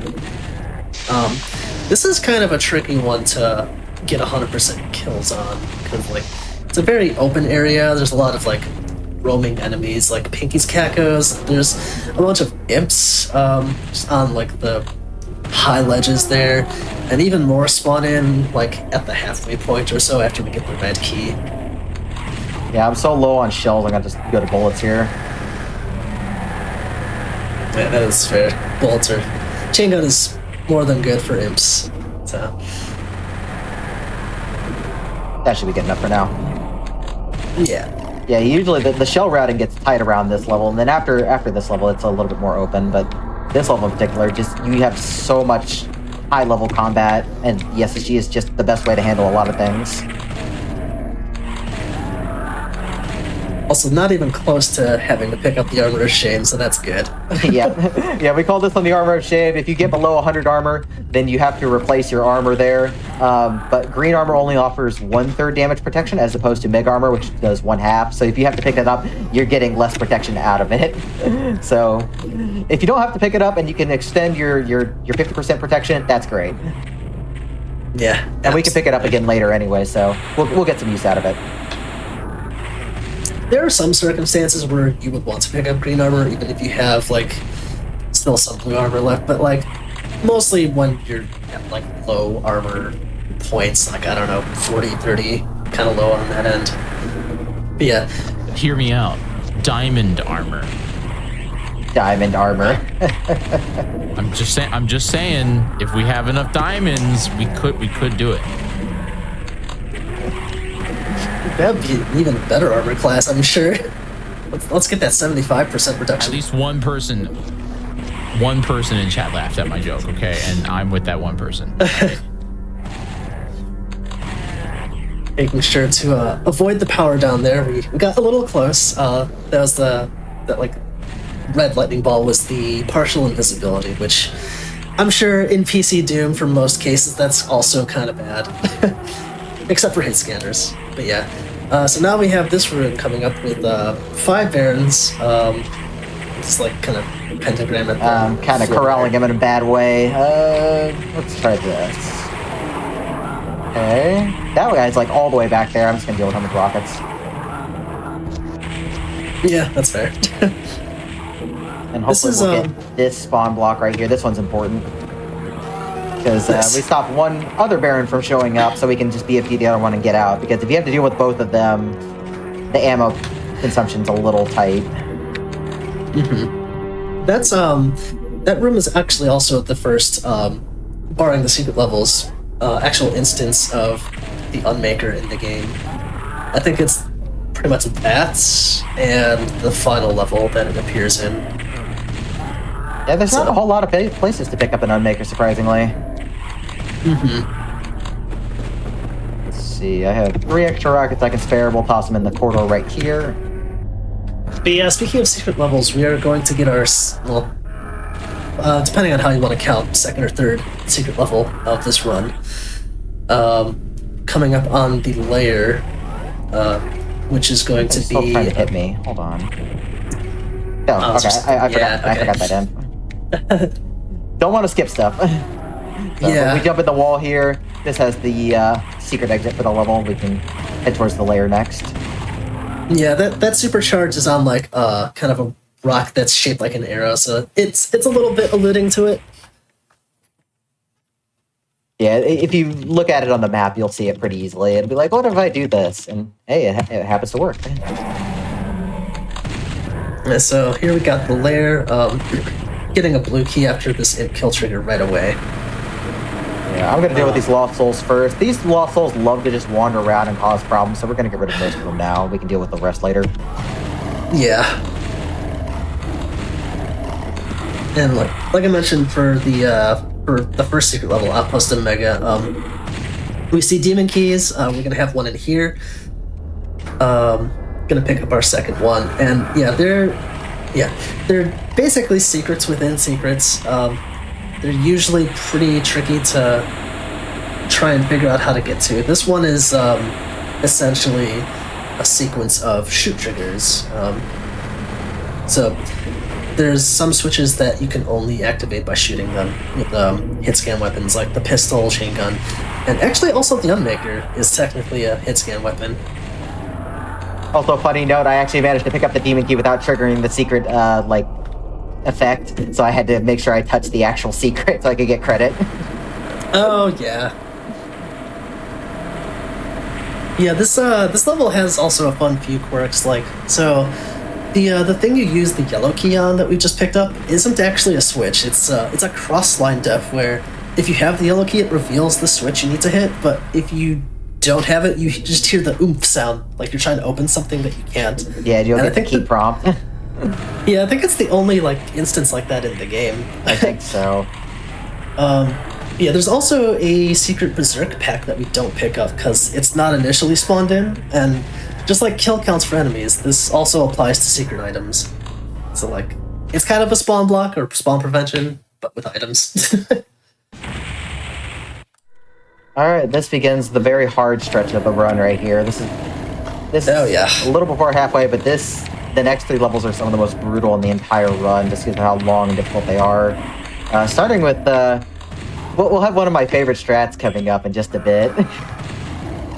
Yeah. So yeah, this one is Dark Citadel. This is on the longer side for sure in terms of levels. This one has a few main parts to it. So we have the main hallway, which leads to everything else. Got this little secret alcove here. Nice stealth pack, and here's the strat seal I was talking about. So we get the Arachnotron angry at us. It tries to fire at us, but we don't hit the Baron. We get the Baron's. There we go. Nice. Yeah, we get the Barons angry at the Arachnotrons, and we just sandwich the Barons between the Arachnotron and ourselves, and it's that is so much damage output, which is good because Barons, aside from Cyber Demons in the final boss, have the most health in the game. They are tanks. There's an imp missing. There he is. And also, we have a infamous room coming up called the we call it, I guess, the Dart Room. So we activate this switch. It opens up a bunch of dart traps and also reveals the blue key. That is, while you're alive. That's yeah. So yeah, you're actually safe in this bottom step, even though there's all this chaos happening with the dart traps. We're also going to just activate it again because the darts also hurt the Barons, which, funny enough, are tall enough to get hit on the bottom step by the darts, but you're not. So that helps a bunch with just getting them down. Okay, I'm going to secure this corner right here so I have some cover because there's a lot of imps and cacos, and we definitely want to get rid of the cacos now because they like to follow you to other parts of the level if you manage to leave them alive, so we don't want that to happen. Oh yeah, I know that all too well from when I ran this category. Game does some very funny shenanigans when you let enemies just have their way, so we don't want that to happen. Yeah, for sure. My health is pretty scary right now, so I'm just being very cautious. Yeah, it's a little... Yep, sniped. It's okay. Yeah. Yeah, those Arachnotrons are in a prime position to give you a bunch of trouble. Yeah, we actually want to get rid of all the imps now. Like, you might think if we have to come back to this part later, why don't we just do it later? Well, we want them out of the way late now so that we can have proper enemy movement later on, because we will have to lure some enemies over. So it's better to just deal with the imps now, give the remaining enemies later a clean path to just move, and we can get them in a good spot. Yeah, and that's what also we're saving the invuln for, just the end, when there's a bunch of stuff that spawns in. Pretty high level stuff too, like mostly Barons. Again, this game loves Barons. Yeah, now we're in Oh the... dear. That was scary. Yeah. Oh, and then I got a max damage shotgun shot in the back right afterwards. That's just insult to injury right there. Of course. So that's the power of the 2-key unmaker. So it fires as fast as it will for the rest of the game, and we get 2 lasers instead of just 1. And when we get the 3rd key, we'll get 3 lasers, which will be even more ridiculous. Yeah, like, even with the 2-key unmaker, it focuses down... Oh, ammo box jump scare, by the way. I love that. Yeah, that's great. Yeah, with the 2-key unmaker as we have it now, it focuses down even Barons, like, super fast. It is so good. But it also is a cell hog, so you have to be wary of that.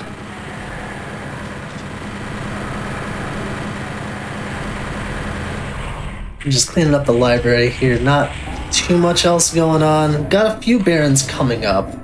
Gonna take a bit. I'm not sure how we deal with them weapon-wise. Rockets are good right here. Okay. Got pretty These okay little damage strips. rolls. Yeah. Got a... Nice, I made the lift. Alright, now we want to get rid of the Kakos here so they're not following me. We want to drag this Baron all the way over here, too. Which is a little tricky. Because we want all of these enemies grouped up for later. So we're just going to kind of just drag them around the room. Going to deal with those Arachtrons now. Looks like one of them already died earlier, so that's good news, yeah. We'll grab these rockets. We're going to get credit for this secret, but we're not actually going to get the stuff in the secret because that's a very long trip. Yeah. I think the Arachnos caused some infighting too. I was not sure. So this is actually the exit room. We're actually just going to aggro everything in here, and we'll come back later. But this also keeps luring the Barons on the lower floor towards us, so that's why we're doing this really weird movement, getting supplies in the meantime. Also, shoutouts to the imps stuck in the ceiling, in the exit room. Oh yeah, that one's so great. Now we got some nice beefy BFG shots. I'm missing one Baron. I think he didn't want to come over. Yep, there he is. Oh, 2 of them, actually. All right. That's fine. We've got plenty of rockets.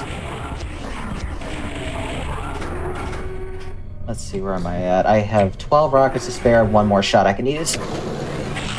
Yeah, perfect. Yep, I've actually got my ammo counts that I need on my splits.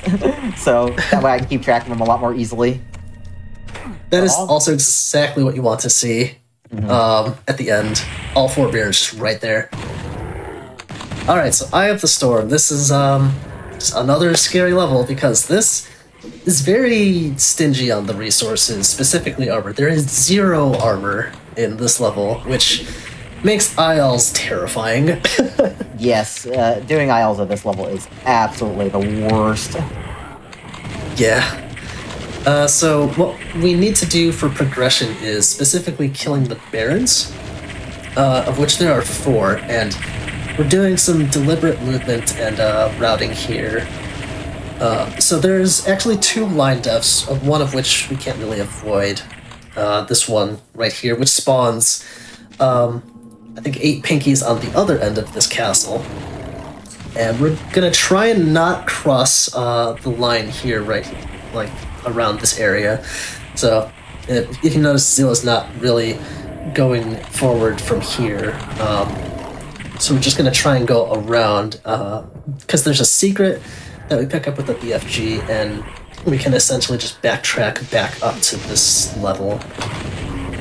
Fortunately, the other Baron did not want to cooperate, so we're going to have to deal with them down here, which is a little bit more difficult. So we're going to do that. I missed the trigger on that, so that's fine. We're actually going to quick save and quick load. This is intentional. So there's a bunch of lost souls that actually spawn. I'm trying to activate this with the wrong key. Anyways, there's a bunch of lost souls that normally spawn and they're aggro the moment the key comes down. But with an intentional save and load, they actually de-aggro, and this is good because we can have those Lost Souls block other Lost Souls from showing up later.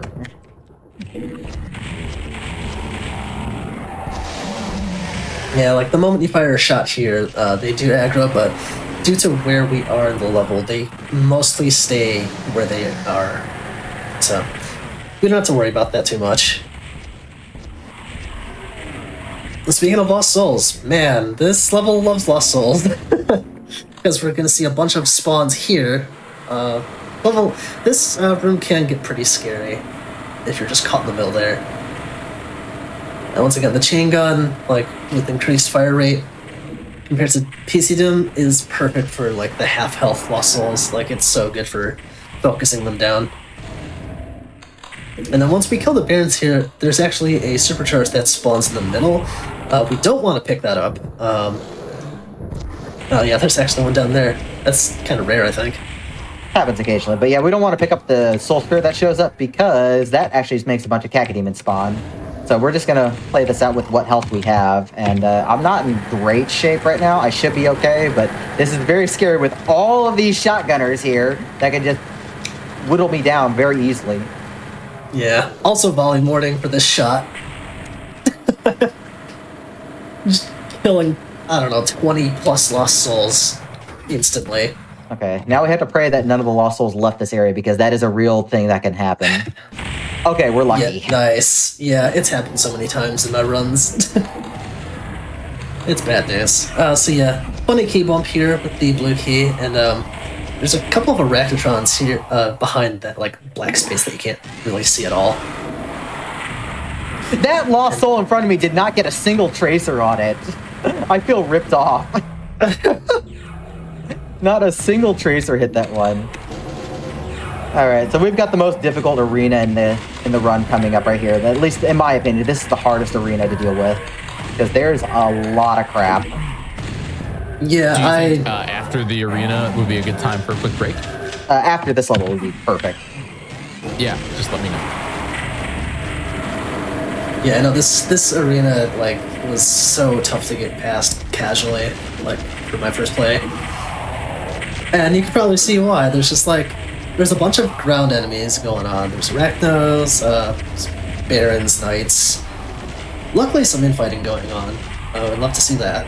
Yeah, they played really nice getting distracted by each other, so that's really great. Even that one was getting distracted. Yeah. And then you got this switch you need to hit that's guarded by all of this stuff. Like, there's so much going on. That was so clean. That one's still getting pissed off by that one over there. They can't really do much to each other just because of the height difference. It's kind of funny.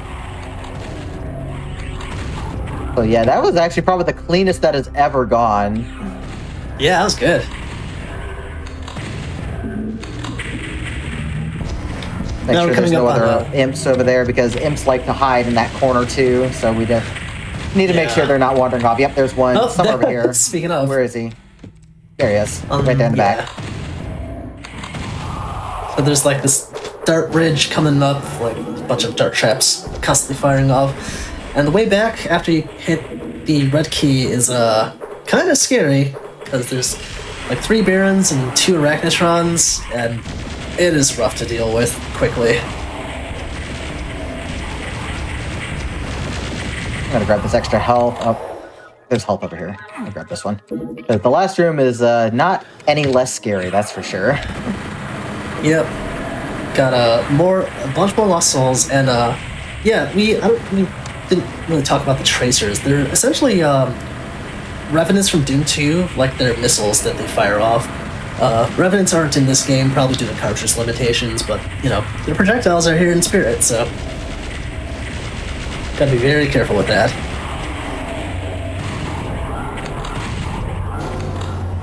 All right, and we should be able to do a break in just seconds, as long as I got 100 right here. So break in 3, 2, 1, go. All right, everybody, we're going to take a quick break, but when we come back, Zelo will be continuing Doom 64, Watch Me Die - Max. Don't go anywhere. GDQ Hotfix will be right back.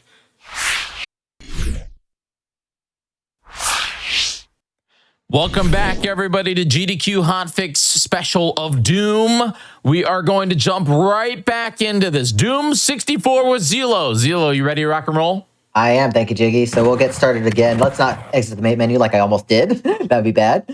We'll start the timer back up in 3, 2, 1, go. All right, so we have level 16, Bloodkeep. This is a bit of a breather from the last 3 levels, and got a nice actual break as well. Yeah, this is a bit more of an open-ended area. There's some pressure put on you when you're outside. There's lots of imps, hit scanners scattered around. First thing we want to do is just go around the river just to get this key. Hopefully, if we're lucky, getting out of this red door, some enemies will open it or, like, you know, keep it We gotta kill everything anyway, so it doesn't matter in this category, thankfully. Okay, that's fair. Yeah, because we have to make the Barons like show up here, so. Yeah. I think usually, yeah, you do that in speed to try and get out before everything. But yeah. We do have to get all kills, so gotta spend some time with the Barons. Yeah. Yeah, the Imps just did not want to play right there, and they just kept blocking me out. That's fine. This little corridor, like the blue corridor here, is kind of scary since you hit the switch, pillars lower, and there's a bunch of lost souls that just spawn in throughout the whole thing. So you want to get like to an edge as quick as possible. Because just book it to the end of the hallway so that you're not double teamed. Yep. I'm curious here. This is a question for both of you and Twitch chat, but like, what is your favorite Doom game? Definitely 64.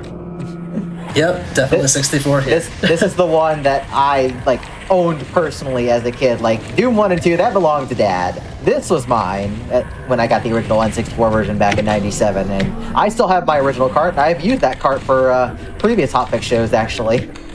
But the remaster is an excellent way to play, very accessible. It's only $5 for a full quality, high quality port of this fantastic game. So I do really highly recommend checking this game out if you've got $5 to spare. Yeah, I got absolutely echo that sentiment through and through. I mean, there's a reason I routed this for WMD Max. Like, there's a bunch of quality of life changes. This category I don't think would have been possible on the OG cart. Dude, you did so much work making this come to fruition on the remaster, and I have to give a lot of thanks to you, because otherwise I probably wouldn't be running this category. Also, this room is scary. Yeah. Yeah, there's in the original cart, there's no mid-level saving, so like, if you miss something, you just have to do the whole level over. If you were doing WMD Max on like the original N64 cart. It'd actually be worse. Your run would be over because you can't even reload a previous password at that point, unless you remembered it. Oh god, yeah. So yeah, being able to quick save is pretty nice, and this port has a lot of other good quality of life features, like just the increased brightness and such. Because the original game is very, very dark. Yeah, that coupled with just like playing it on the clunky CRT probably back in the day. It's just, yeah, it was hard to see anything. Yeah, again, huge shoutouts to Night Dive and the dev team for this remaster, for sure. Yeah, we're already coming up on the end of the level here. Where did that lost soul go? I saw one like charge right past me. I'm assuming I hope he came back. I hope he came back. We're just gonna. Oh, there he is. He got lost and he came back. Speaking of lost, and Imp got Should lost. do its name. All right, one more very important line def skip here. I'm gonna use the shotgun to line it up. Hopefully that's good. Okay, we're good there. Nice. And then we've got one trick BFG shot right here. That is way early. Well, that works, I guess. I managed to fry at least a few of them. I shot way earlier than I was supposed to, so that's okay. Yeah, also, don't be on the sides when that floor lowers, or there's no way out. Yeah, there's no way out. You're stuck, and you just die. Game love to do that. Very mean for the original cartridge play, because there's no mid-level saving. Like, oops, you gotta do it over again. But yeah, so this level. Hey, Oh, sorry. Go ahead. I was just gonna say, hey, that's a different show. You can't say oops here. This is the secret show of Doom. Different show. Yeah, this level is one of my favorites. Watch your step. So there's two main parts to it. There's this like square corridor, and all those like symbols that you see at the bottom. They're more or less act as enemy spawn triggers for like the opposite end of the room. And there's been some very deliberate movement, also a line def skip there, to avoid as many spawns as we can. The funny thing about this specific level is there's exactly one enemy spawned in initially, the pain elemental behind that gated door. But there's so much other stuff that's going on, so like you kind of have no choice but to like let a few things spawn in for progression. Speaking of spawn in for progression, we've got this big arena fight right here. Yeah, there's like a few waves here. So we got zombie men, we got pinkies. Each wave has a specific like enemy or enemies that you have to kill, not all of them, to get the next wave to spawn. Oh, this is So bad. after imps, we have, I believe, Hell Knights, and then Arachnotrons and Mancubi. But we want to kill everything before we kill the last Arachnotron or Incubus, because once that happens, the last wave spawns in, which is 2 Cyber Demons. We're going to see our first instance of that. Yeah, everything else despawns, and that's like one of the only instances of that happening. We talked about spawn prevention and spawn blocking, and how that's beneficial for 100% kills. It works the other way around. Anything that's spawned in automatically counts towards the kill count, no matter what. And if it despawns, it still counts, and there's no way to kill it, so you're out of luck. Yeah, that's why I'm not going to save here until the beginning of the next level. Hopefully we got everything without spawning any additional stuff in the first half of the level. Alright, we're good there. Nice. Alright, so spawn here, coming up here. At the end, we're actually going to get our final secret exit. We'll talk about that when we get there. But yeah, this is like one of the longest levels, I think, in this campaign. There's so much backtracking to be done here. And we gotta get every secret, gotta get every kill. One of the first things we do is kill these barons for progression. The funny thing is, so that switch you see behind them acts as the same thing that killing all the barons does, so like, you can do either or, I suppose. I think on WMD speed we would hit the switch and ignore them. Yeah, you can just kind of kite around them, so... Want to make sure I get a lot of bullets here too, because bullets are actually going to be used quite a bit. Yeah, I believe for like all the lost souls, of which there are plenty in this map. And speaking of, I think we could talk about real quick the limits. So there's a lost soul limit, like there is in PC Doom, of what is it, 17? 17 Doom and 64.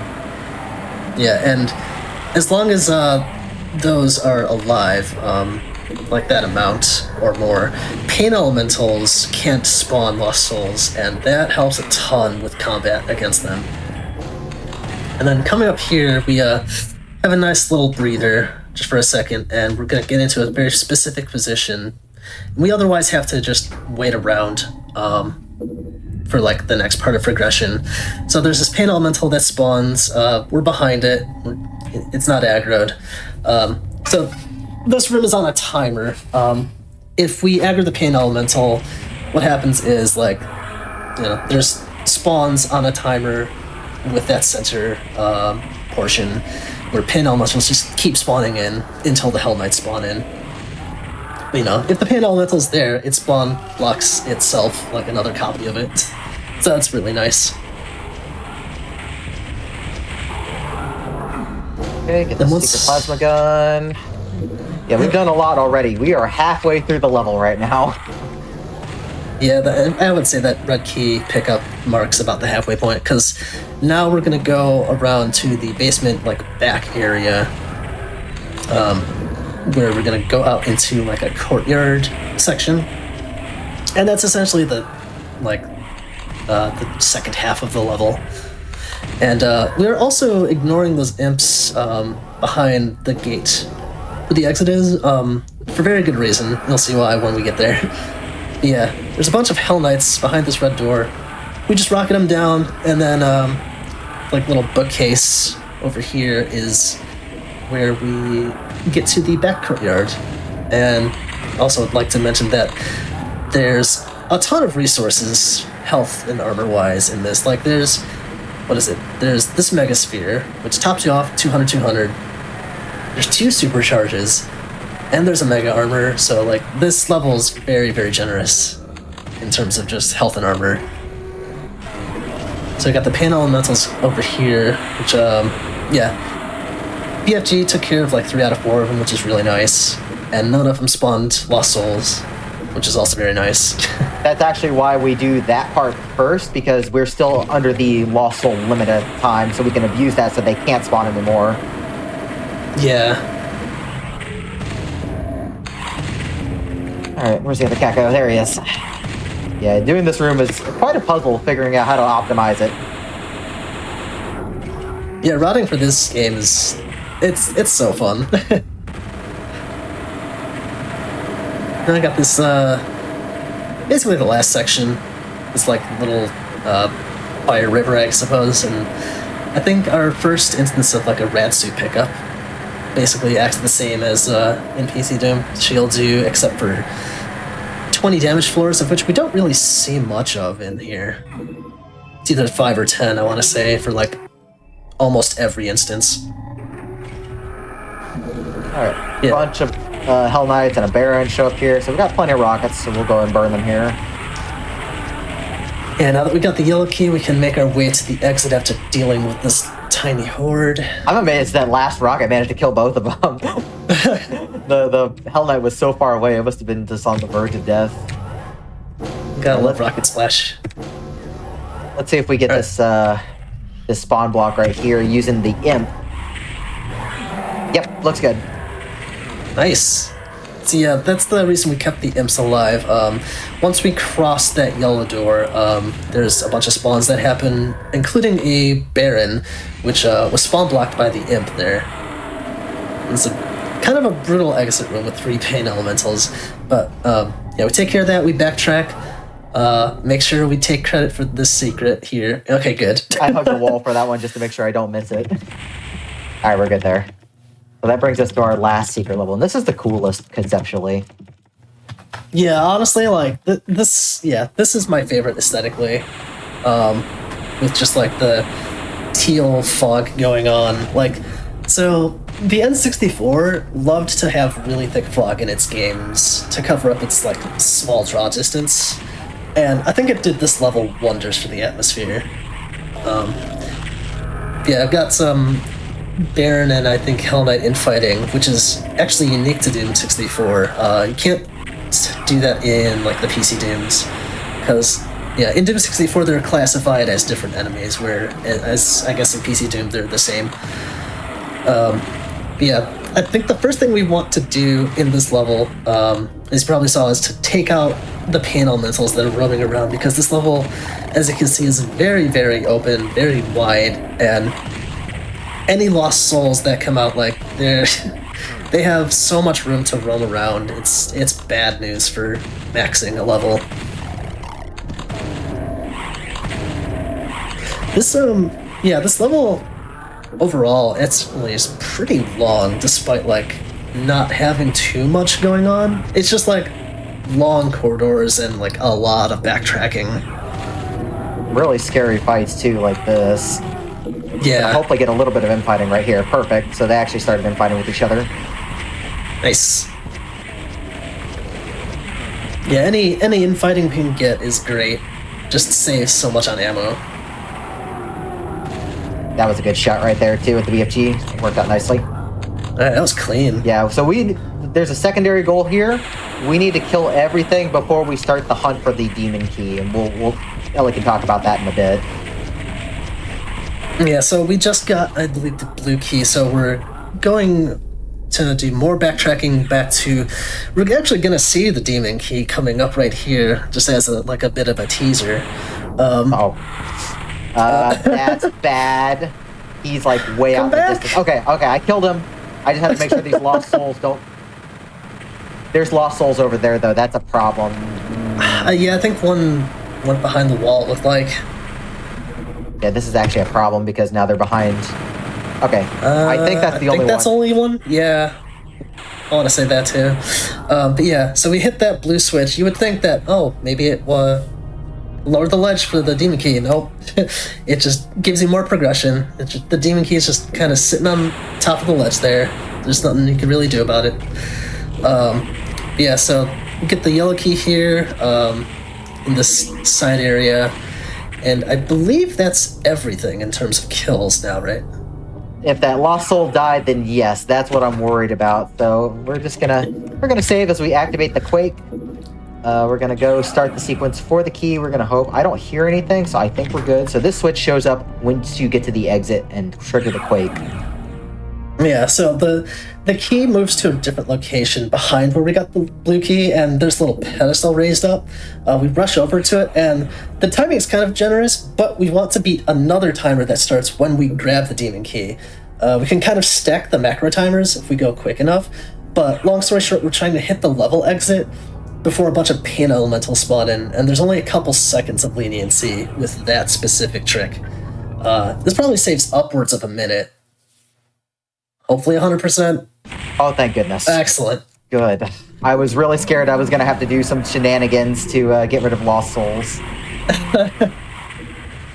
Yeah, that fight that we skipped at the end, it takes forever. Shoutouts also to, I think, Kritine was the one who started implementing that in her runs. Yeah, she found that out, so big shoutouts to her. Yeah, so this is the spiral. This is another level, actually previous to In the Void, with 0 secrets. So we automatically get 100% secret credit, but there's so much going on in this small map. It's very dangerous, actually. It's a bunch of flying enemies. We got Kakos, we got pain elementals, and then we got the ground enemies, Mankybai. There's just so much pressure coming from everywhere. And especially once we grab the red key, there's a bunch more stuff that spawns. I didn't realize that Mancubus was right there and I popped the rocket in my face. That hurt. Yeah, this level has a ton of rockets, so we just want to grab everything on our way out and be as close to topped out as we can be. We're in a pretty good spot with rockets. 89 is pretty good. Yeah, this level has so many rockets, it's great. And yeah, that was the spiral. There we go. Finally, we get a kind of a break of a level. This one's significantly easier than the last few have been.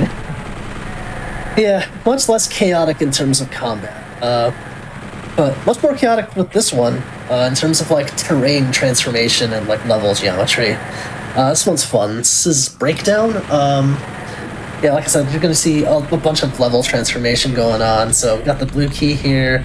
The door opens from the side after we hit the switch. Actually, yeah, we weren't looking at it at the time, but we also have a floating switch in the middle here, which is a kind of neat mapping trick. And then pretty soon we're going to get to the second half after we pick up, I believe, the red key coming up.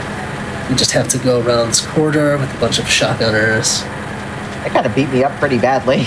That's just the power of hit scanners right there. And imagine if I wasn't wearing armor with 50% protection, I'd be dead. Be very dead. Yeah, the blue armor is putting in some work for sure. Yeah, here's the red key coming up. A nice pinky trap. Gonna try and break away to one corner of the room. See how that goes. Okay, and then yeah, we just book it to the edge and fire rockets from a distance. That helps focus down the pinkies a bunch, and I think a bunch of them are infighting too. Looked like. Yeah, there's a couple of Hell Knights. So this guy does not want to die though, and that guy's just ready to give me a high five. he was set. It's okay. You can come back at the end of the level for the high five. Yep. And hopefully we'll get these two to high five each other for a bit. So come on. There we go. That should work. Oh, don't hit me. That was scary. I almost got smacked.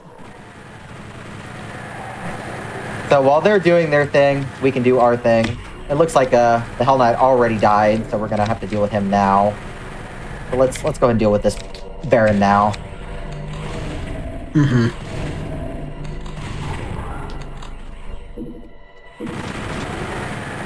And I think, I don't know the specifics, but I know it was mentioned that like this level specifically was supposed to have like a kind of sequence of secrets going on, like in this area, I want to say. Yeah, something like that. There was going to be like a really, really obtuse secret that doesn't actually exist. I think the map data for this game, you can still see like a bunch of tagged walls that don't do anything. Yeah. Where's the That's Baron? just, I guess, one of the things that was cut from the final product. Yeah, we're coming up on the end, kind of. Just gonna get another secret here. Hitting the switch lowers the wall for a BFG secret. There's actually a Mega Sphere coming up that I don't believe we get. No, it's not tagged as a secret, and we can actually just get by with a soul sphere that we need to get for secret credit anyways. So we just grab that one. Yeah. Kind of interesting that it's not labeled as a secret. There's a few instances of like that in this game that you would think would be secrets, but they're not. Yeah, so now that we have the yellow key, we can just make our way. Oh, there's the high five. High five. High five, okay. Yeah, this end level exit is the first of like our drop-down lined up cross exits. We want to be careful to not go too fast because there's a chance we can skip the lined up and just soft lock. Oh, was that not 100%? I did not get 100%, so maybe, yeah. Maybe I hear it was... something. Hold on. I hear it. There it is. I forgot about that Hell Knight. Yep. That's I got to show that off. Yep. In terms of like what can go wrong in Max. What can go wrong? Because I didn't even see that, and I'm like, I'm still missing something. That's bad because I'm scared I might have missed something in the opening area. We wouldn't be able to go back for that. So yeah. Let's do first. The only other place to check is the. Hold on. Did we kill everything in here? Yeah, there's 3 imps dead. Let's go back to the hallway. If not, then I have to do some shenanigans outside. Oh, I hear it. There is just a random zombie man. Wow. Yeah, I was like, oh, this level's going great in my head. And it's like, no, we can fix that. Yeah. So hopefully that's 100%. Okay, we're good now. Yep. Yep. Okay, so this level, level 21, Pitfalls, this also has a big divide in its areas. So we have this big cave area coming up that'll get transformed by a switch. Moves the terrain around a bunch, but we want to focus down these cacos a little bit with the Unmaker, which is now fully powered up, by the way. It just melts everything in its path. Including my cells. Yeah, at the cost of just your ammo. Yes, that's the switch that starts the terrain transformation sequence. Gotta wait around a little bit. So, more multitasking going on. Just getting some kills out of the way as we need to wait. There's like little Baron in the corner here that we just never touch on speed. We just ignore it outright. Well, he touched me, so I think he's getting his revenge there. Yeah. Can I get a high five too? You get a high five. You get a high five. Imagine if Oprah was in the Doom universe. Oh man. Yeah, so this is like this second half of the level, more or less, where there's like all of these winding corridors, these narrow hallways, which are gonna get kind of problematic as we I can't get in the door. This geometry. The geometry just pushed me out. That has happened to me too. It's so annoying. Yeah, there's a bunch of side rooms in this level. A lot to take care of, and it's easy to miss if you don't know how to route it. Yeah, at this point, we're just getting to the end here. Gonna hit a switch soon to open up the blue key area, and we're gonna get a nice invuln after that. Which is good because once we get the blue key, there's gonna be a bunch of barons in the way.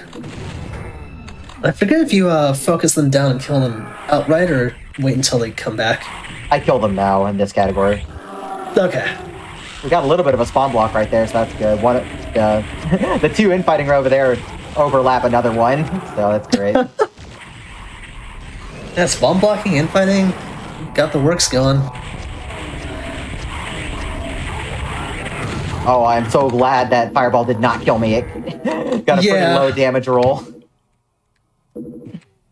Alright, so we have the triple Unmaker here. We want to make this invuln as long as last as possible. So we're just going to shred right through them. Yeah, you can see, these are full health barons, these are fresh spawns, and you can see just how fast they're dying from the 3-key Unmaker. Like, less than a second, is pretty much. It's ridiculous. Alright, now we also want to get more health for later because you're always at the risk of dying in this category. It might not seem like it, but you're always at the risk. So we're topped off pretty good now. I see a question in chat, are there any revenants or archviles? Specifically, no for those enemies, I think just due to cartridge limitations. There's also no spider mastermind either. Oh yeah, also no, what is it? Chain gunner, hit scanner, yeah. And I think that's it, more or less. Yeah, just those 4 were cut. Unless you really count John Romero's head, and I probably would. Let's see. I'm trying to see where I'm at on ammo here, so no more rockets. Should be able to shred the rest of everything with just the Unmaker. I should end this level with about 160 cells, so we're on pretty good shape. Pretty good track here. Alright, is this jump gonna give me a problem? Nope. All good. Nice. Yeah, this is pretty much the end of the level right here. Another drop down. I don't know if there's risk of a soft block, but, you know, going slow. I have, unfortunately. Okay, never mind. It's happened, unfortunately. Alright, so now we got burnt off rings, and I think we're going to see our first instance of the chainsaw, right? Yeah, we will see the chainsaw. So you've seen me use every weapon for up to this point, even the plasma, which I had used by accident in the last level. But we can see a little bit of chainsaw action in there. Yeah, the chainsaw, it's actually another pickup right there, if you haven't gotten that already, funnily enough.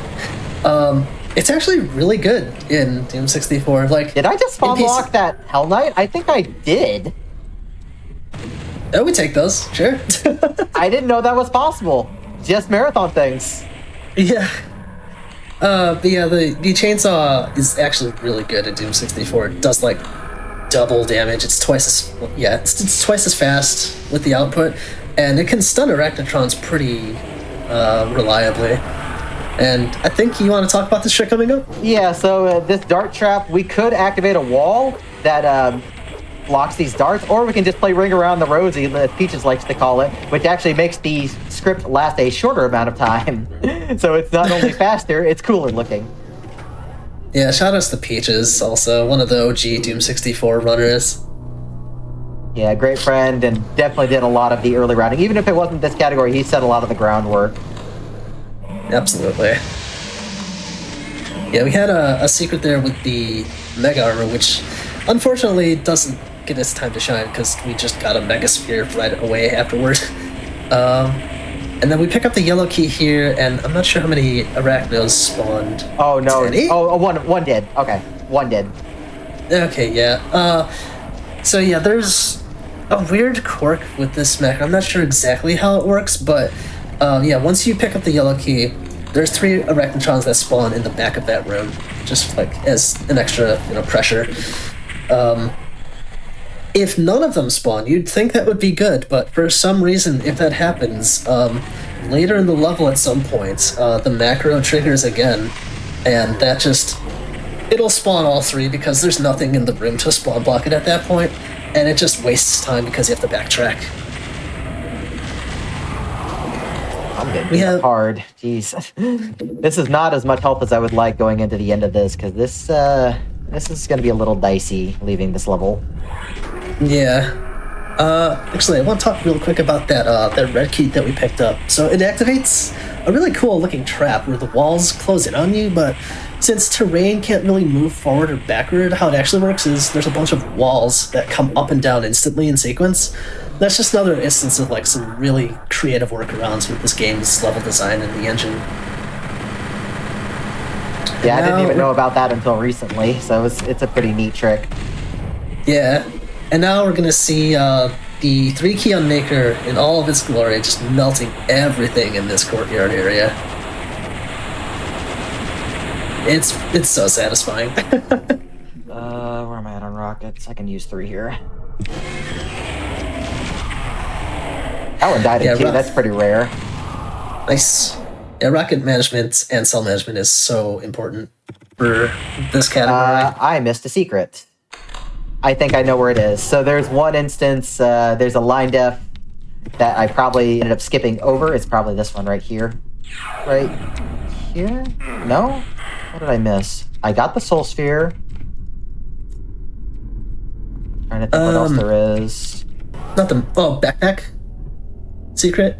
I thought I got the backpack. Let's check it again. Oh no, that's why this guy didn't spawn. I never actually grabbed the backpack. That makes sense. All right, well, there. Shenanigans are over. We're okay again. It's just very easy to miss things like that. Okay, we're good.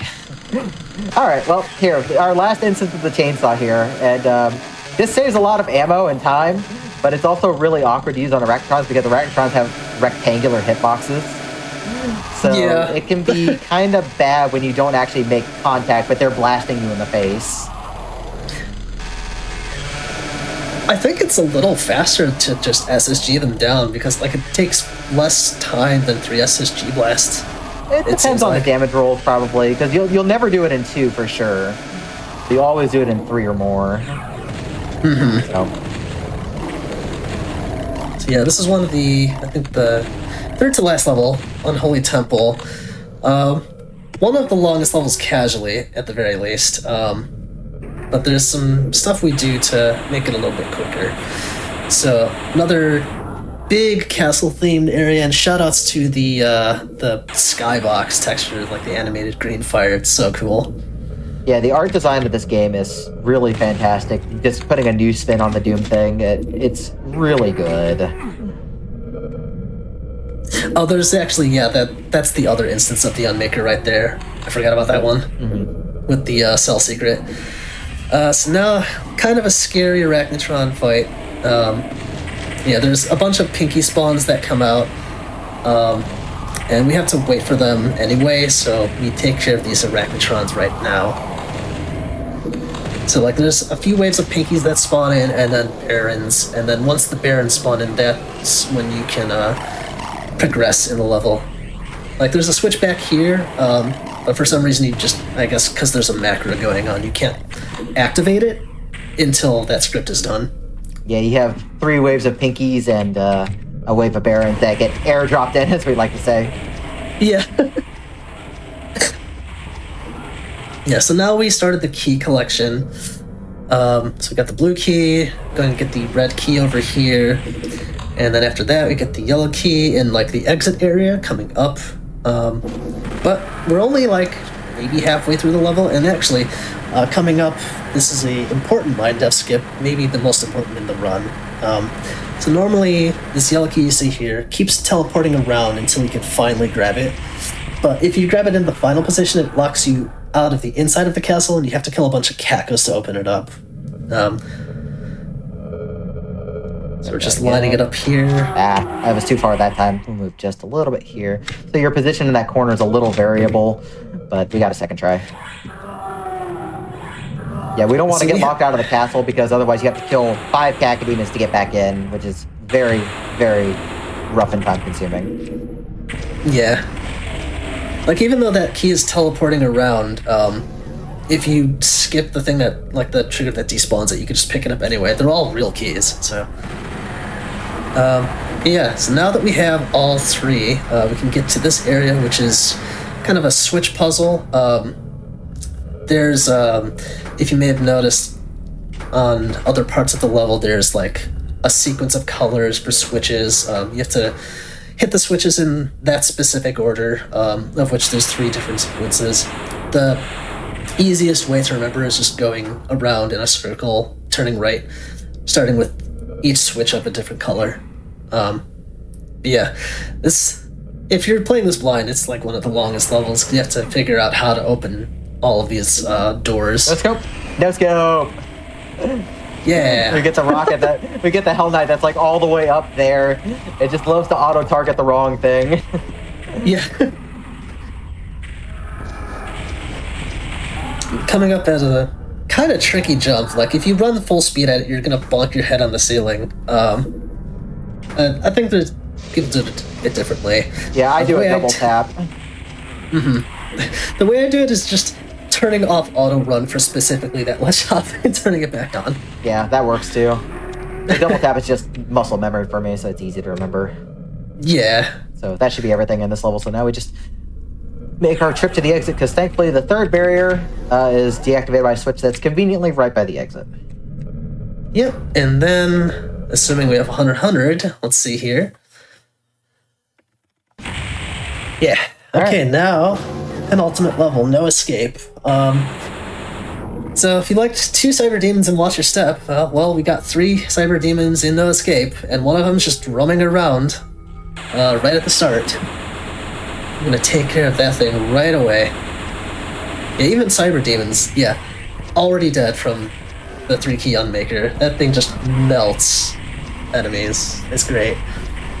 But yeah, for no escape, for Max specifically, there's a big enemy spawn chain that we have to trigger because it involves existing enemies. The Mankivi here that you see on the raising and lowering platforms. Yeah, that was a little scary because I accidentally went up that elevator that I didn't mean to, and I almost rocketed myself in the face. Oh. That was very scary. So interestingly, we actually have to pick up a green armor in this level if you want to explain that. Yeah, so in Doom 64, you can set like not only line defs but specifically items to trigger macros or whatever once you pick them up, and the lost souls that are coming up are locked behind a wall that you can only lower if you specifically pick up the green armor, like right here. I think one time on the way out.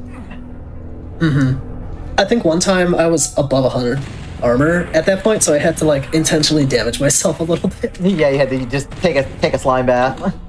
Yeah. Alright, so now we're coming up on the 2 cyber demons, letting them out of their cages. Kinda interesting combat here, because the Unmaker stuns them a bunch and it makes their nice. Yeah, it can make their firing very unpredictable. Alright, that brings us to the last level, and we hope we don't have bad shenanigans that'll happen. Yeah, oh man.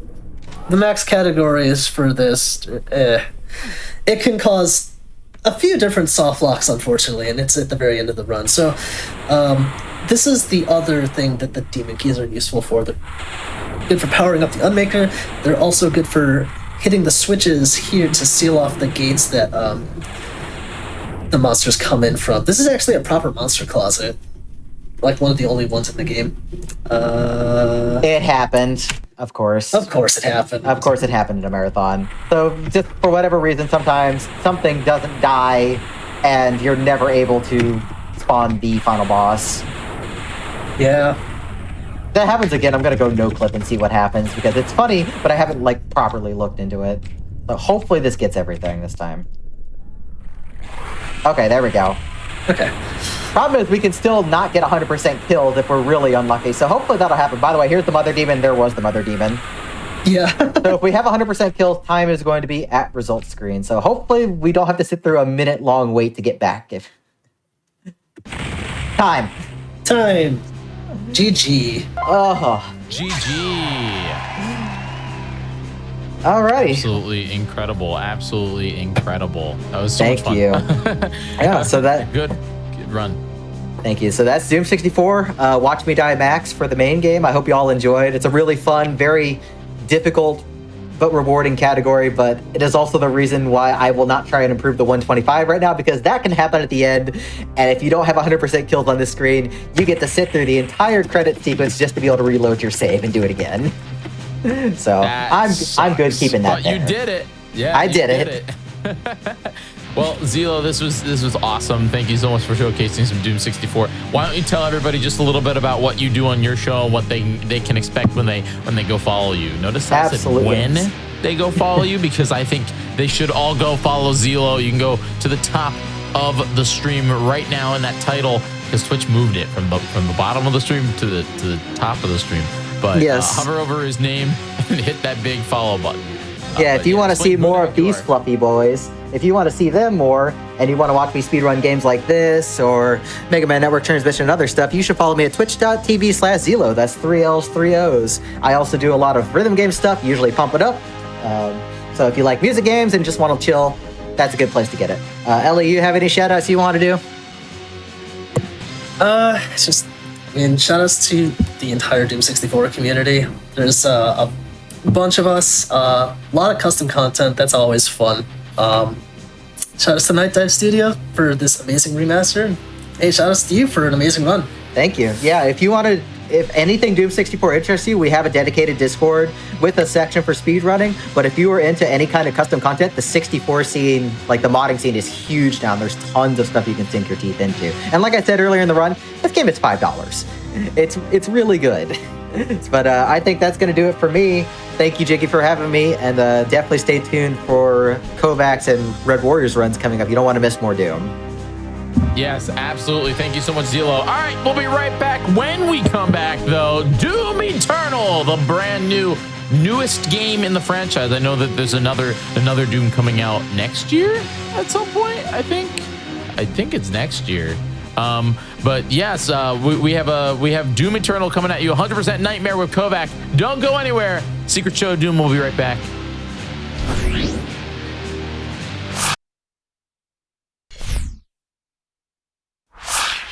Welcome back, everybody, to the GDQ Hotfix.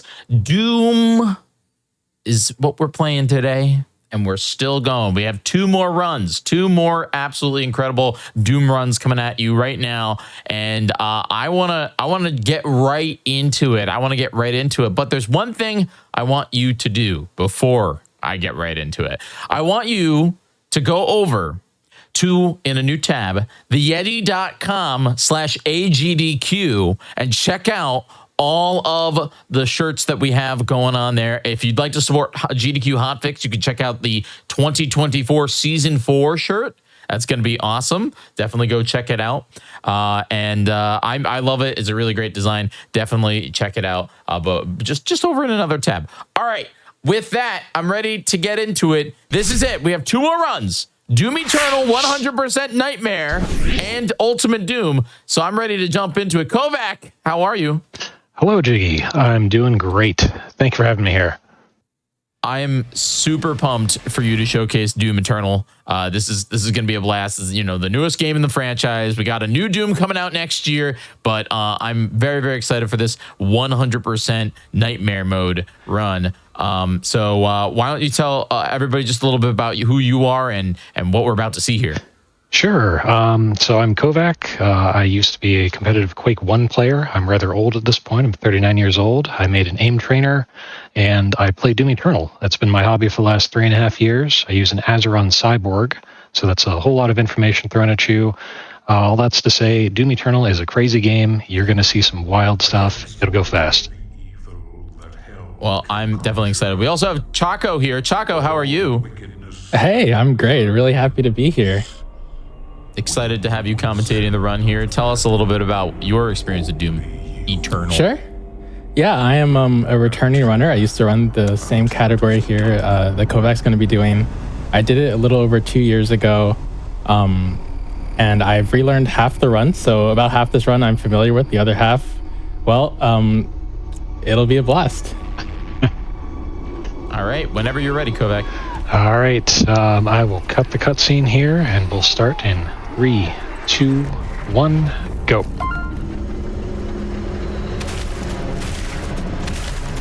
All right, so we start with just the combat shotgun, and it takes a while for us to build our kit up, but despite lacking our kit, there's still a ton of depth in how you control everything in this game. All the little hops, all the little timings of whenever you land and jump are very important, and you can lose a ton of time and die in the first 2 levels very easily. Yep. Certain runners have gone hours or even a full 8-hour stream without leaving the first level in this category. It is that it is that difficult.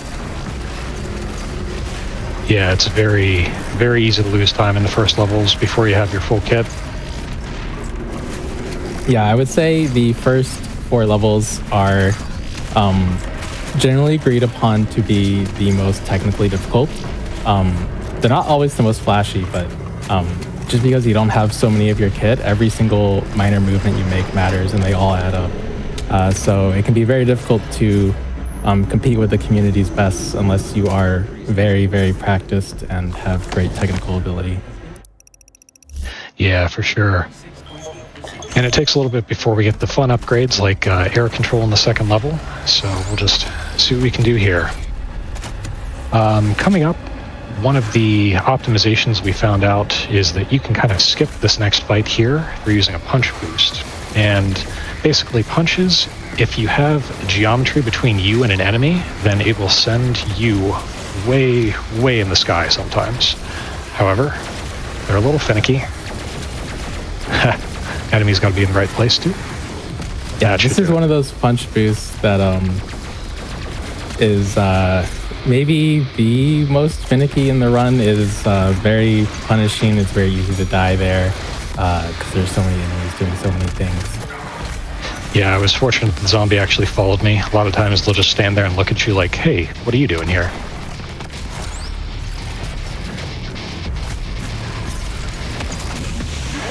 Of course, all of our chainsaws are very deliberately routed, so we'll be getting rid of that arachnotron very easily. Well, we said that, but unfortunately I didn't mean to use the chainsaw. Real quick, I'm going to reload because I accidentally hit chainsaw on the end. Oh no.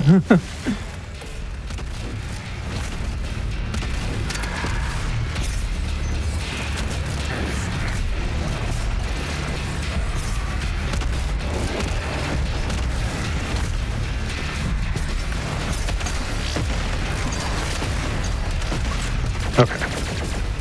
This time, Spider should die a lot easier.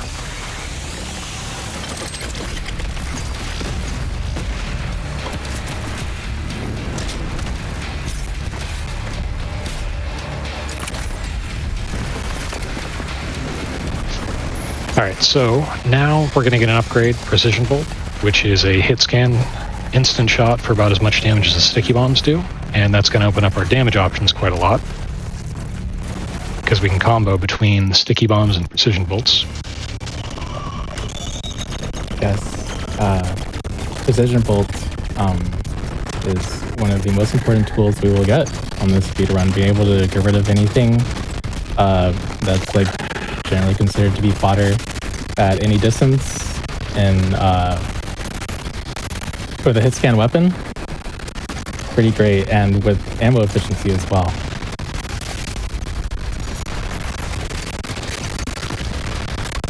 The Precision Bolt also opens up quick swapping. Is the primary tool for almost all quick swap combos, and we'll get a taste of those in a couple levels. Spider body blocked me. I couldn't really get that little warp there.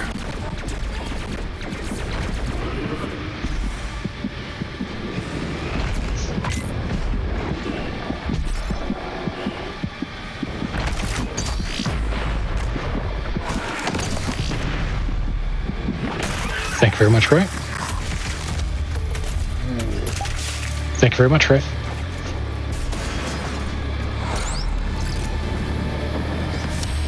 All right, so now we're heading to the last 2 fights of this map, and they're also fairly difficult. Lots of little things that can go wrong, but hopefully we can get through them quickly.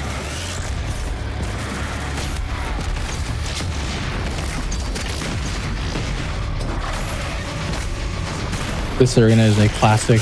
We have a bunch of fodder just jumping around, doing everything they can to escape being within our line of sight.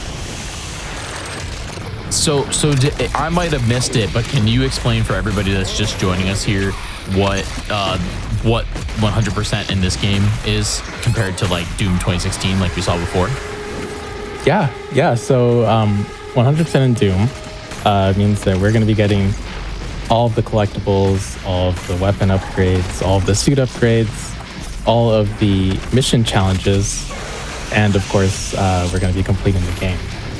We're getting the codexes and all of the secrets. There's a lot of things that we had to pick up. This category is very, very challenging when it comes to memorizing everything you have to do.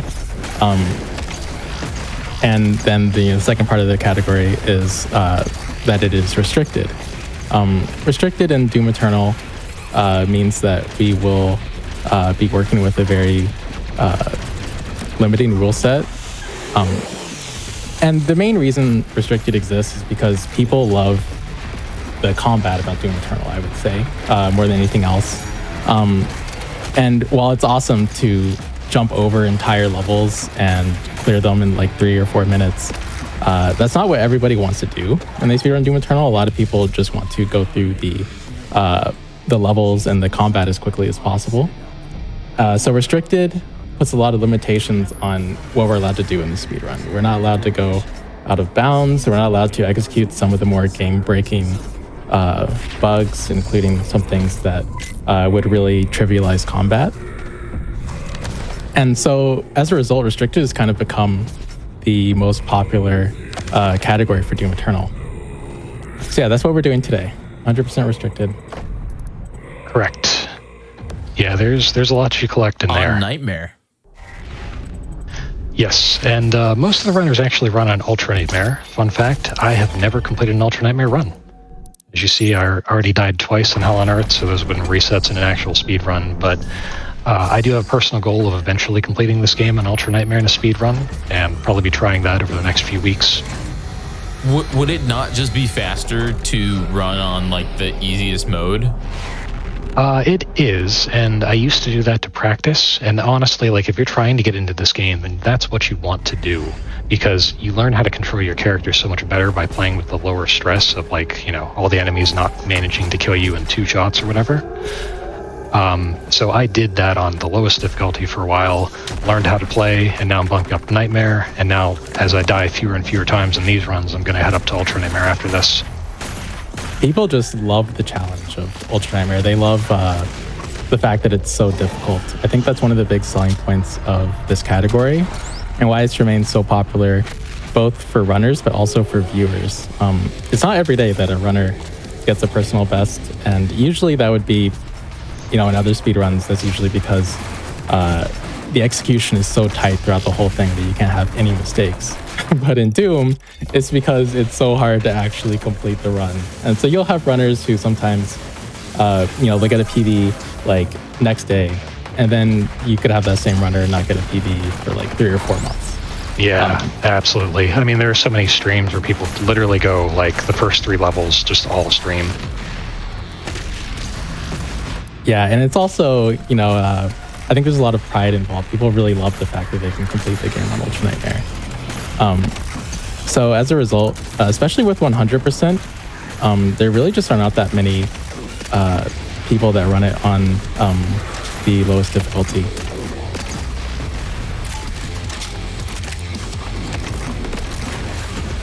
This is a very, very hard arena. This is very impressive. All right, here we're going to get hopefully a really fancy punch boost. There we go. And hey, you made it.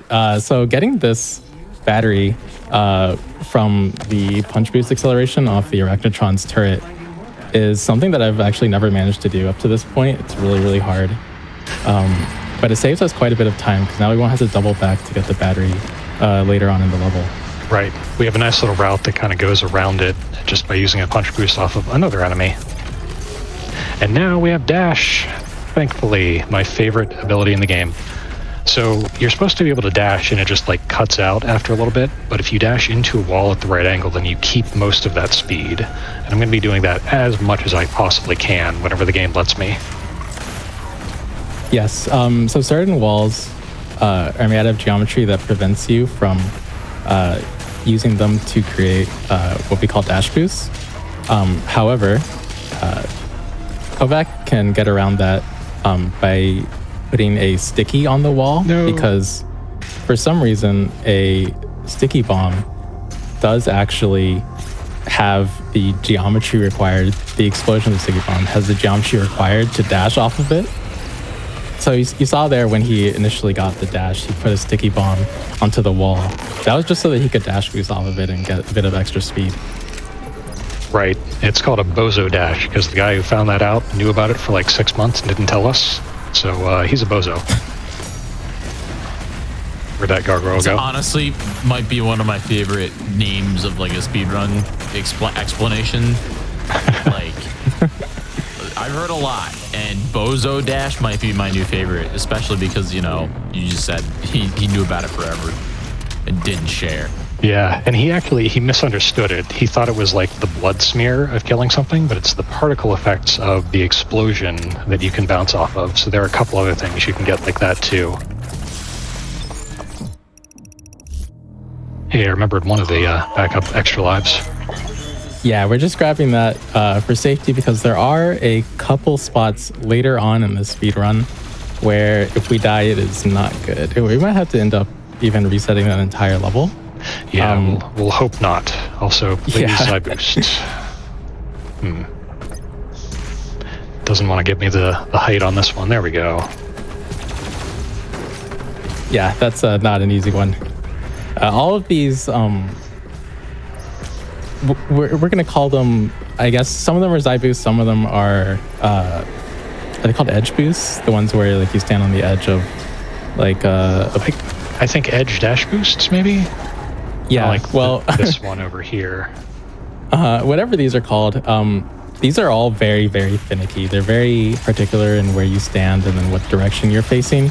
So we won't always get them the first time, but they end up saving just so much time by giving us height, which either enables us to skip like parts of the traversal or enables us to build up speed for bunny hops. And that's something that we haven't actually talked about. In this game, pretty much throughout the entire run, you're going to see Kovac traversing the levels by bouncing instead of by running. And that's because we can gain speed if we time our jump correctly upon landing. And we can maintain that momentum. So usually runners will simply use a scroll wheel and input a bunch of jumps as they land in order to optimize the chances of increasing speed. But some runners just use their spacebar. I don't know how they do it, but I've seen them do it. It's very impressive. Yeah, I definitely use 3 different jump buttons depending on the context of what's going on in the game. A single button for jump is insane to me. Yeah, I mean, I feel like anybody who hears that is going to be like, what does that mean? So in Doom Eternal speedrunning, this is like ancient history at this point for Doom Eternal speedrunning, but when the game was first being started, way back on version 1.0, we learned that if you input a bunch of jump inputs, just like as much as you can, at the very start of jumping off of a ramp, or very, very particular geometries, I forget what this tech is called, but you can essentially just jump absurdly high. I'm talking boost. like we will exit the entirety of the level's geometry. And we can use that to simply skip entire levels. That's technology that is not allowed and restricted. But the issue with that tech was that if you had a free scroll mouse wheel, like from Logitech on the G502, then you could do that quite a lot better than people who had the standard mouse wheel that requires like a bit of force on every single scroll. And the way the community decided to resolve this has been contentious, but at this point it's well established, and yeah, I don't think anybody really has a problem with it anymore. The community created a macro bind that enables a bunch of inputs for the scroll wheel. I think it's 100 every second. Correct. And so that provides consistent jump height on those skips. And it can also be used for B-hopping and some other technology that we'll be using throughout the run. So Kovac has macro bound to jump, I think. Yes. Is that right? That's or correct. jump, space bar, sorry. Oh, yeah. Kind yeah. of. I mean, I don't have a space bar, but yeah. Where space bar would be. Yes. If I was on a keyboard, I would have space bar bound to macro, is what we're saying. Yeah, and you also have it bound to B for singular inputs. Is that right? Yeah, something like that. And then we also have it bound to scroll wheel down just for standard bunny hops. And the reason why we have single input jumps is because some skips require the use of singular inputs and get broken if we try to use the scroll wheel. We just saw a lot of fancy movement that we didn't really talk about, just because we were explaining the history of jumping in Doom Eternal. But yeah, needless to say, Kovac is very good at this game. Right now he's looking for the Revenant. Yeah, I gave up on the Revenant and I have a spider to kill. I think I just need to chainsaw something for ammo too. If we can find that Revenant, we should be good. Alright, he's dead. Well, that's not good.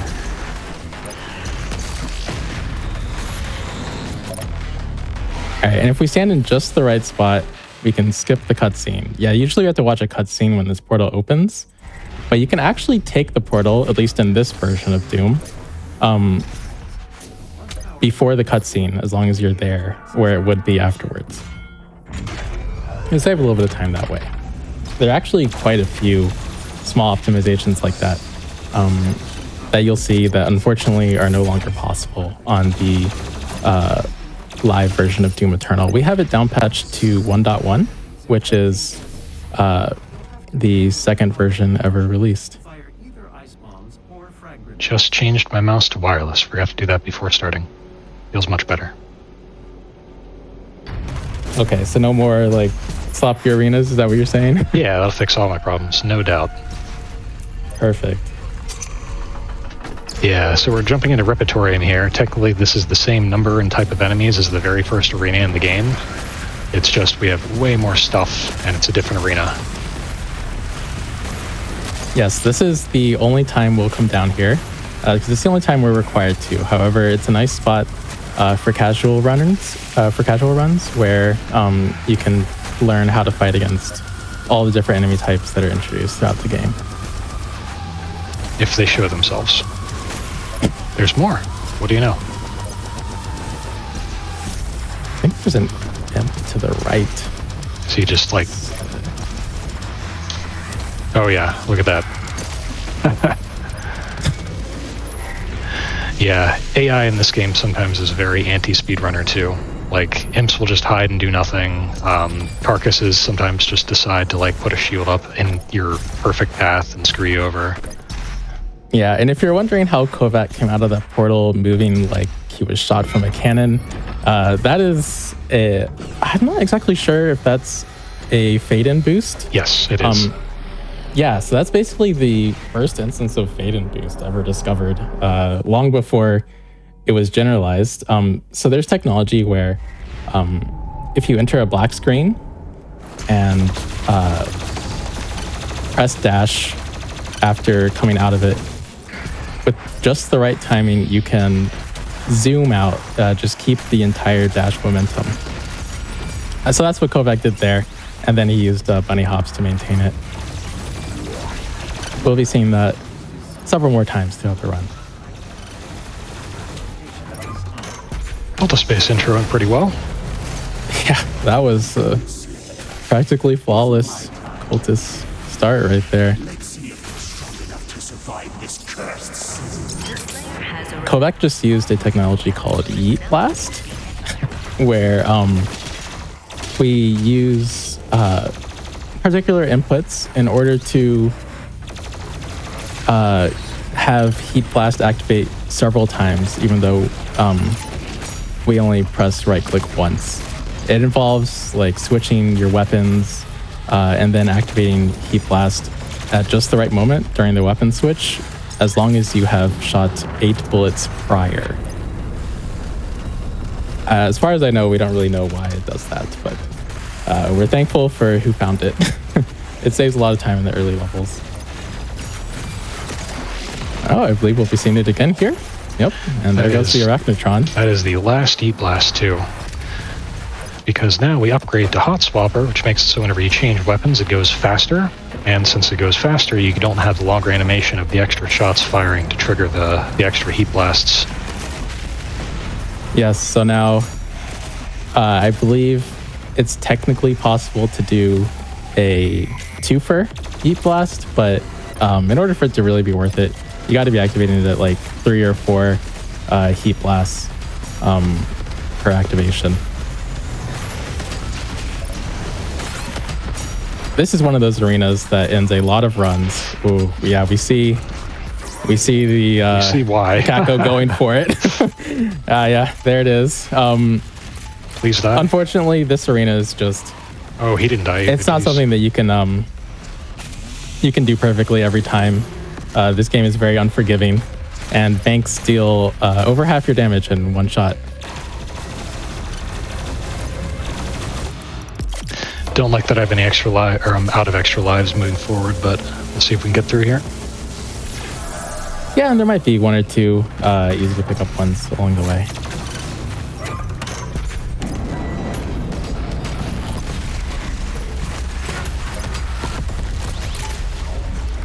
Here we have, I believe, the snake introduction. So snakes, they are a little spooky. If they get up close, they can stun lock you. And far away, they have these wave attacks that travel along the ground that can also stun lock you. And for some reason, they can go into the air.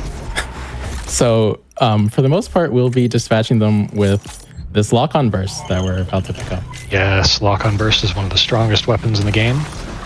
So 3rd level, our kit is getting a lot more powerful, and we're going to be able to deal with these demons very quickly if we can get things right. This is such a fun arena to play. Yeah, this arena requires, I would say, nothing short of perfection and execution in order to get it done as it's supposed to, as we hope it would. Everything is going to be timed perfectly. First the Revenant, then the Arachnotron, then the Snake, then the Hell Knight. And we can't let any of these guys escape their spawn points, pretty much. Oh, unfortunately, that blast didn't quite catch the soldiers, but the Revenant's still there. Perfect. And now we're going to finish off the last bit of enemies. Got the fade out, or the cut speed too. If you dash right before a cutscene starts, then you keep your speed.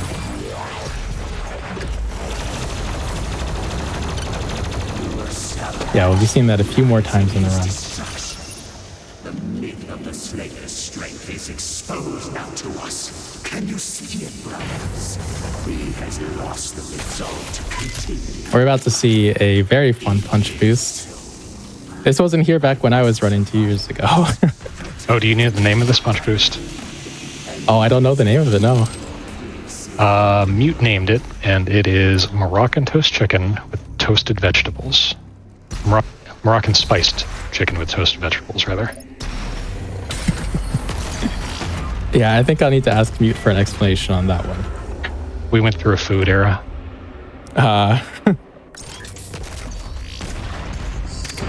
Okay, here we have one of the hardest fights in the speedrun.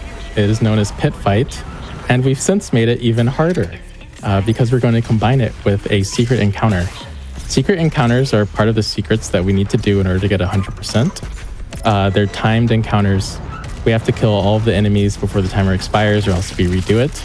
However, if we fail this, yeah, there's no redoing it. So we have to kill everything here and make sure there are no mistakes.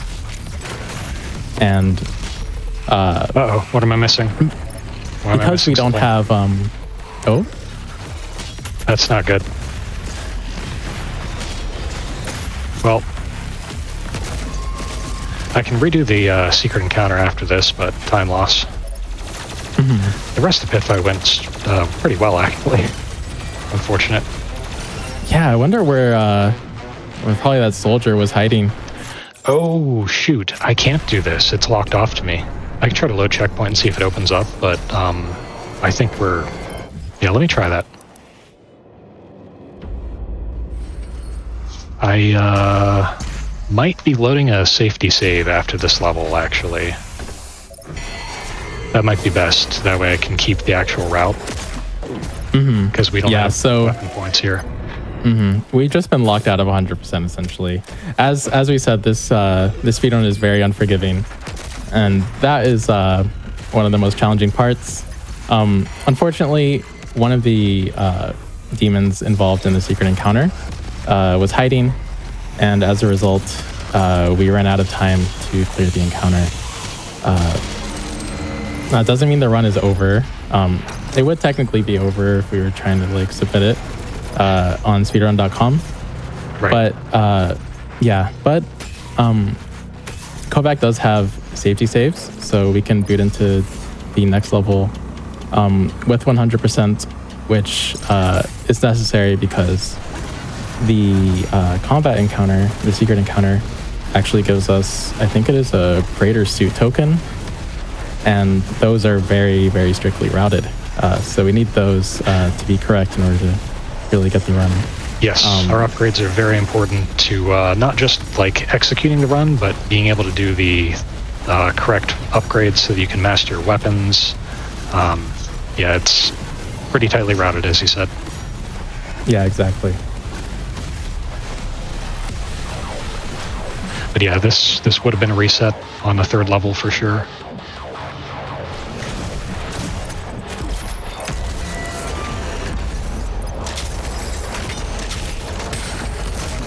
That's why it's called a showcase, you know? We're showcasing the run. We're not getting world record.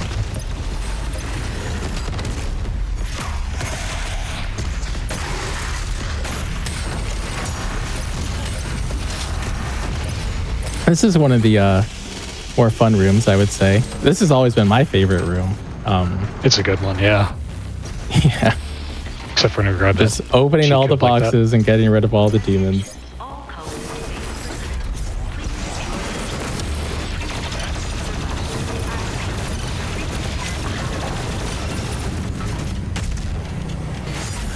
All right, fun movement here. Those little ramp hops are not quite frame perfect, but very particular. And then this one, sometimes I can keep the speed over like that. I think going like counterclockwise helps for some reason. Nice. I didn't even know about that. I've just always done a double dash. Yeah, sometimes you get it, but it's not reliable. And here's our second secret encounter of the level. Every level, I think outside of the final level, we'll have 2 from this point on. I guess Sentinel Prime wouldn't too, but otherwise, yeah. Yes. Yes, there's one level that is just a boss fight.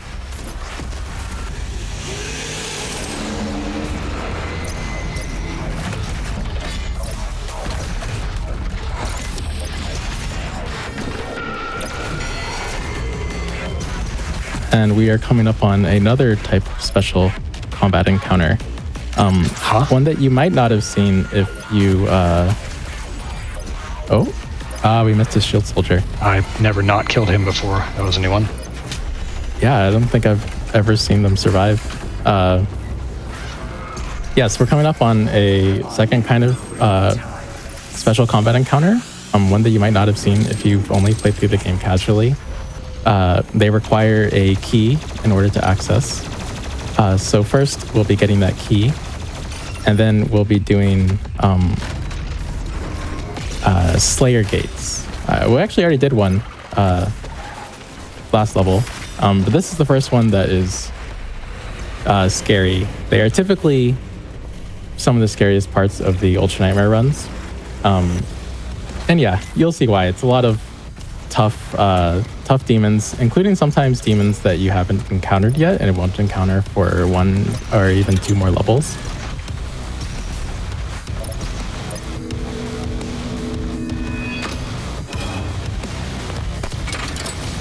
Let's see what Kovac can cook up for us. Yeah, this is a hard one. Gotta slob that Mank as soon as I can.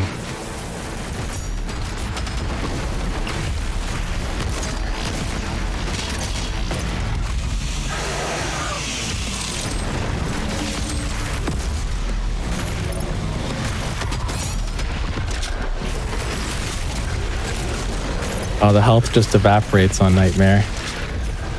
Yeah, it does. So he's gonna be trying to get the purple guys, the prowlers, while he's killing these arachnotrons,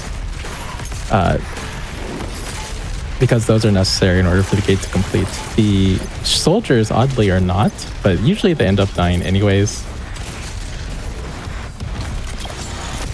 Oh, one of the imps was hiding, and there we go. We've grabbed fuel, which we'll need later on for chainsawing one of the larger enemies. And we've upgraded the meat hook. Yeah. Correction, we would have upgraded the meat hook, but since we lost that secret encounter, we can't.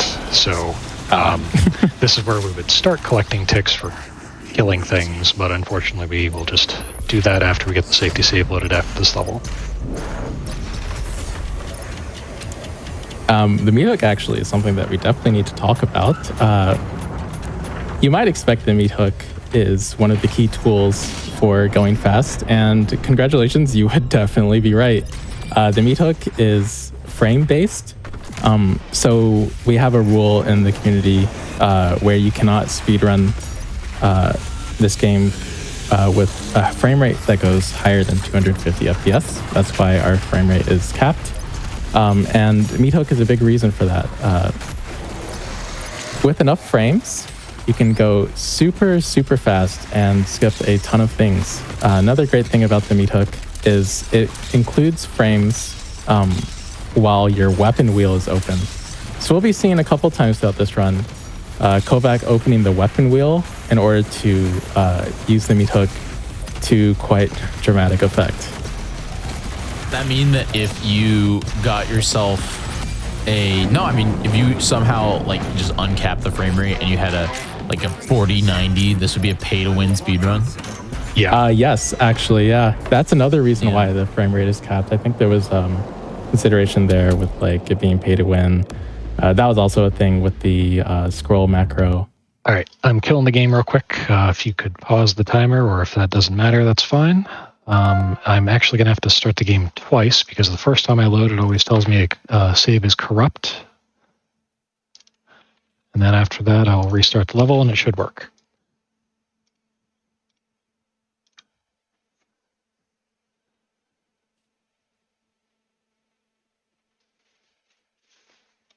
I believe in the game. Type 1 if you believe in the game. All right, trying one more paste. Coming up is probably the most technically challenging level in the entire speedrun. It is really short, but everything that you're going to see Kovac execute here is very difficult and requires a considerable amount of time to be able to execute. I would say... Uh-oh. Do we have an issue here? Game crashed. Trying once more. Okay. Made it in. Yeah, okay, we're good. All right. Okay. On to Doom Hunter Base. So one of the greatest things about speedrunning this game for me is it's just a collection of very difficult to execute speed tech, and Doom Hunter Base is that level where you have to practice every little thing you do for at least like 10 to 15 minutes. But usually, you're practicing it for hours upon hours of what we call IL runs, individual levels, where we just go through Doom Hunter Base over and over and over again for days until we can do it with like some semblance of consistency. And Kovac is one of the people who is the most dedicated to learning all the tech and practicing it and then just performing it flawlessly. I'm inspired by a lot of different people, but that said, I don't have the hour count that a lot of the top runners do. Like, I'm at about 1,400 hours, and the top runners are around 4,000 to 5,000. But yeah, I mean, it's just, there's so much that you can do in this game, and I can't wait to see what this game looks like in a couple of years.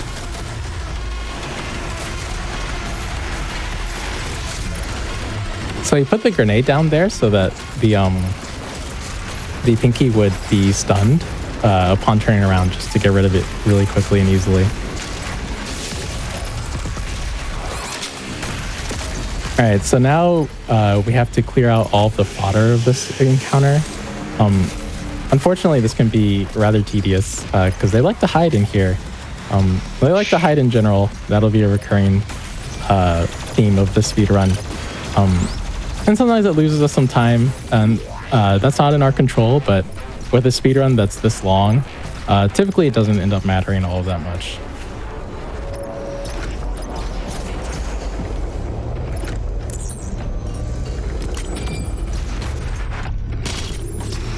Here's a fun little cut speed.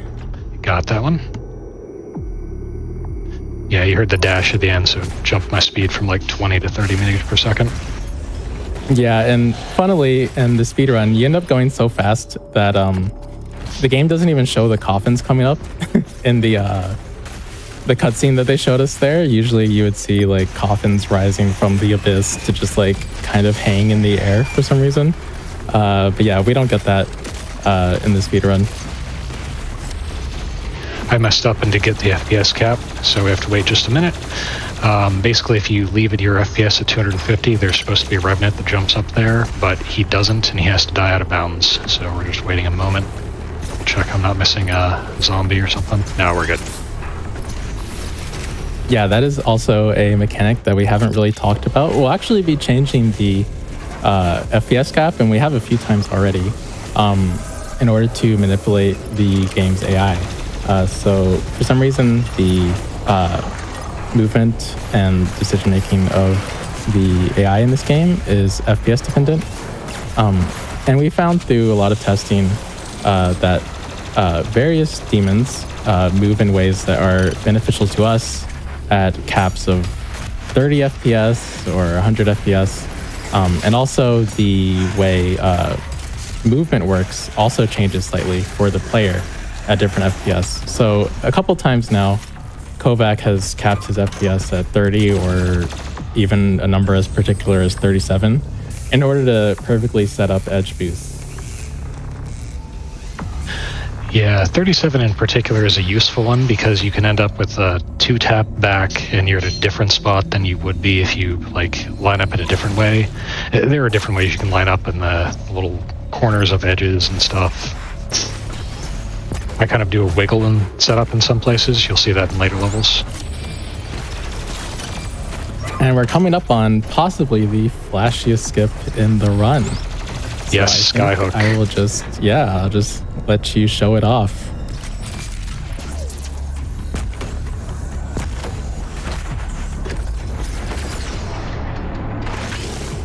Zoom.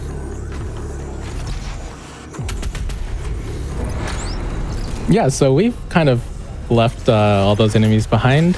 But of course, this is 100%, so we'll be seeing them again soon. Yep, we're on our way back now. Just had to collect something over there. And hit a trigger so that we can hit the boss next time. We do this just a little bit out of order, and supposedly it only saves like 7 seconds, but I've never even tried to run it the other way, so I couldn't tell you for sure. Yes, it might even be less than that now, just because I know we have so many different movement mechanics than when we made that testing. I don't know, like 3 years ago. Yeah, I feel the same way. We should re-explore that, honestly. I think we haven't because nobody wants to see the run not have Skyhook anymore. You know, that's very valid. Skyhook is awesome. Okay, so importantly, we have Blood Punch up. If Kovac didn't have Blood Punch, then he would have glory killed the soldiers back there for it. Yeah, we're gonna need it in order to make the Doom Hunter boss a glorified NPC that just stands around not doing anything while we deplete it of all of its health resources.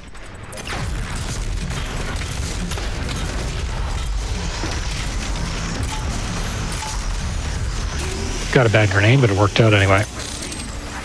So what Kovac's doing there is chaining a bunch of staggers. Staggering is a key mechanic of Doom Eternal that they don't really explain to the player. But, you know, we figured it out. It's been so long now. Where enemies will not be able to move if they hit either a damage threshold or they're hit by certain attacks. And the Doom Hunter, thankfully, gets staggered from Blood Punch, from Frag Grenade, from Heat Blast, and from Damage Threshold.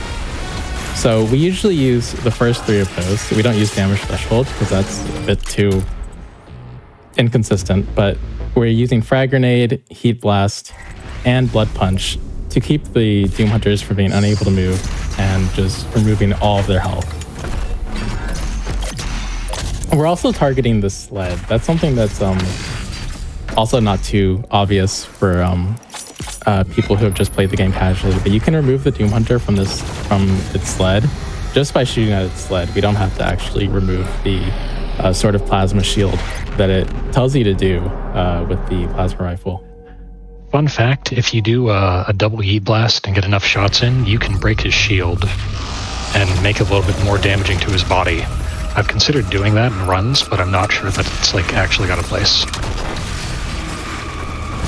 And here we have one of my favorite levels. We're on Super Gornest. This in particular is possibly my favorite encounter of the speedrun when it comes to combat. It's a very, very tight encounter, this first fight in Super Gornest.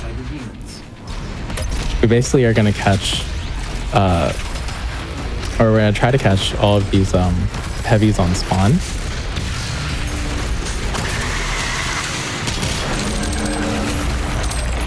Oh, this is looking pretty good. And sneak up here, grab the secret.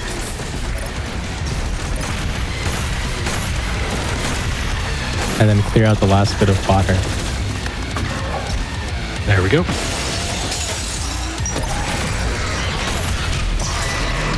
So we have to get 3 different glory kills on pinkies in this one, and we finally figured out some pretty good combos for very quickly staggering them like that.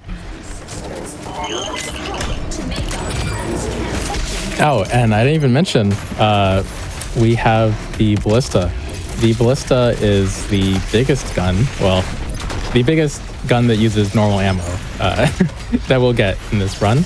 And it's so big that it causes the Doomslayer to scoot backwards a bit when he shoots it. And I mean, we know how tough he is. So what happens if he's in the air when he shoots? Well, he gets thrown backwards, meters in fact. And with bunny hops, we can actually maintain that speed. So we call that ballista boosting, and you're going to see that used liberally throughout the rest of the run. Oh yes, we route everything based on ballista ammo at this point. Yes, definitely the ballista and the meat hook are the 2 most important weapons when it comes to going fast. And maybe the precision bolt as well, just for killing things quickly.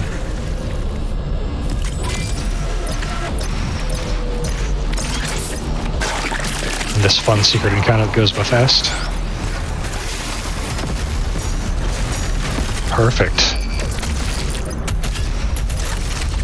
Wow. So Kovac just used a weapon tech called SLOB. It stands for Siler Lock On Burst, Siler being the person who discovered it. Where if you PB and then swap to the rocket launcher quickly, and you fire a rocket upon switching, you can actually begin the lock-on process as you're firing the first rocket. And that means that we can kill things like Mancubi really, really quickly. In fact, I think that might be the fastest way to kill them outside of super weapons. And it's what you'll be seeing very frequently throughout the run used on them. I refer to that move as the Hadoken, because you kind of have to perform it like with a very particular timing, and you have to have your crosshair lined up and hit an enemy at the right time of pressing a certain button. Like, it's a neat mechanic to pick up. Nice, and now we have all 3 pinkies. That's big. There's quite a number of backup pinkies, but they all lose a little bit of time. So now we don't have to worry about that. Another thing that we're progressing towards 100% right now is the Precision Bolts Mastery. That requires 50 headshots. 75. Oh, 75, yes. Sorry, 50 is for the meat hook. We have to kill 50 demons while either while being hooked on them or shortly after detaching the meat hook from them. And we've already made really good progress on that. We're going to clean that up, no worries. The Precision Bolts Mastery, where we shoot and kill 75 demons with headshots, is quite a bit more tightly routed. But we've spent a lot of time determining where we can get pretty much every free kill we can find with the Precision Bolt in order to get that ticking. Yeah, and for context, the headshot kills, if you don't finish 75 by the end, that is one of the things of 100% we're supposed to do. And we have had multiple world record holders like get to the point of almost beating the record and then not have enough headshot kills. Yes, there are... Yeah, go ahead. I was just saying, I would think that then you would just constantly want to be going for headshots no matter what, right? Is there? Yeah, but then it's slow, right? Yeah, if you miss, there's some punishment for missing. Part of it is that ammo is tightly routed as well. We are very, very particular about where we chainsaw. And if we had to put in extra chainsaws because we missed like a couple headshots or something, then that's not great. But yeah, I think people in general will aim for headshots when they can. But there's only so many instances where we even have the opportunity. 75 ends up being quite a bit. Yeah, because headshot kills just aren't the best way to kill a lot of things once you get into the heavier demons too. Like you can after you've weakened them, but it's the Precision Bolt and it's the second weapon you get, you know? Yes, you will not pretty much see any headshot kills on any heavies. On the fodder demons, which are all these little guys that you can chainsaw for 1 pip, they're where we use the Precision Bolt the most when it comes to actually like finishing them off rather than just as a combo piece.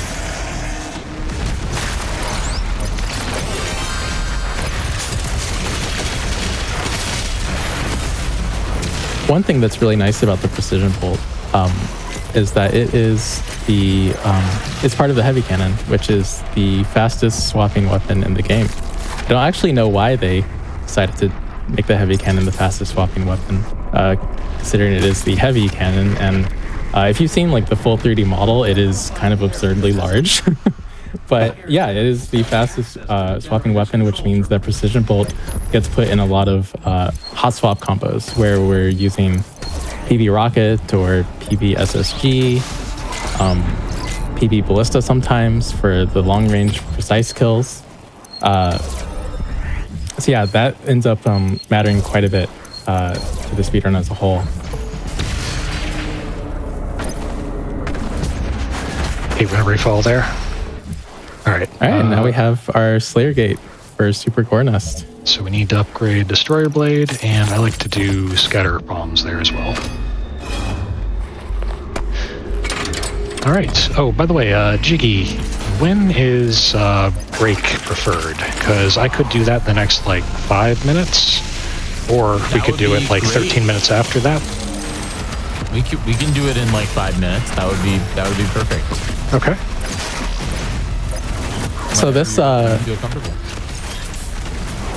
this Slayer gate is challenging because we end up having to be very, very, very quick at the end. Otherwise, we lose a lot of time. Slayer gates end when there are no enemies remaining. However, it doesn't mean that there are no enemies that can spawn in later. It just means that there are no enemies currently alive. So if we kill enemies very, very, very fast, then we can actually clear out the gate early. Unfortunately, we had like some weird spawns here, so we're not going to see that. But this gate and the Exultia Slayer gate in particular can end early if you happen to catch a lot of demons on spawn.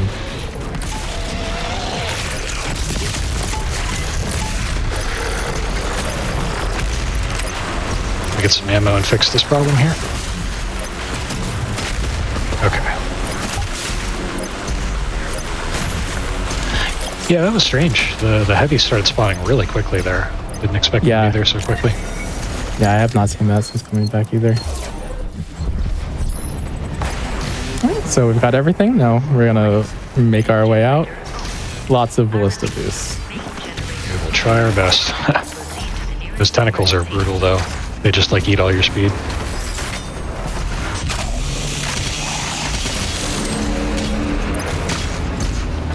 We are chainsawing there because we need more ballista boosts right after this level, and our ammo does not refresh.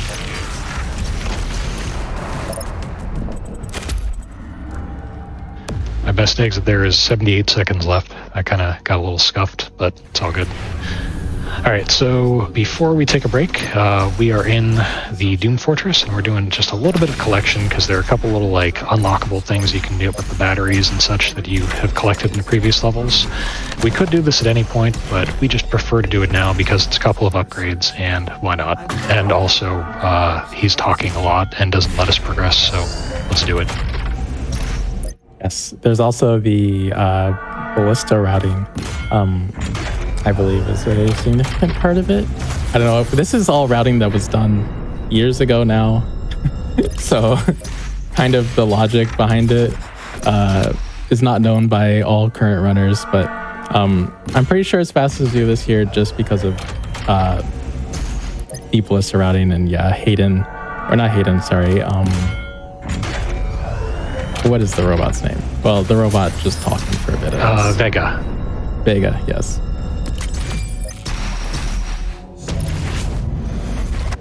All right, so fade-in boost, little hopefully good movement here. Yep, that is that? No, not quite. Yeah, that's tough. The death planes are of course invisible, and they are everywhere. The ability to kind of maneuver around them in order to get to that secret early takes a lot of practice, and especially if you're chaining into it from a ballista boost from far away. All right, well, we're going to go through this gate, and then that'll be a good break point for a couple minutes. So, have at it, Jiggy. All right. Okay, we are going to take a quick break, but when we come back, we're going to have the rest of this Doom Eternal 100% Nightmare Mode. So stick around, and in fact, do me a favor. I want you to go over to gamesdonequick.com/hotfix and check out our Season 4 schedule. There's all kinds of different stuff that we got going on each week. So definitely check it out and do that during the break. All right, don't go anywhere. We'll be right back.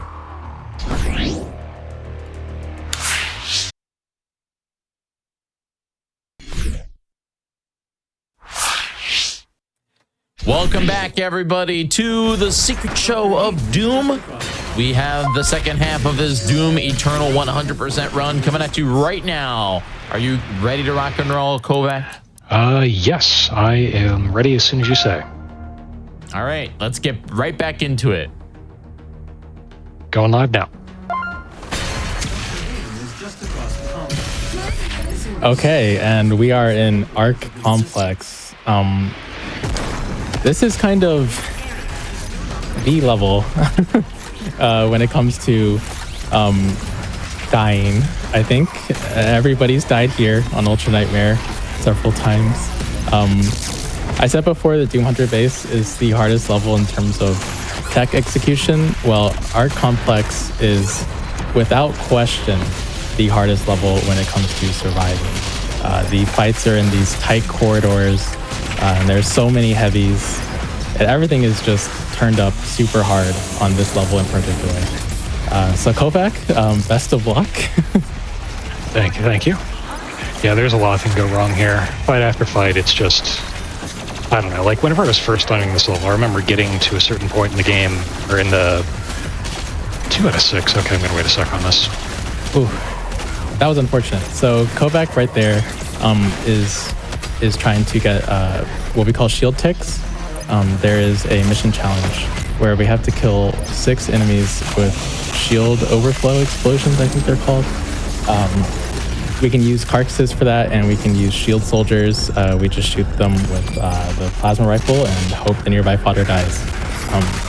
So thankfully, we're able to wait a little bit longer and get a couple more ticks. Exiting here with 5 is pretty good.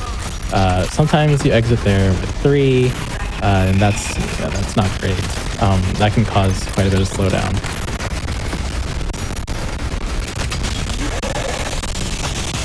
So after this very practiced arena, we're going to get another flashy skip.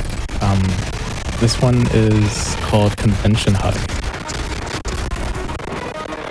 Yeah, and we do this one a very particular way. Let me kill these guys who are shooting at me, because otherwise this is quite annoying. Okay, now it's a little safer. Made it. Nice. Yeah, so this is the strategy that is used in any percent restricted in order to get to the end of the level immediately. But of course, we're doing 100%. So why are we doing this? Well, it turns out it's easier to just fast travel to every part of the level where we fight people and pick up secrets and stuff, instead of going through it through the normal linear trajectory. Right. So now that have fast travel unlocked, I'm going to go back and start collecting the things I've missed. And doing it out of order kind of makes it a little bit easier, but it's still the hardest level in the game. Yes, and another important thing about doing it this way, at least for us on Nightmare, usually wouldn't matter because people play the game on Ultra Nightmare. But on Nightmare, this matters. If Kovac dies, correct me if I'm wrong, but I believe you'll be soft locked and unable to progress. It depends on where I die. In this one, if I die here, no big deal. But if I die like around Marine Aeronautics, that fight, then we have a problem. Yes, so this is a little scary. I don't know if you have like any strategies with like backup saves, or if we just be restarting the level. But yeah, we're gonna be very careful not to die on our complex, because we're breaking the game essentially. We're doing everything out of order, and the game is not forgiving to us because of that.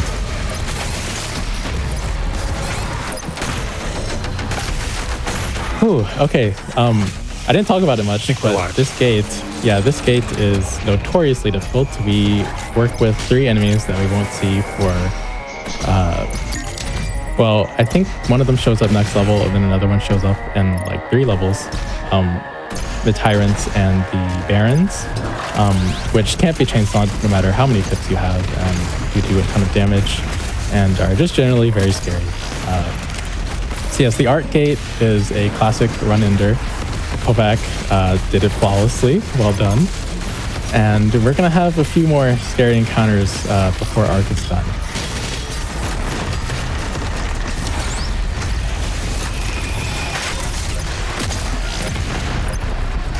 Okay, sometimes I try to go for extra ticks on that guy, but I didn't really want to spend any more time in that room. It's scary. Yeah, that room is pretty dangerous. The carcasses, like the snakes, they can stun lock you really easily. And then it doesn't really matter how much health you have, it all goes away in less than a second.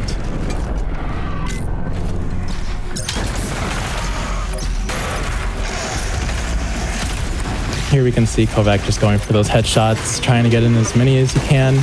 Unfortunately, we weren't able to get him there, but we're going to keep trying, and hopefully we won't have to waste too much time farming them at the end. We're at 23. Yeah, I'm actually not sure what my pace is like usually, so I couldn't tell you if that's good or bad, but we'll see at the end.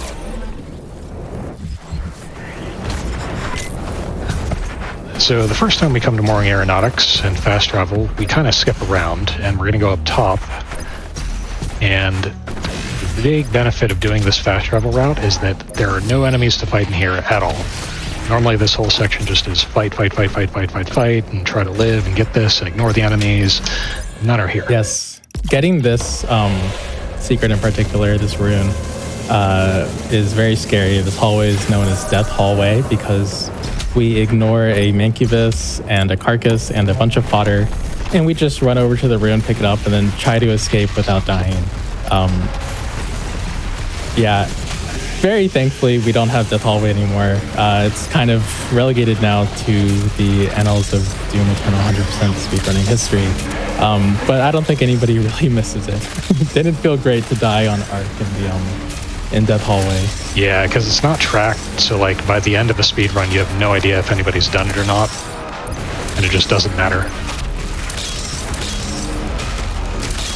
All right, Mario's is going well. I've already chainsawed, so I don't really need to spend any more time here than just killing a little bit of fodder, because these guys don't despawn, and importantly, let me kill him so he doesn't hurt me.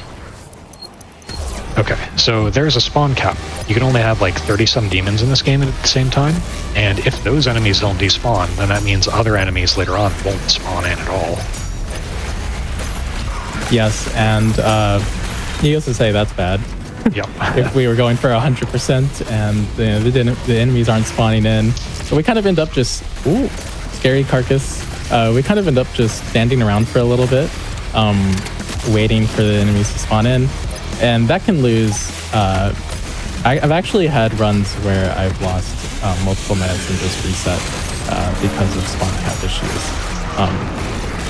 So yes, clearing out extra demons, taking 2-3 seconds to do that definitely pays off in the long run. Here we're gonna get more Destroyer Blade ticks. These are actually free. We haven't talked about Destroyer Blade Mastery. It's killing 5 demons with a single Destroyer Blade 15 times. Destroyer Blade is fantastic at killing multiple enemies. So even though it takes a long time to charge, well, that was spooky. Even though it takes a long time to charge, it turns out that you can charge it while bunny hopping. So when we're coming around a corner, we can start charging Destroyer Blade, and then we can kill a bunch of enemies at once. And that is just super valuable for us. And the 15 ticks in order to master Destroyer Blade come at no time cost whatsoever. Yeah, it's just a truly, truly powerful weapon. Why is he still hitting me? Oh, That was strange. We're good.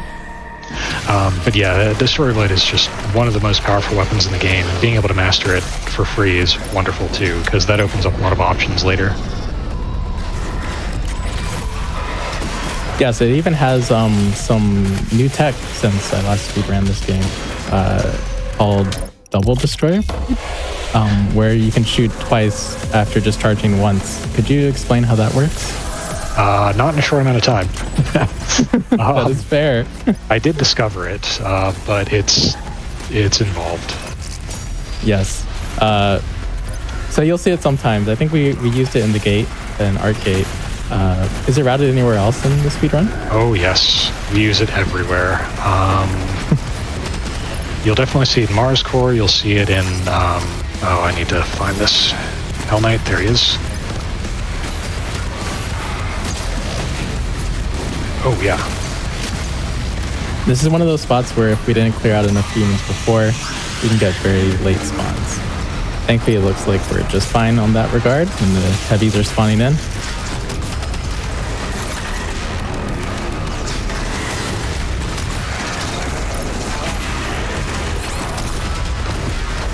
Block on first makes very quick work of those otherwise very pesky snakes. And the greatest thing about Overdrive here isn't even the fact that it lets us move and shoot really fast. It's the fact that it gives us infinite ammo. So we can just use rockets to clear out everything. Their splash is, of course, super valuable for getting rid of enemies quickly. And it saves us probably at least one chainsaw. There's another use of the scroll wheel macro. We can use it to input 100 jumps per second, which gets us up and actually out of the purple goo. And then we can kind of bounce along the purple goo if we just hold the macro. It's a very odd interaction. Yeah, it is a strange one. That's definitely not intended. All right, well, Arc is cleaning up. I'm happy to say that I'm past the hardest parts, but that's no guarantee that I won't die.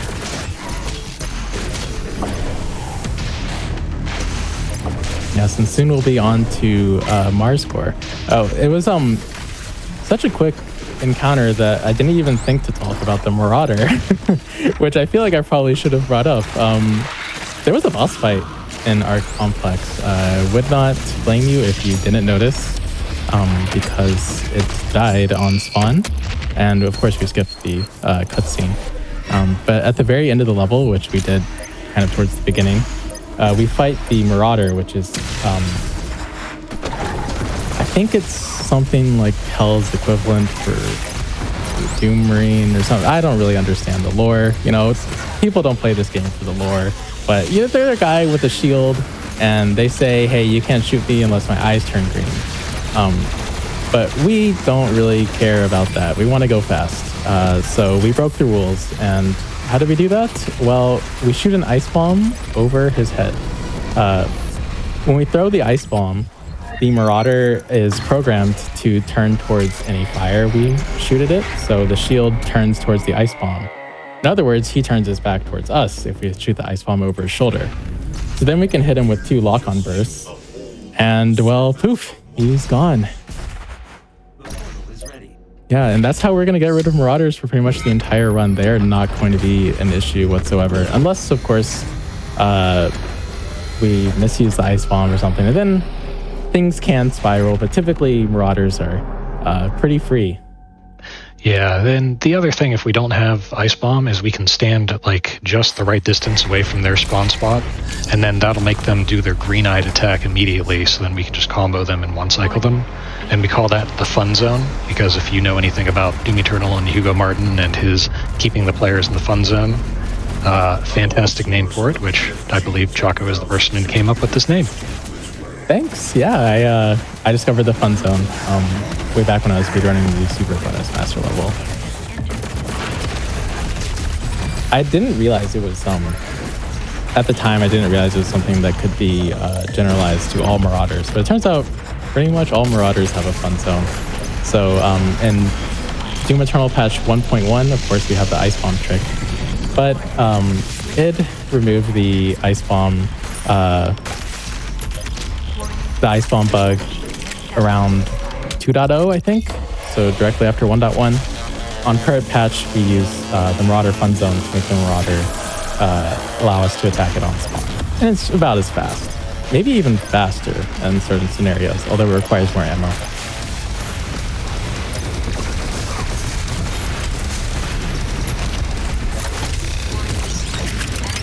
Alright, so here we are on Mars Core.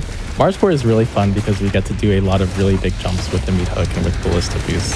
I think this is probably the second most fun level for me when it comes to just traversing it. Of course, the most fun level to traverse is everybody's favorite level to traverse, and we'll get there towards the end of the run. And this one's great as double. well. Oh, here we go. Did it not come through? Yeah, for some reason the mod didn't go through mod swap. Oh well. Yeah, so part of that tech is doing a mod swap input at some point. Okay, I gotta collect ammo, and then I'm gonna go for my double Arba strat, which, oh no, I do have ammo. Alright. So I discovered this movement, and it is the fastest way to get from that point to that point. It worked out, nice. Oh, wow. So I'm guessing Arbalist can be fired twice in the same way that Destroyer Blade can? Exactly. Yeah, so either of the charge up weapon mods you can fire twice, and I like to use it a lot in this level, especially against Kakos here.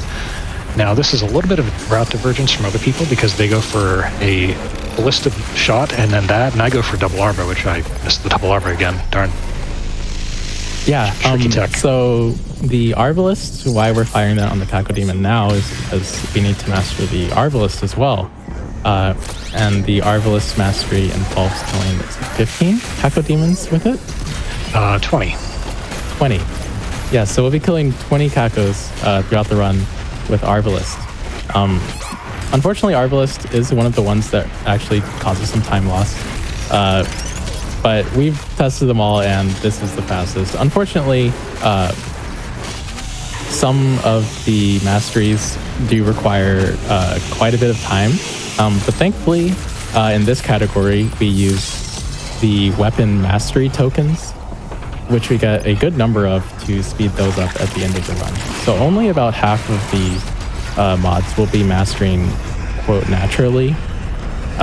And if you want to see a speedrun where people do every single weapon mod mastered naturally, you can watch NMT, Natural Masteries.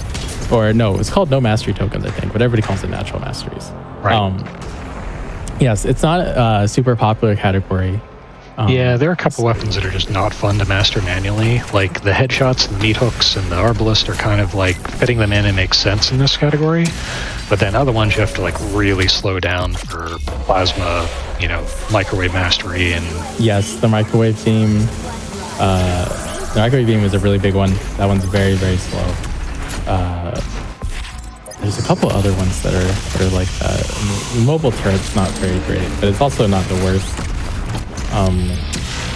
Yes, certain weapon mods will be mastering just through the tokens.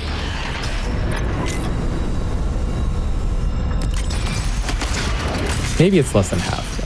I think more than half of them we master naturally. I couldn't tell you. I kind of forget at this point. Full auto is another one that's a bit tricky to route in. And also another interesting thing about natural masteries,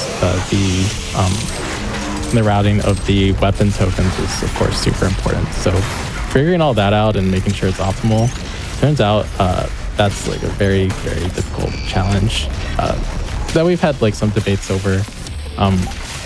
I think if anybody comes in and they're like really, really passionate about the category, you see a lot of progress in it really quickly. I've been missing that lurch hop in like all of my practice lately, so glad I hit it. Yeah, that's a very finicky little B-hop. Sometimes bouncing off of that surface doesn't give us any speed. Oh, crashed, and that's expected because I touched the little trap on the bottom there. Oh, okay. Yeah, it's just like, so yeah, on the earlier versions of Doom Eternal, if you fire the BFG whenever you've got some screen effect that affects the outside of your screen, then it will crash. And that includes blood fueled and green goo and stepping in these traps here. Yes. BFG crashes were kind of this thing that we didn't understand for a really long time. We didn't know why the game was crashing whenever we fired the BFG. Thankfully, somebody figured it out in the past 2 years, and it's kind of a relic of the past, but if we're not careful, then they can show up again like that. Oh, I like that PB mastery tick that you've routed in there. Yeah, I figured if I'm going for headshots at this point, since I already got meat hook, may as well. Yeah, that meat hook mastery, it might not seem that important for us because all it does is it gives us 30 armor if we shoot an enemy while they're flamed with the meat hook. But it kind of turns out that that can be life-saving more often than not when you're playing on these really, really hard difficulties. So we get that meat hook mastery very early relative to the end of the run.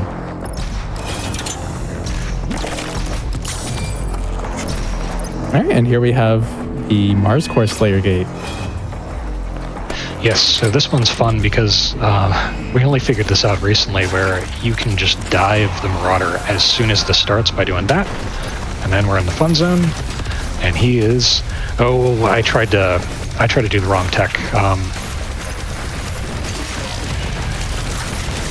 Yeah, no, okay. Let's try to clean this up. Oh well. Okay. Here we go.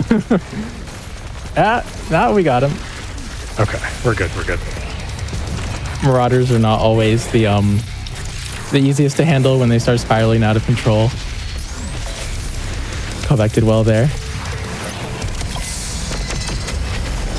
You just performed the chainsaw cancel on the BFG. So what goes into that?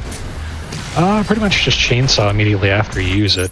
Let me just upgrade a couple weapons real quick. Or everything here. Yeah, and that allows you to swap to another weapon after using the BFG faster, is that right? Yes, and if you have the Crucible unlocked, then it even goes much faster because you can, so you chainsaw, and then technically it looks like you Crucible and change to another weapon, but it's chainsaw, change to another weapon, and then Crucible, and it jumps you to the weapon really quickly. It's a strange sequence. So here we'll be getting our last little mission challenge tick there. We've destroyed 3 different cannons for the Mancubi, and we are cleared to simply get rid of everything. Spider needs just a little bit more damage to spawn. There we go.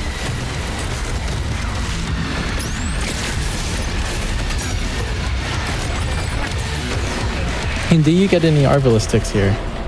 I do, and I actually try to route it as like double Arbitix if I can, but it's a little tricky. Like that. Oh, I didn't quite get the second one. Oh, that would have been... Oh, that was very ambitious. I love that idea. I go for it. I don't always hit it. Yeah. It's so fun to go for. I love that. It's been debated at times how many Arbalistics we should be getting in here, how much time it saves to simply not go for any versus to go for 1 at the beginning and like 1 after the hook, or I guess 3 now. Yeah. if you're cracked enough for that. Yeah, and actually I have no idea how many Arbalistics I have, but most people say that you're supposed to have like 8 by the time you leave that level, so hopefully we got that, but I missed like a lot of my double Arbas, so we might be in trouble. Yeah, hopefully not. Arbalist is one of those masteries that is pretty tightly routed, and if you miss a couple early on, it's usually okay because there's some backups. But past a certain point, there simply aren't enough Taco Demons remaining in the levels in order to master the Arbalist. So runs can die from that. It's not all that common, and I expect Kovac to be just fine, but it can happen.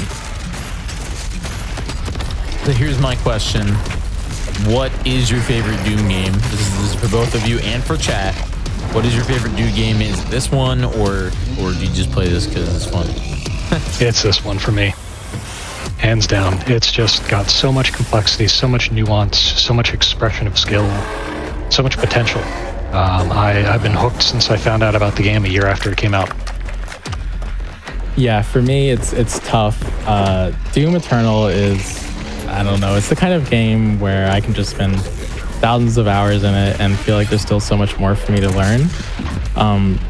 But the classic Doom has so much charm, and Doom 2016, that's kind of like, that's probably one of my favorite games ever as well. So I think I would probably go Doom Eternal, but on another day it could be Doom 2016.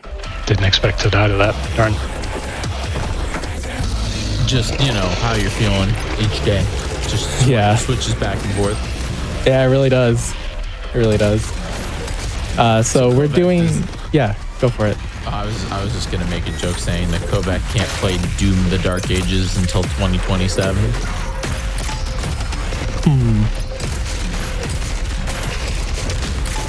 This boss in particular is...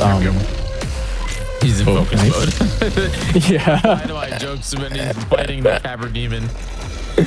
Yeah, this guy, I would say runners have a habit of beating him on red health more often than not. He's one of those enemies where you have to balance speed with surviving, and that's really, honestly, pretty difficult because he kills you so fast. Yeah, people will do just like these super reckless strategies, and people will also be safe. It just depends on the person, and I guess how brave they are. For me, I tend to be a little slower on that boss in particular, but some of the more brave people like Kovac and the world record holders or people who are at that level, they'll just go right into it, and yeah, it's quite fun to watch, but it can be punishing. Yeah, it's I think that boss fight, like if they gave that boss more health and made you have to chainsaw in the middle of it, it would have been like absolutely the hardest boss fight in the game, because he's just so difficult and his attacks are really hard to dodge. Yeah, and often we don't want to dodge because dodging means we lose some time where we could be shooting them.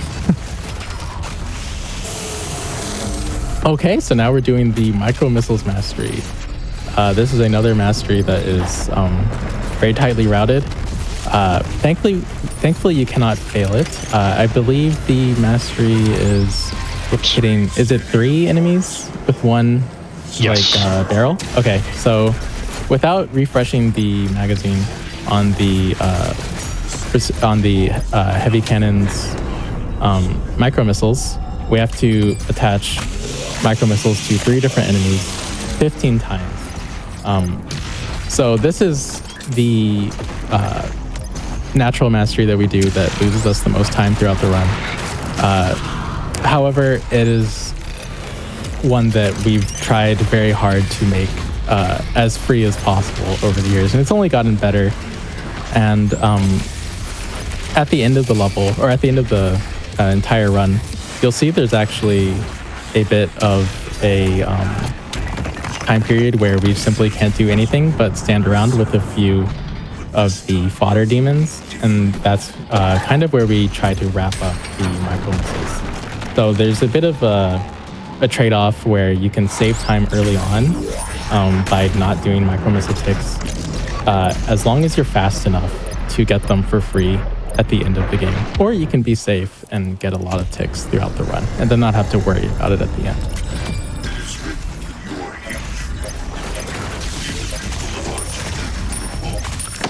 Kovac, do you have a number of micro missile ticks that you usually go for at the end of the run? At the end of the run? Yeah, do you have a number that you like to have, like going into the like into Urdak? Well, no, because it varies depending on how well I get Urdak. Because sometimes Urdak I can like literally finish up mastery. Okay, But well, that's very impressive. if that doesn't work out, then like I don't know. Uh-oh. Get off your sled. Okay, he's dead. I love those shield dashes, by the way. We haven't really talked about it, but if you shield dash off of something, then it often keeps your dash speed to that 33 meters per second. Yes, unfortunately, there is such a variety of tech that's being used all of the time throughout this run that it really makes it difficult to talk about all of it while also talking about anything else. I feel like if we were just explaining the tech, we would be like speed talking throughout the whole speed run. It would be a little silly.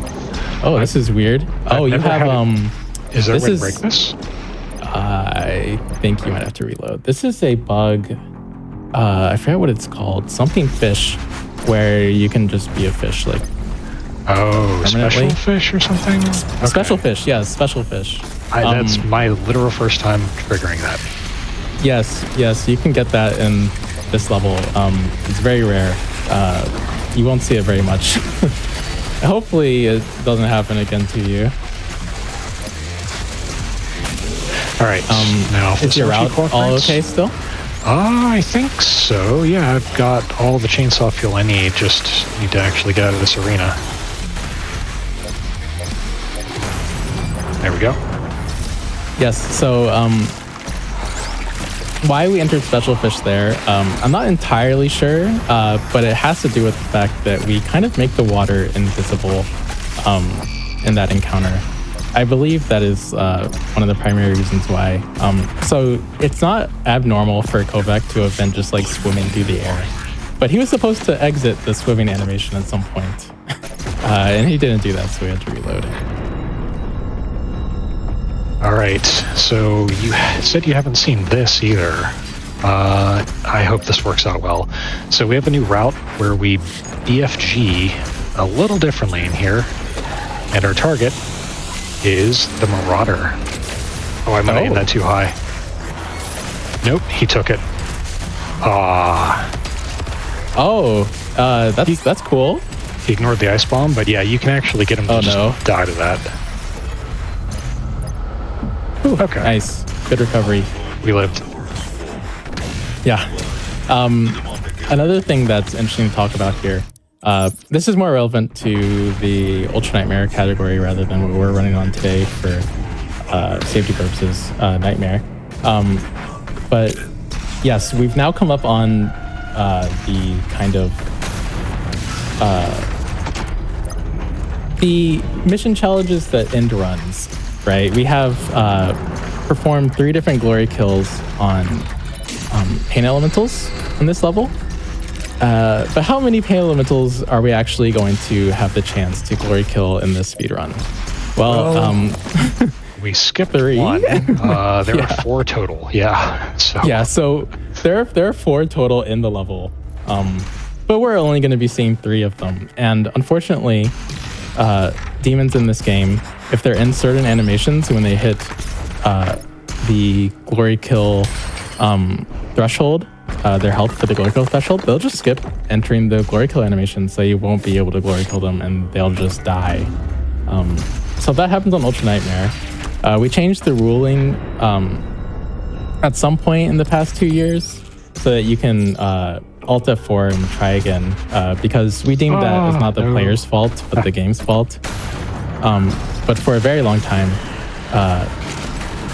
we just had to restart runs. So it would take like a month or 2 to get this far. And then the pain elemental would not enter glory kill, or you'd accidentally use the wrong glory kill. And yeah, the run was over. Yes, some troubling history for me there. I'm glad I don't have to deal with that anymore. I believe we missed a secret, so we'll be going back for that. But we're also going to be seeing, oh, nice, glory kill animation, number 1. We're also going to be seeing what is it called? Not secret encounter.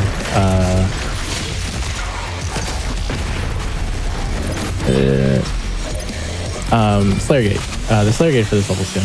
And that's where the last 2 pain elementals are going to be. Yeah, so before I go to the Slayer Gate, I'm going to get 2 things that I skipped. One was on purpose. Whenever I was going to the crystal, I skipped this because it's a little faster. And then the other, I missed in the front throne room drop. The very first time you got the secret, how many times did it take you to jump and do this little fall and dash? Oh, I would say, because I speedrun this category for a couple thousand hours. I would say for the first half of that, it was like not always 100% the case that I would end it, or I'd sometimes be way off.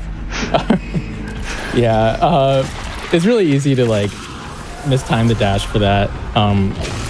You can, if you want, like dash early, because you can go into that with double dash. It loses some time, makes it a little more safe. Oh, what happened there? That was bizarre, yeah. I hit my mod swap button and it didn't do anything, and then blood punch went off for who knows why. Yep, that's one of those cases, right, where the game is very unforgiving about glory kills on the pain elementals. This will not be the last time that we have to do glory kills, particular glory kills, on a limited number of enemies. Yes, but it is the first. This BFG is one of the ones that we had the most problems with when it came to crashing, because we would glory kill the pain elementals, which would trigger the speed boost from the rune, which would cause us to crash when we fired the BFG. Thankfully, I think it was actually Nice Test or Mute who discovered that if we turn off blood fuel, we can skip the BFG crash. And that was kind of the first step to learning the heart of BFG crashes in these earlier patches. I just realized I don't have keeping cool. I didn't freeze enough. And is there anywhere I can go where there are enemies? At the end here? At the end. But I had to load checkpoint. There won't be. Yeah, I think this is also, once again, another... Would have lost it due to this. Darn. Oh, actually, it was pain elementals. It wasn't freezing. Oh, it was pain elementals. Oh, well. Could have sworn I got right, left, and then... whatever. I don't think this messes up the route. So technically, this will be a 99% run instead of 100%. Yeah, it's insignificant loss. That's okay. We had Dane here do a 99% of Doom 2016 as well. Yeah. Okay, perfect. So we're on par then. This game is very easy to mess up. It's just gonna change the category to 99% nightmare mode. That's, perfect. That's what they did before. It was funny. Yeah, and hopefully we can... Oh, we have some batteries to put in. So this is kind of the... I don't know, the break inside the speedrun for the runner. Yeah, it's a just 3-minute segment of putting batteries in, collecting things. Yeah, we're going to be watching this animation a lot. Hope you like it. How many more do we have to go? Ray actually changed the category to 99%. Nice. Thank you, Ray. New leaderboard submission. Just saying. Oh, we talked about that. Get 99%. 99. that unironically did come up. There were some other funny percent runs that we've talked about. I can't remember them off the top of my head. Some people also tried to get a 0% run category going.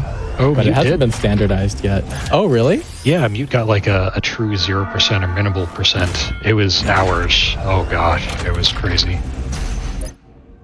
Yeah, I remember. Dashless, air controlless. I don't even know how you do some of those things.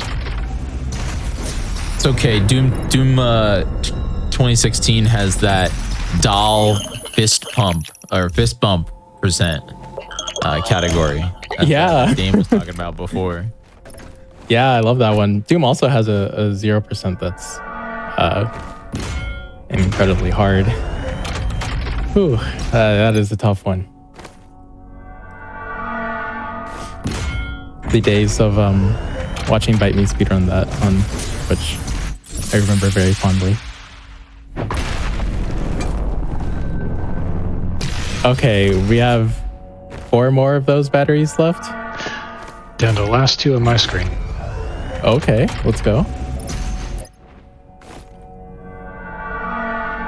And you already have the Unmaker, which I believe gets 1 use in the speedrun. Yes, we'll talk about that when we get there. We've left the ammo not taken here. And the reason for that is when we take ammo crystals, it actually refills our ammo, including, crucially, the BFG. So we can get a couple free charges of BFG just by running that in with the ammo crystals. Furthermore, we get BFG ammo whenever we collect the Unmaker. So it went from 0 to 60 just by doing that right now. I didn't actually remember that.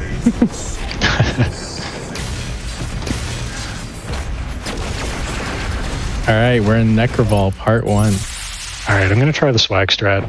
I doubt I'll get it, but I'm going to try it.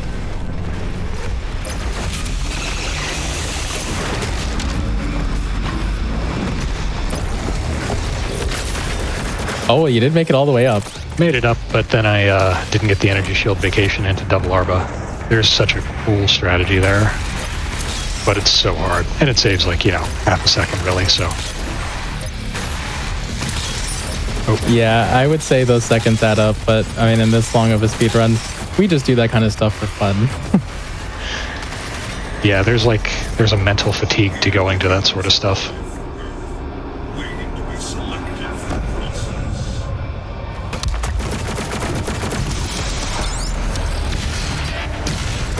right, we have some cushion again. I'm not sure if we'll need it though.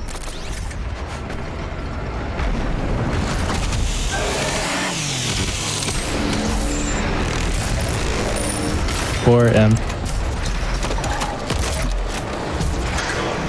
Wonder how that fully auto came out. That was strange. Yes, we need to kill those zombies there for 100% completion. Yeah, Now they we get kinda a little sprung the fight. monologue.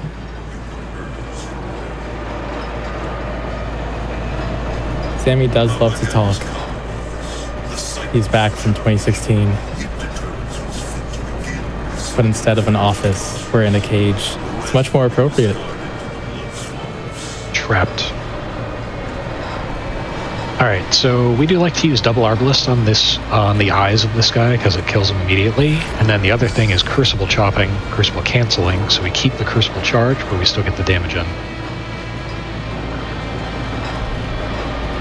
Yes, the Crucible is an interesting super weapon. Its animation is a lot faster than other means of killing heavies usually. So we ended up finding this little shortcut here where we can swap away from the Crucible right after using it and get the kill without actually consuming the charge. And we're going to use that a few times throughout the run. It only works on select things though, like those eyes, Doom Hunter sleds, and I don't know, not too much else, right? Yeah, we can skip the animation, but we can't skip the actual charge being used for a lot of things. We'll use it on Tyrants and skip the animation, but of course it does consume the charge for those.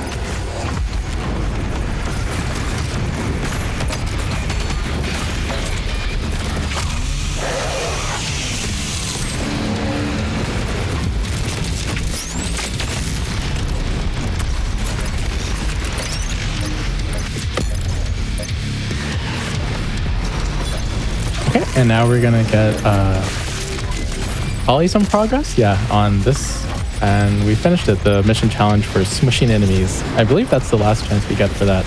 So we need to finish that up. And are we good on mission challenges now, or are there any more that we need to finish? Doom Hunt. Yes. We'll talk about that when we get there. Yeah, we can actually use the energy shield to block damage in a 360-degree radius for some reason. That's just how the game is programmed. So it blocks the crushers if we have it out, as well as damage from... I think it blocks damage from like goo on the ground, but it doesn't block some ground attacks. A little weird. But yeah, if the attack is coming from behind or in front of you, the energy shield will block it all.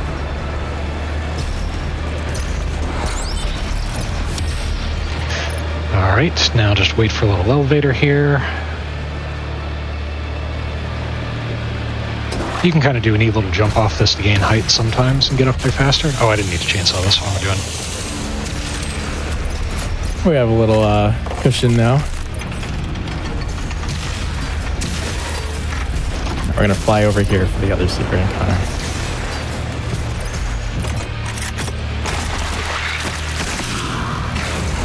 Get some very cheap micro missile ticks. We are at 4. 5? 5. We'll get a little bit more. One more if we can. All right, so here we need to get a particular glory kill. Is it left side? Right, I believe. Okay, so we need right side glory kill on one of these two Doom Hunters. Got it on the first one. Hey, perfect. These can be pretty mean. They can skip the glory kill very easily, or they can be up with their side against geometry, at which point it's impossible to do the required glory kill. So we just have to wait for them to exit glory kill and then hope they enter like a stagger state again later on. So yeah, we were lucky there. Got it on the first one.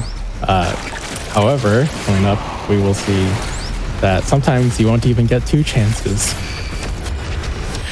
All right.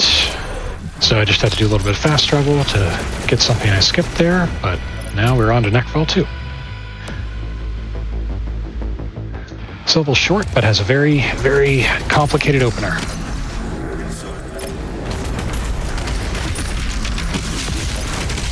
All right, we need blood punches to kill multiple things.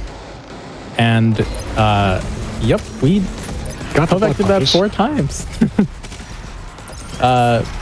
So the way he was recharging his blood punch there, typically it's done through glory kills. 2 glory kills equals 1 blood punch charge.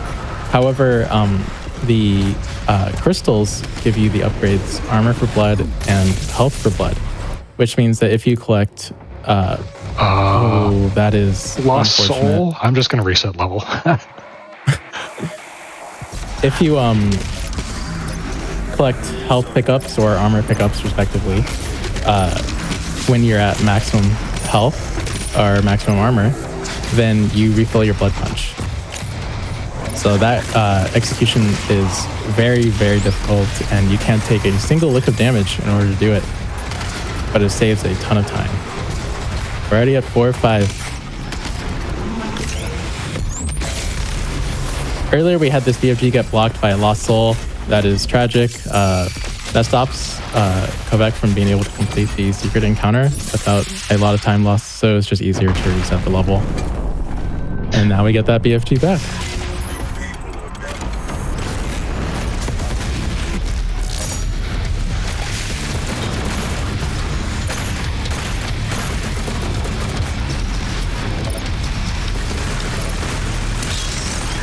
And here's our Unmaker, the one and only time you will see it. So back on patch 1.1, the Unmaker also got infinite ammo when we were using, what is this upgrade called? Well, the Go Fast upgrade, or the Go Fast Overdrive, right? Power, yeah, Overdrive, thank you. They patched that out in, I think, 3.0, so now on modern patch. Unfortunately, the Unmaker does not become infinite ammo like everything else. But for us, it still does.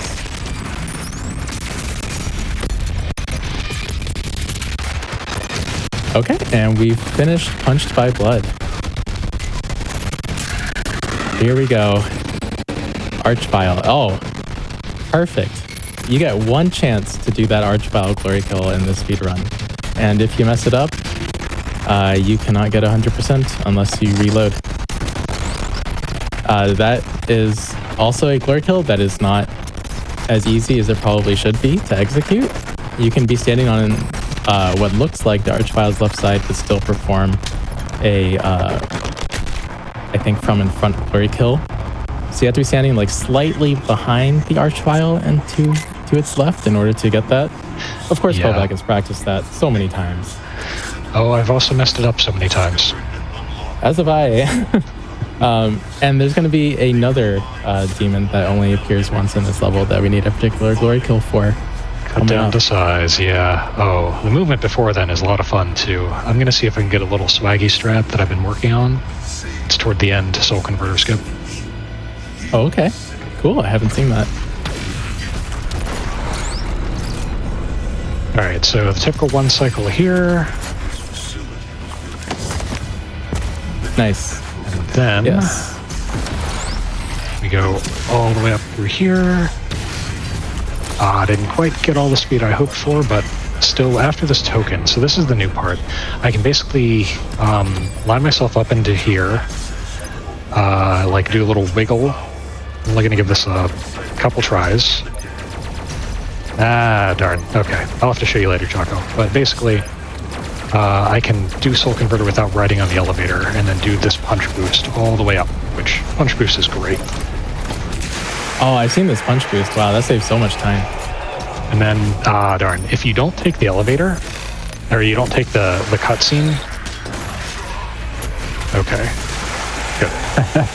Not enough ammo to like finish up what I was doing there. If you don't take those little teleporter cutscenes that send you through, you know, to the other side where you're supposed to go, then it actually enables, or it keeps the enemies at lower health. Those eyes, so you can kill them in a single arbalist shot. Fun fact, I have actually lost a UN 100% here. Not from the Tyrant, but from forgetting the toy underneath. Yes, this tyrant, we're going to do a from behind glory kill. Just realized I don't have blood punch. Yes, a critical error.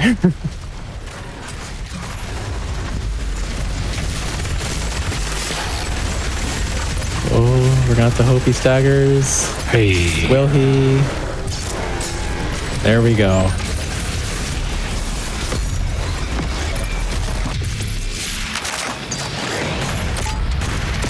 I think we'll get to see the first Crucible cancel on the sled of the Doom Hunter here.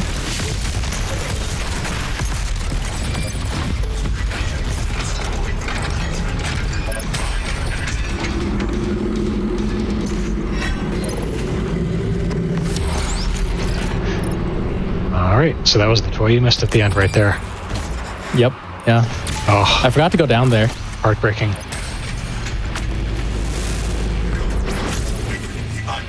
All right, 2 levels left. Urdak. Oh boy. This is the movement level of Doom Eternal.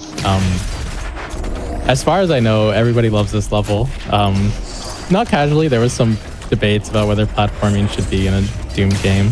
But for speedrunners, well, we absolutely love it. We get to do all sorts of fun stuff in here. It is my favorite level, and yeah, you'll see why. Already flying across the map though, no surprise.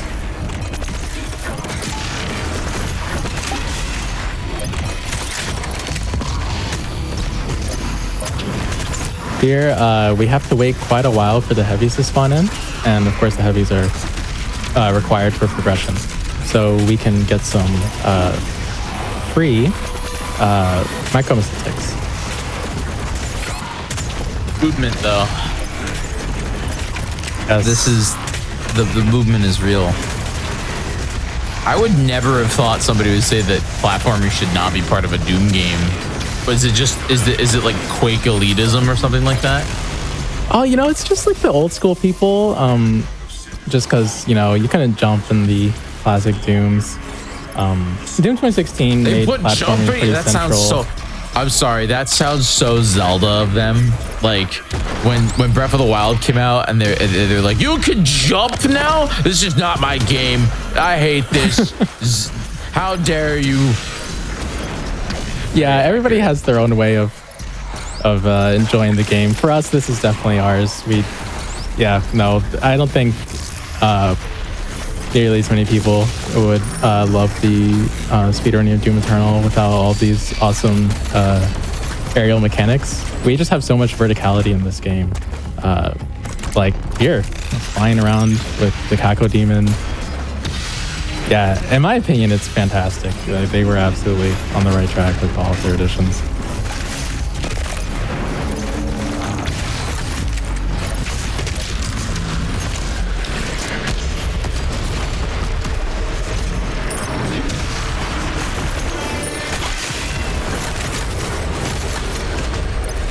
Ooh, some clean headshots to refill the ammo. We need as much ballista as we possibly can get in this level.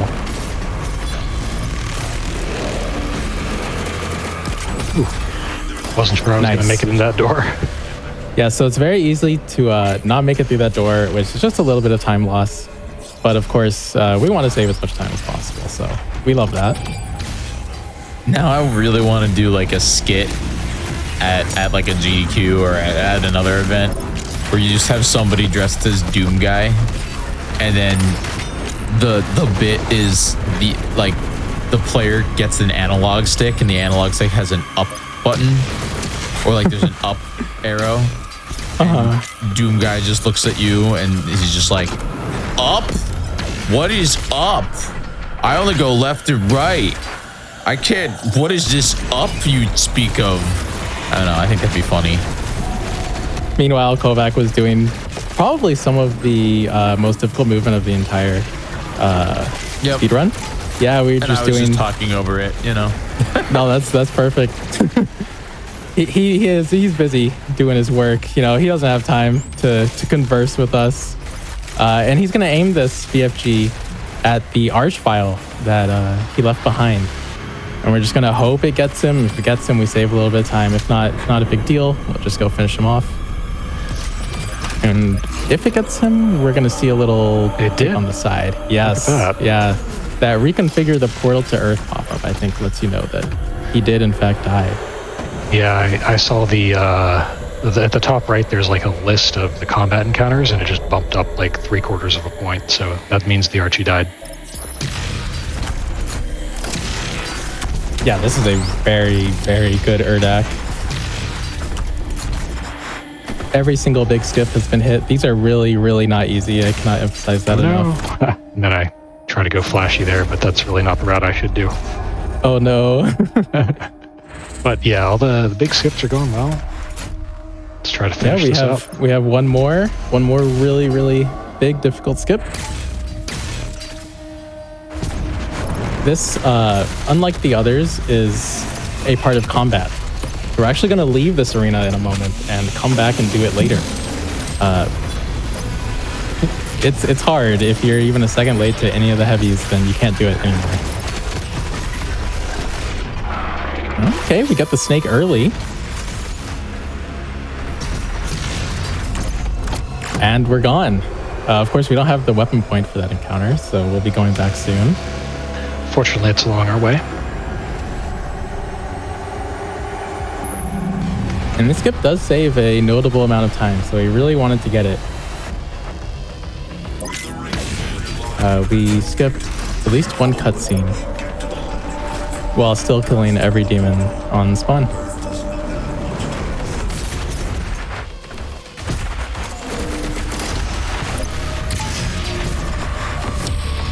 Grab the secret back here. Oh, you know what? I'm going to save my ammo. I just realized I'm down to 35 since I didn't kill that Maker drone, so I need to save this to kill him to spawn him.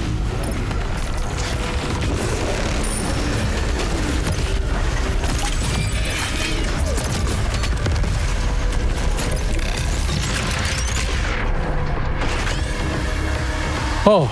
Have you seen me do it like that? Yes, I was scared though. Okay, me so too. So you can hook onto a demon, and then after it dies, as long as you're still hooked, as long as you were hooked when it dies, your hook actually won't immediately detach. So Kovac did a very risky strat where he got that Arbalest tick on the Kako demon to progress the mastery, and then hooked onto it immediately before it died, which allowed him to fly back to the correct path of the level. Yeah, and pretty much just keep flowing. This looks really good. This is a fantastic Urdak.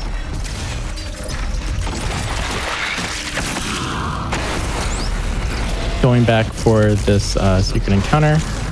Is this the last thing we teleport for? Yes. Yes, it is. And now we're heading to the Con Maker, next to last boss of the game. Yep, a boss that is pretty scary for a first casual run, and then kind of silly amounts of easy for speedrunners and people who played the game a while, because she just dies so quickly to lock-on burst. Yeah, and we use the Cellular Lock-On Burst in particular to get double lock-ons to her really quickly. So she doesn't last that long. And headshot ticks are looking pretty good too. 68. I actually don't like to master precision bolt too early. Have you ever? Do you know why? Is it because of the Marauders? Yes. Yeah. That's a 1.1 thing, I think. Yep. So Marauders won't get staggered by precision bolt if you master it for some reason. Thankfully, it's not like that on current patch, or else like everything would be out of whack for killing Marauders.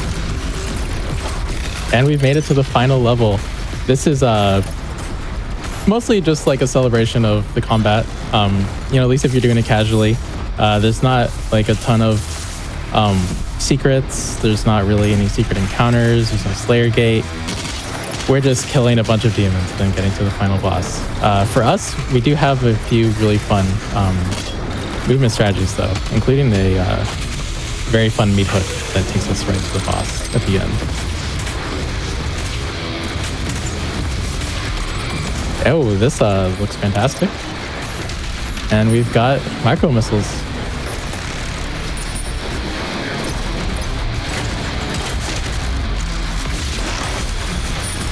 So we are only requiring the Precision Bolt Mastery and the Energy Shield Mastery, I believe,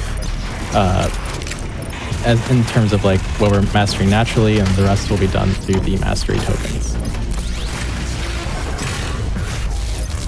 I do believe you're correct.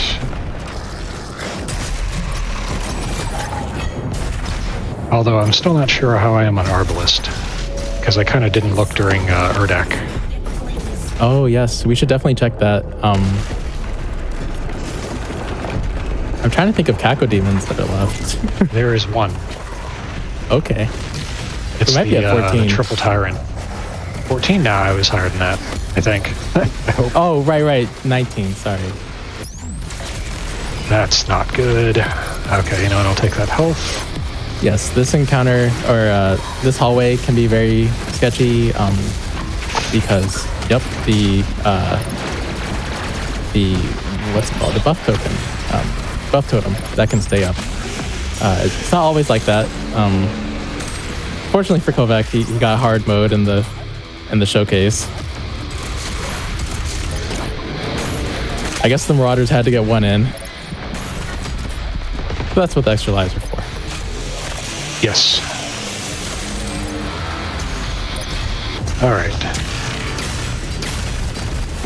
Just a couple fights left.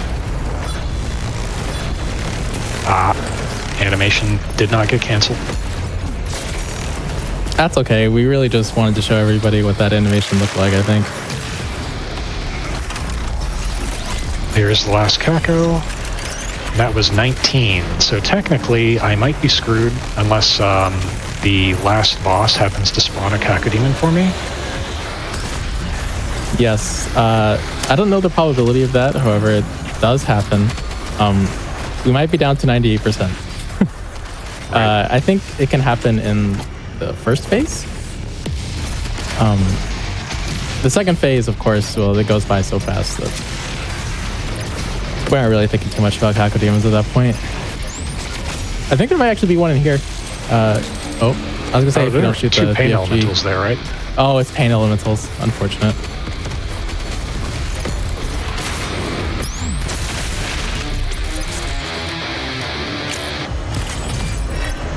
Okay, and we get our nice closing meat hook.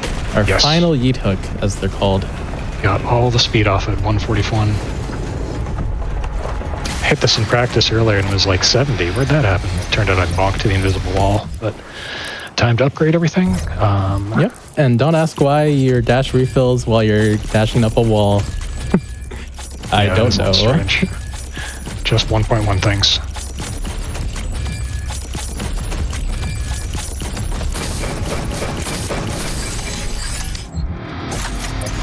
Okay, just Arbalist and Energy Shield remain. And of course, the final boss. So we can get the Energy Shield, which just requires you to do a certain amount of damage while the Energy Shield is up, for free by shooting the BFG and then taking out the Energy Shield. And then the BFG, for some reason, counts as Energy Shield damage. And now we'll be hoping for a Kako demon.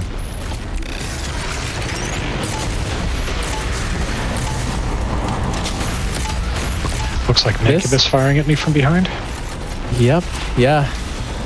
This is an auto scroller for all intents and purposes. It's very easy to get rid of all of his pieces, but then he has a little sequence of animations he has to go through in order for us to actually get to the end and go through the portal. It's not looking good. I don't see any Kakos.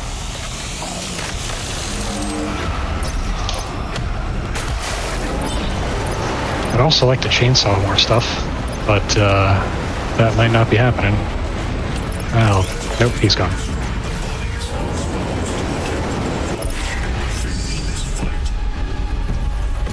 Okay, 98%. Maybe we'll see a Kako here, maybe not.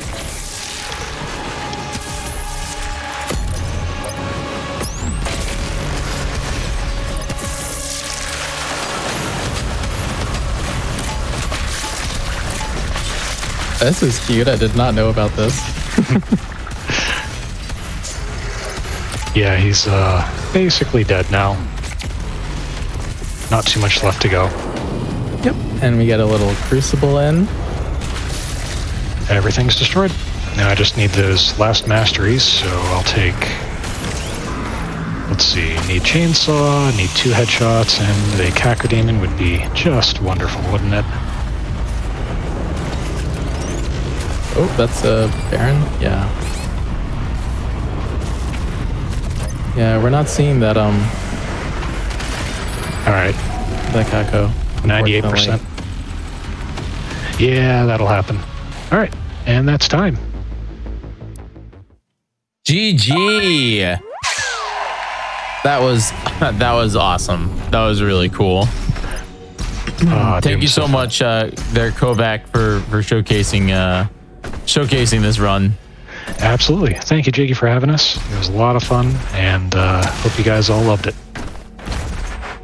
I definitely did. It was a real good time. Kovac, why don't you tell everybody just a little bit about you and what they can expect when they go follow your channel?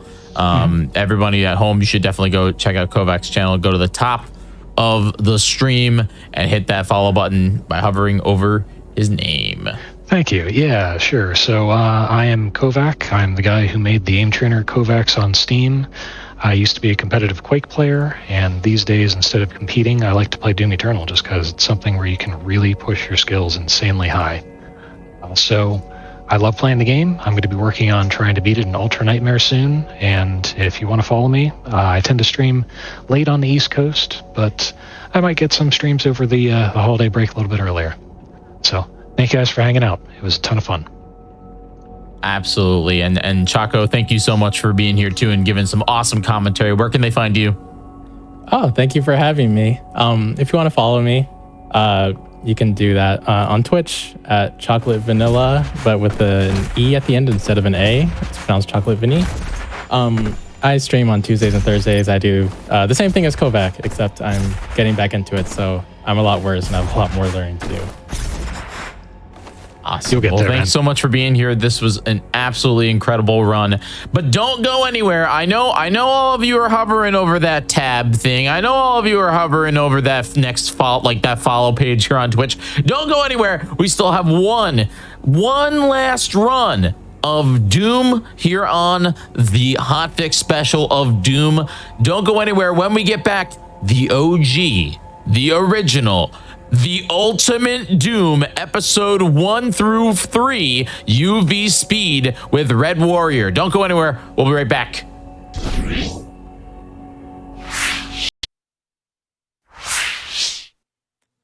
Welcome back, everybody, to the secret show of Doom. This is it. This is the final run of the day. We are going to be showcasing the original Doom here, and I am super, super excited. My name is Jiggy, and I've been hanging out with you all day through all of these incredible Doom runs. But I have one thing that I have to ask you all, okay? I have one thing that I have to ask you, and I just have a question for you. Do you all mind putting 1 in the chat if you're going to AGDQ 2025? That's going to be live from Pittsburgh, Pennsylvania, January 5th through 12th. And did you know that you can visit GamesDoneQuick.com and check out AGDQ 2025 important dates section, and you can learn all about it? Because I'm going to be there. So I want you to type 1 in the chat because I'm ready for AGDQ 2025. Oh man, it's gonna be a blast. It's gonna be a good time. But with that, this is it. This is gonna be our final run. We are getting into Ultimate Doom, episode 1 through 3, UV Speed with Red Warrior. Blink and you'll miss it. This runs super fast, and let's get into it. Red Warrior, how are you? I'm doing great, thank you. I hope you're doing well too.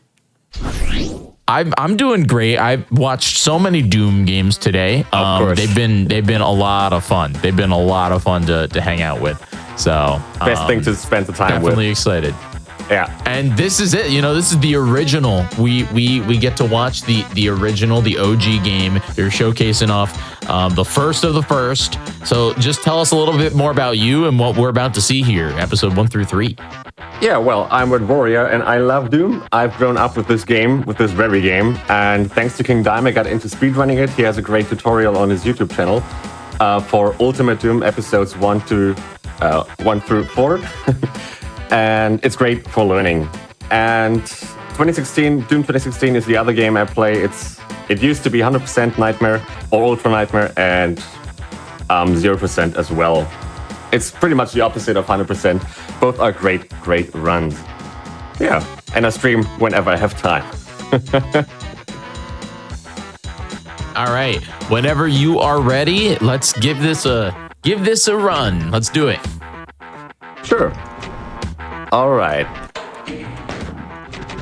Well, let me count it down. 5, 4, 3, 2, 1. Doom. Let's get it going. E1M1, the first map, pretty iconic and pretty over fast. I've just grabbed the blue armor, which is important for E1M3. It gives me 50% damage reduction, and the only reason I want to have it is because E1M3 is filled with shotgunners. They deal a ton of damage, anything between 9 and 45. And well, now we can divide it by 50%, so it's all good. Well, we'll see if it's all going to be all good, so yeah. We're at the end of E1M2 already and entering E1M3. Let's see if... Yeah, the imp fell down the elevator. That's a time waste for us. Now it's clear. Aw. There we go. And now onto the first, well, boss fight this map, if you will, because of all the shotgunners and barrels. Okay. That was not my plan for sure. There's also a lot of backtracking involved whenever I have the blue key, so it's even more dangerous to go alone. Yeah, look at my health. It's pretty much non-existent already.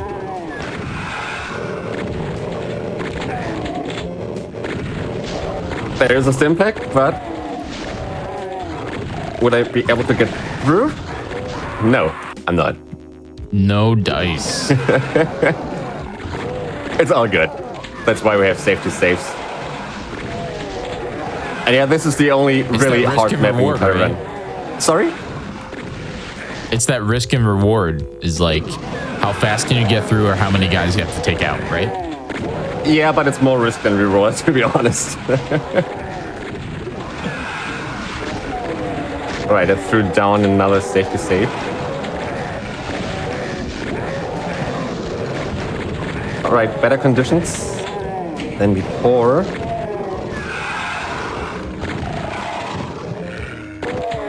Hard to see anything. Alright, so far so good. There's a medkit around the corner. There we go. Okay, I should be fine now. But let's not speak too soon. The end room is still yet to come. Oh, I'm so grateful for the barrel explosion up there. Destroyed all the imps so they won't hit my back. Okay, hottest map in the entire run over. E1M4 is pretty easy. We skip the entire map basically. So UV speed means it's, well, speed stands for any percent, if you will. It's the equivalent.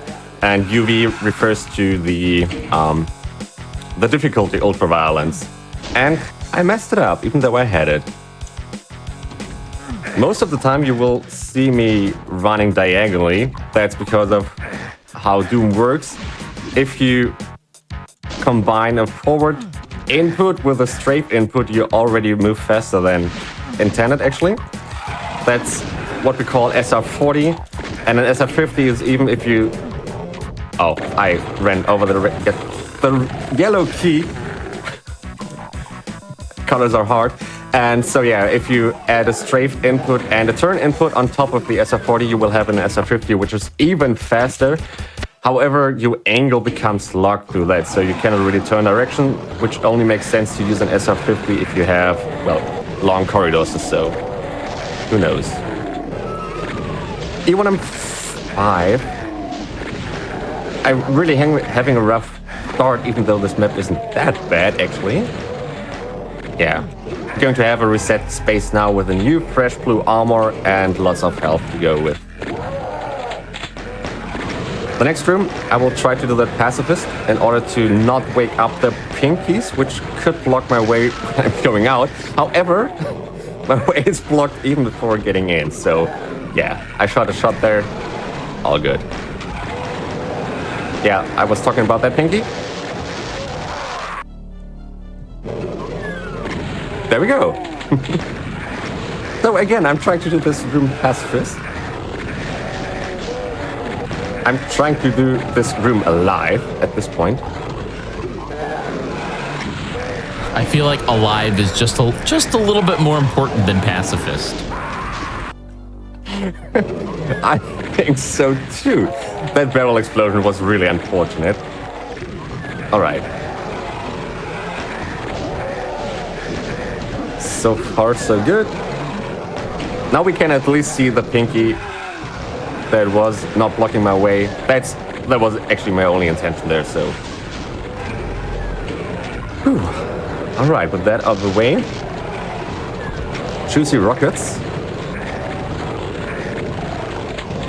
Which was actually supposed to clear my path there, but it only worked half. Arm charm.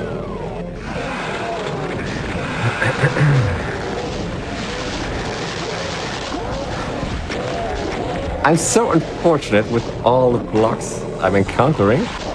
The monsters certainly do not cooperate right now. I've never had a Spectre there blocking me. Legit, hands down.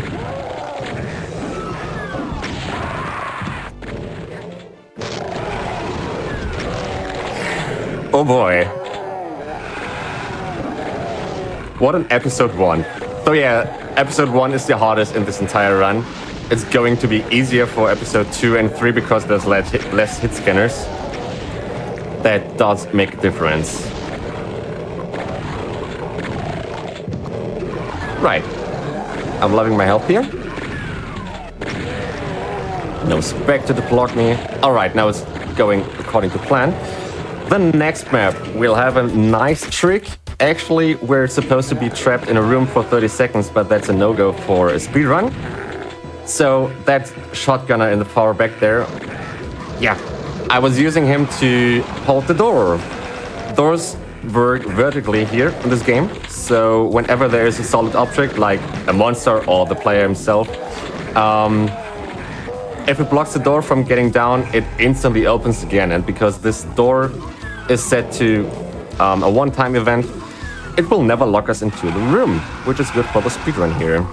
And that rocket did absolutely nothing. I was supposed to clear out those 4 imps there, or 3. The rest of the map is fairly easy except for the slaughter room at the end. I did a mistake and I kept shooting because I didn't want to alienate those imps, because you can make your way through here easier if they're not awake. If you notice my weapon, it's blurry. I've picked up a partial invisibility, so it's a blessing on one hand against hit scanners because they're likely to miss all the hits. However, against projectiles, it's a curse because they become non-predictable and you cannot evade them really.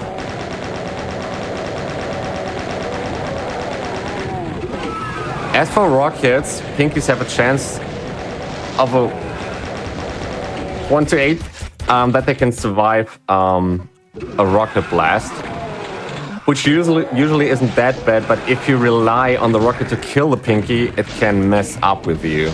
Because rockets are precious in this episode. Ideally, I want to have 11 rockets total when I'm exiting this map, encountering the boss fight. So the entire route is to have as many rockets as necessary. So many hit scanners here. much less than E1 and 3 as for the shotgunners though, so that's something, but there's a lot of backtracking involved as well. And now they're all awake. I've skipped a lot of hit scanners. And they're all trying to chase me down. Here they come in the corridor. All right. I didn't know they didn't even wake up. I don't know why. That's Doom. So yeah, usually it's pretty fancy if you hit the pillar that's rising and you're simply running over the wall there.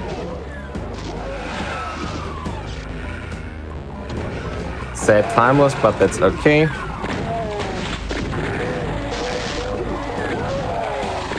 Approaching the end room with lots of hit scanners and backtracking. And aims for that regard.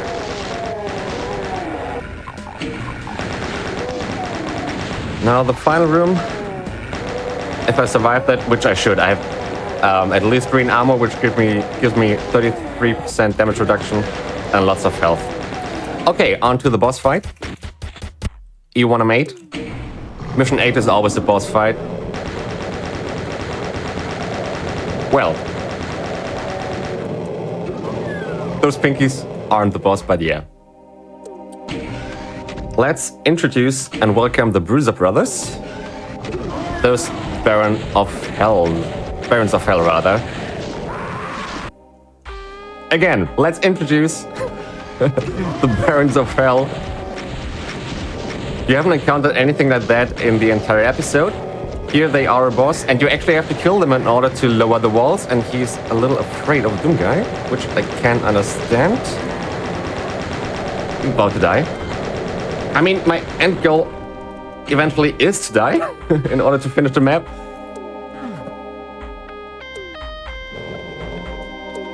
I swear that did not happen. I ran over it. But hear me out here, Red Warrior. What if you just jumped? If I just jumped? Well... Yeah, what if you just jumped in Doom? If it was possible, of course you could do that. Well, there is no jump in this more or less 2D game, even though it looks 3D-ish. What? Yeah, Sorry? What? But in Doom 2016, you could... Oh my god, I can't believe this. This is crazy. You can even double look up jump in there. those games. I'm so mad. We'll see some rocket jumping action, at least later.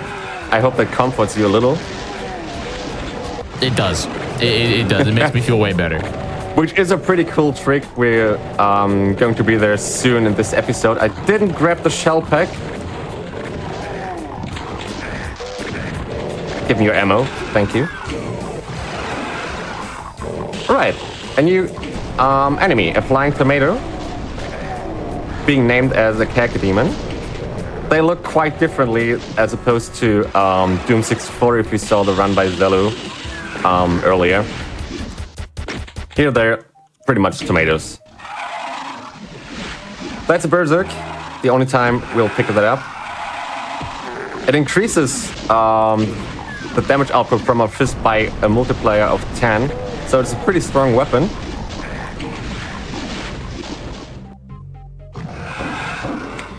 So in episode 1, we were calculating everything with our rocket count, and episode 2 and 3. A second.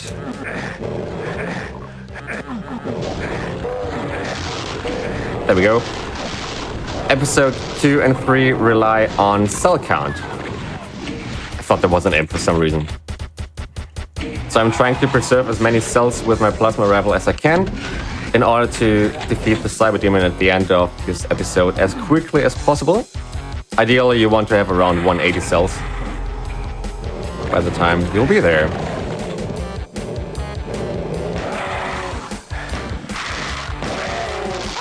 What is going on today?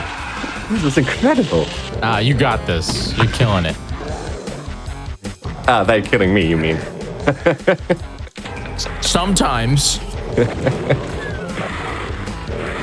So unfortunate that I didn't grab the shell pack, but it's all good. Let's just use the plasma rifle.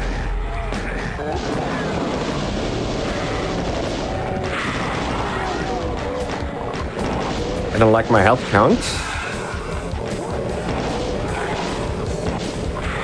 There's a damaging floor and the Kako demon waiting for us. And if the pinkies block me, the Kako can shoot me from behind, but thankfully I managed to survive it. Okay, E1 and 4. That's, well, a cool map if you play it casually. It's so big but only has so few demons actually. It feels more if you play it casually for the first time. No infight, sad but true. I'm afraid of the Baron at least, a little. There's the yellow door and here's the yellow key. Whatever the map creator thought there.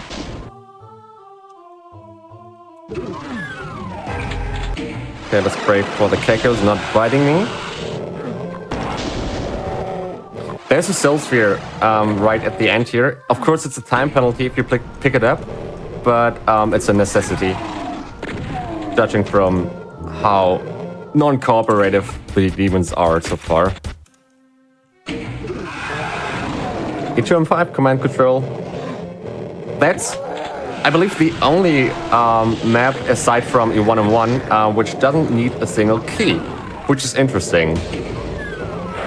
If you went for all the secrets, you would actually visit the secret map from episode 2. It's hidden in this map, but we're not going to go there because why would we want to have an additional map if it doesn't give us a time save? In Doom 2, however, there was a route going through the first secret map, actually, because it's faster than exiting map 15 it is regularly. E2M6 holds up the dam. That's the only time we're going out of bounds. Going out of bounds in this game isn't easy. And, well, this is a precise rocket jump. First, I'm getting the momentum preservation going here, which is more or less random. So the game thinks you are at full speed, and with the rocket boost there, you have enough velocity to exit the map, basically. Physically. However, there's no way getting back in, so we have to make use of the mechanic we calling zero press to hit the button through the wall. And now we're going to get the rocket jump. However, I have to kill both the Pinky and the Imp.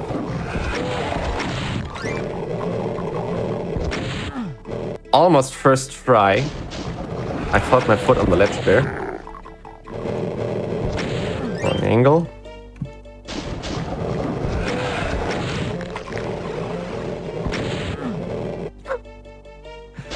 There is a setup, but you don't have much time to prepare because there's a Spectre behind you, and once he's reached you, you cannot really correct anything anymore with the setup. Also, we're invulnerable right now. You may have noticed a slightly different color palette, and I got it first try. So because I ran out of shells pretty early, I don't have enough for the Cyber Demon. I need those extra rockets in the hopes it will be enough. So in order to defeat the Cyber Demon, shoot at it until it dies. That's the rule. Here, it's a boss. Once you kill him, you've completed the map. However, in the next episode, episode 4 at least, we're not going to see that today, it's more or less becoming a regular enemy. Alright, that was episode 2. Let's go to hell, literally. Where we are now. You may notice the difference in the skybox. This map is weird. You don't have much ammo, you don't get any armor, and you have to kill a lot of tomatoes. Speaking of which, they decided to kill me first. If you're lucky, an imp randomly fights, shoots a projectile in here and hits a Kako, making them to infight. So your path is clear. But more than often, the Kakos block your way as you're going back. So yeah, this hallway, there's nothing except for shooting the Pinkies. If you're lucky, you can kill the Pinkies within 2 shotgun shots, and I'm pretty lucky here right now. It's a norm that it takes you 3 shots.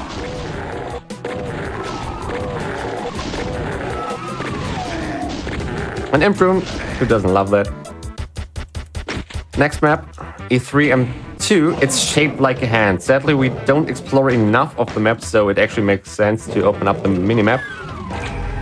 But believe me, it's a hand. Pretty neat idea. I'll take your word for it. You could have said anything, but I would have believed you, though. That's what I want to hear. E3M3, we're going to upgrade our weapon arsenal. But first, I want to make sure to kill the Pinky and all the M's because this game isn't really 3D, even though it looks like it. You cannot have two entities on top of one another. So, as we're trying to get out here, the Pinky might as well could have blocked us and, yeah, completely blocked us from going down there. Alright, it's time for the big friendly gun. We've just picked it up. It's pretty complicated in this game. Once you shoot it and the projectile leaves the gun, imagine an angle of 45 degrees in which all the traces will deal damage once the projectile detonates with something. In earlier alpha versions, it wasn't actually like a Christmas weapon. You saw all the traces. It was like the plasma rifle, but you shot a lot of projectiles at the same time. Another trick coming up, a key bump. So, I'm trying to get there first.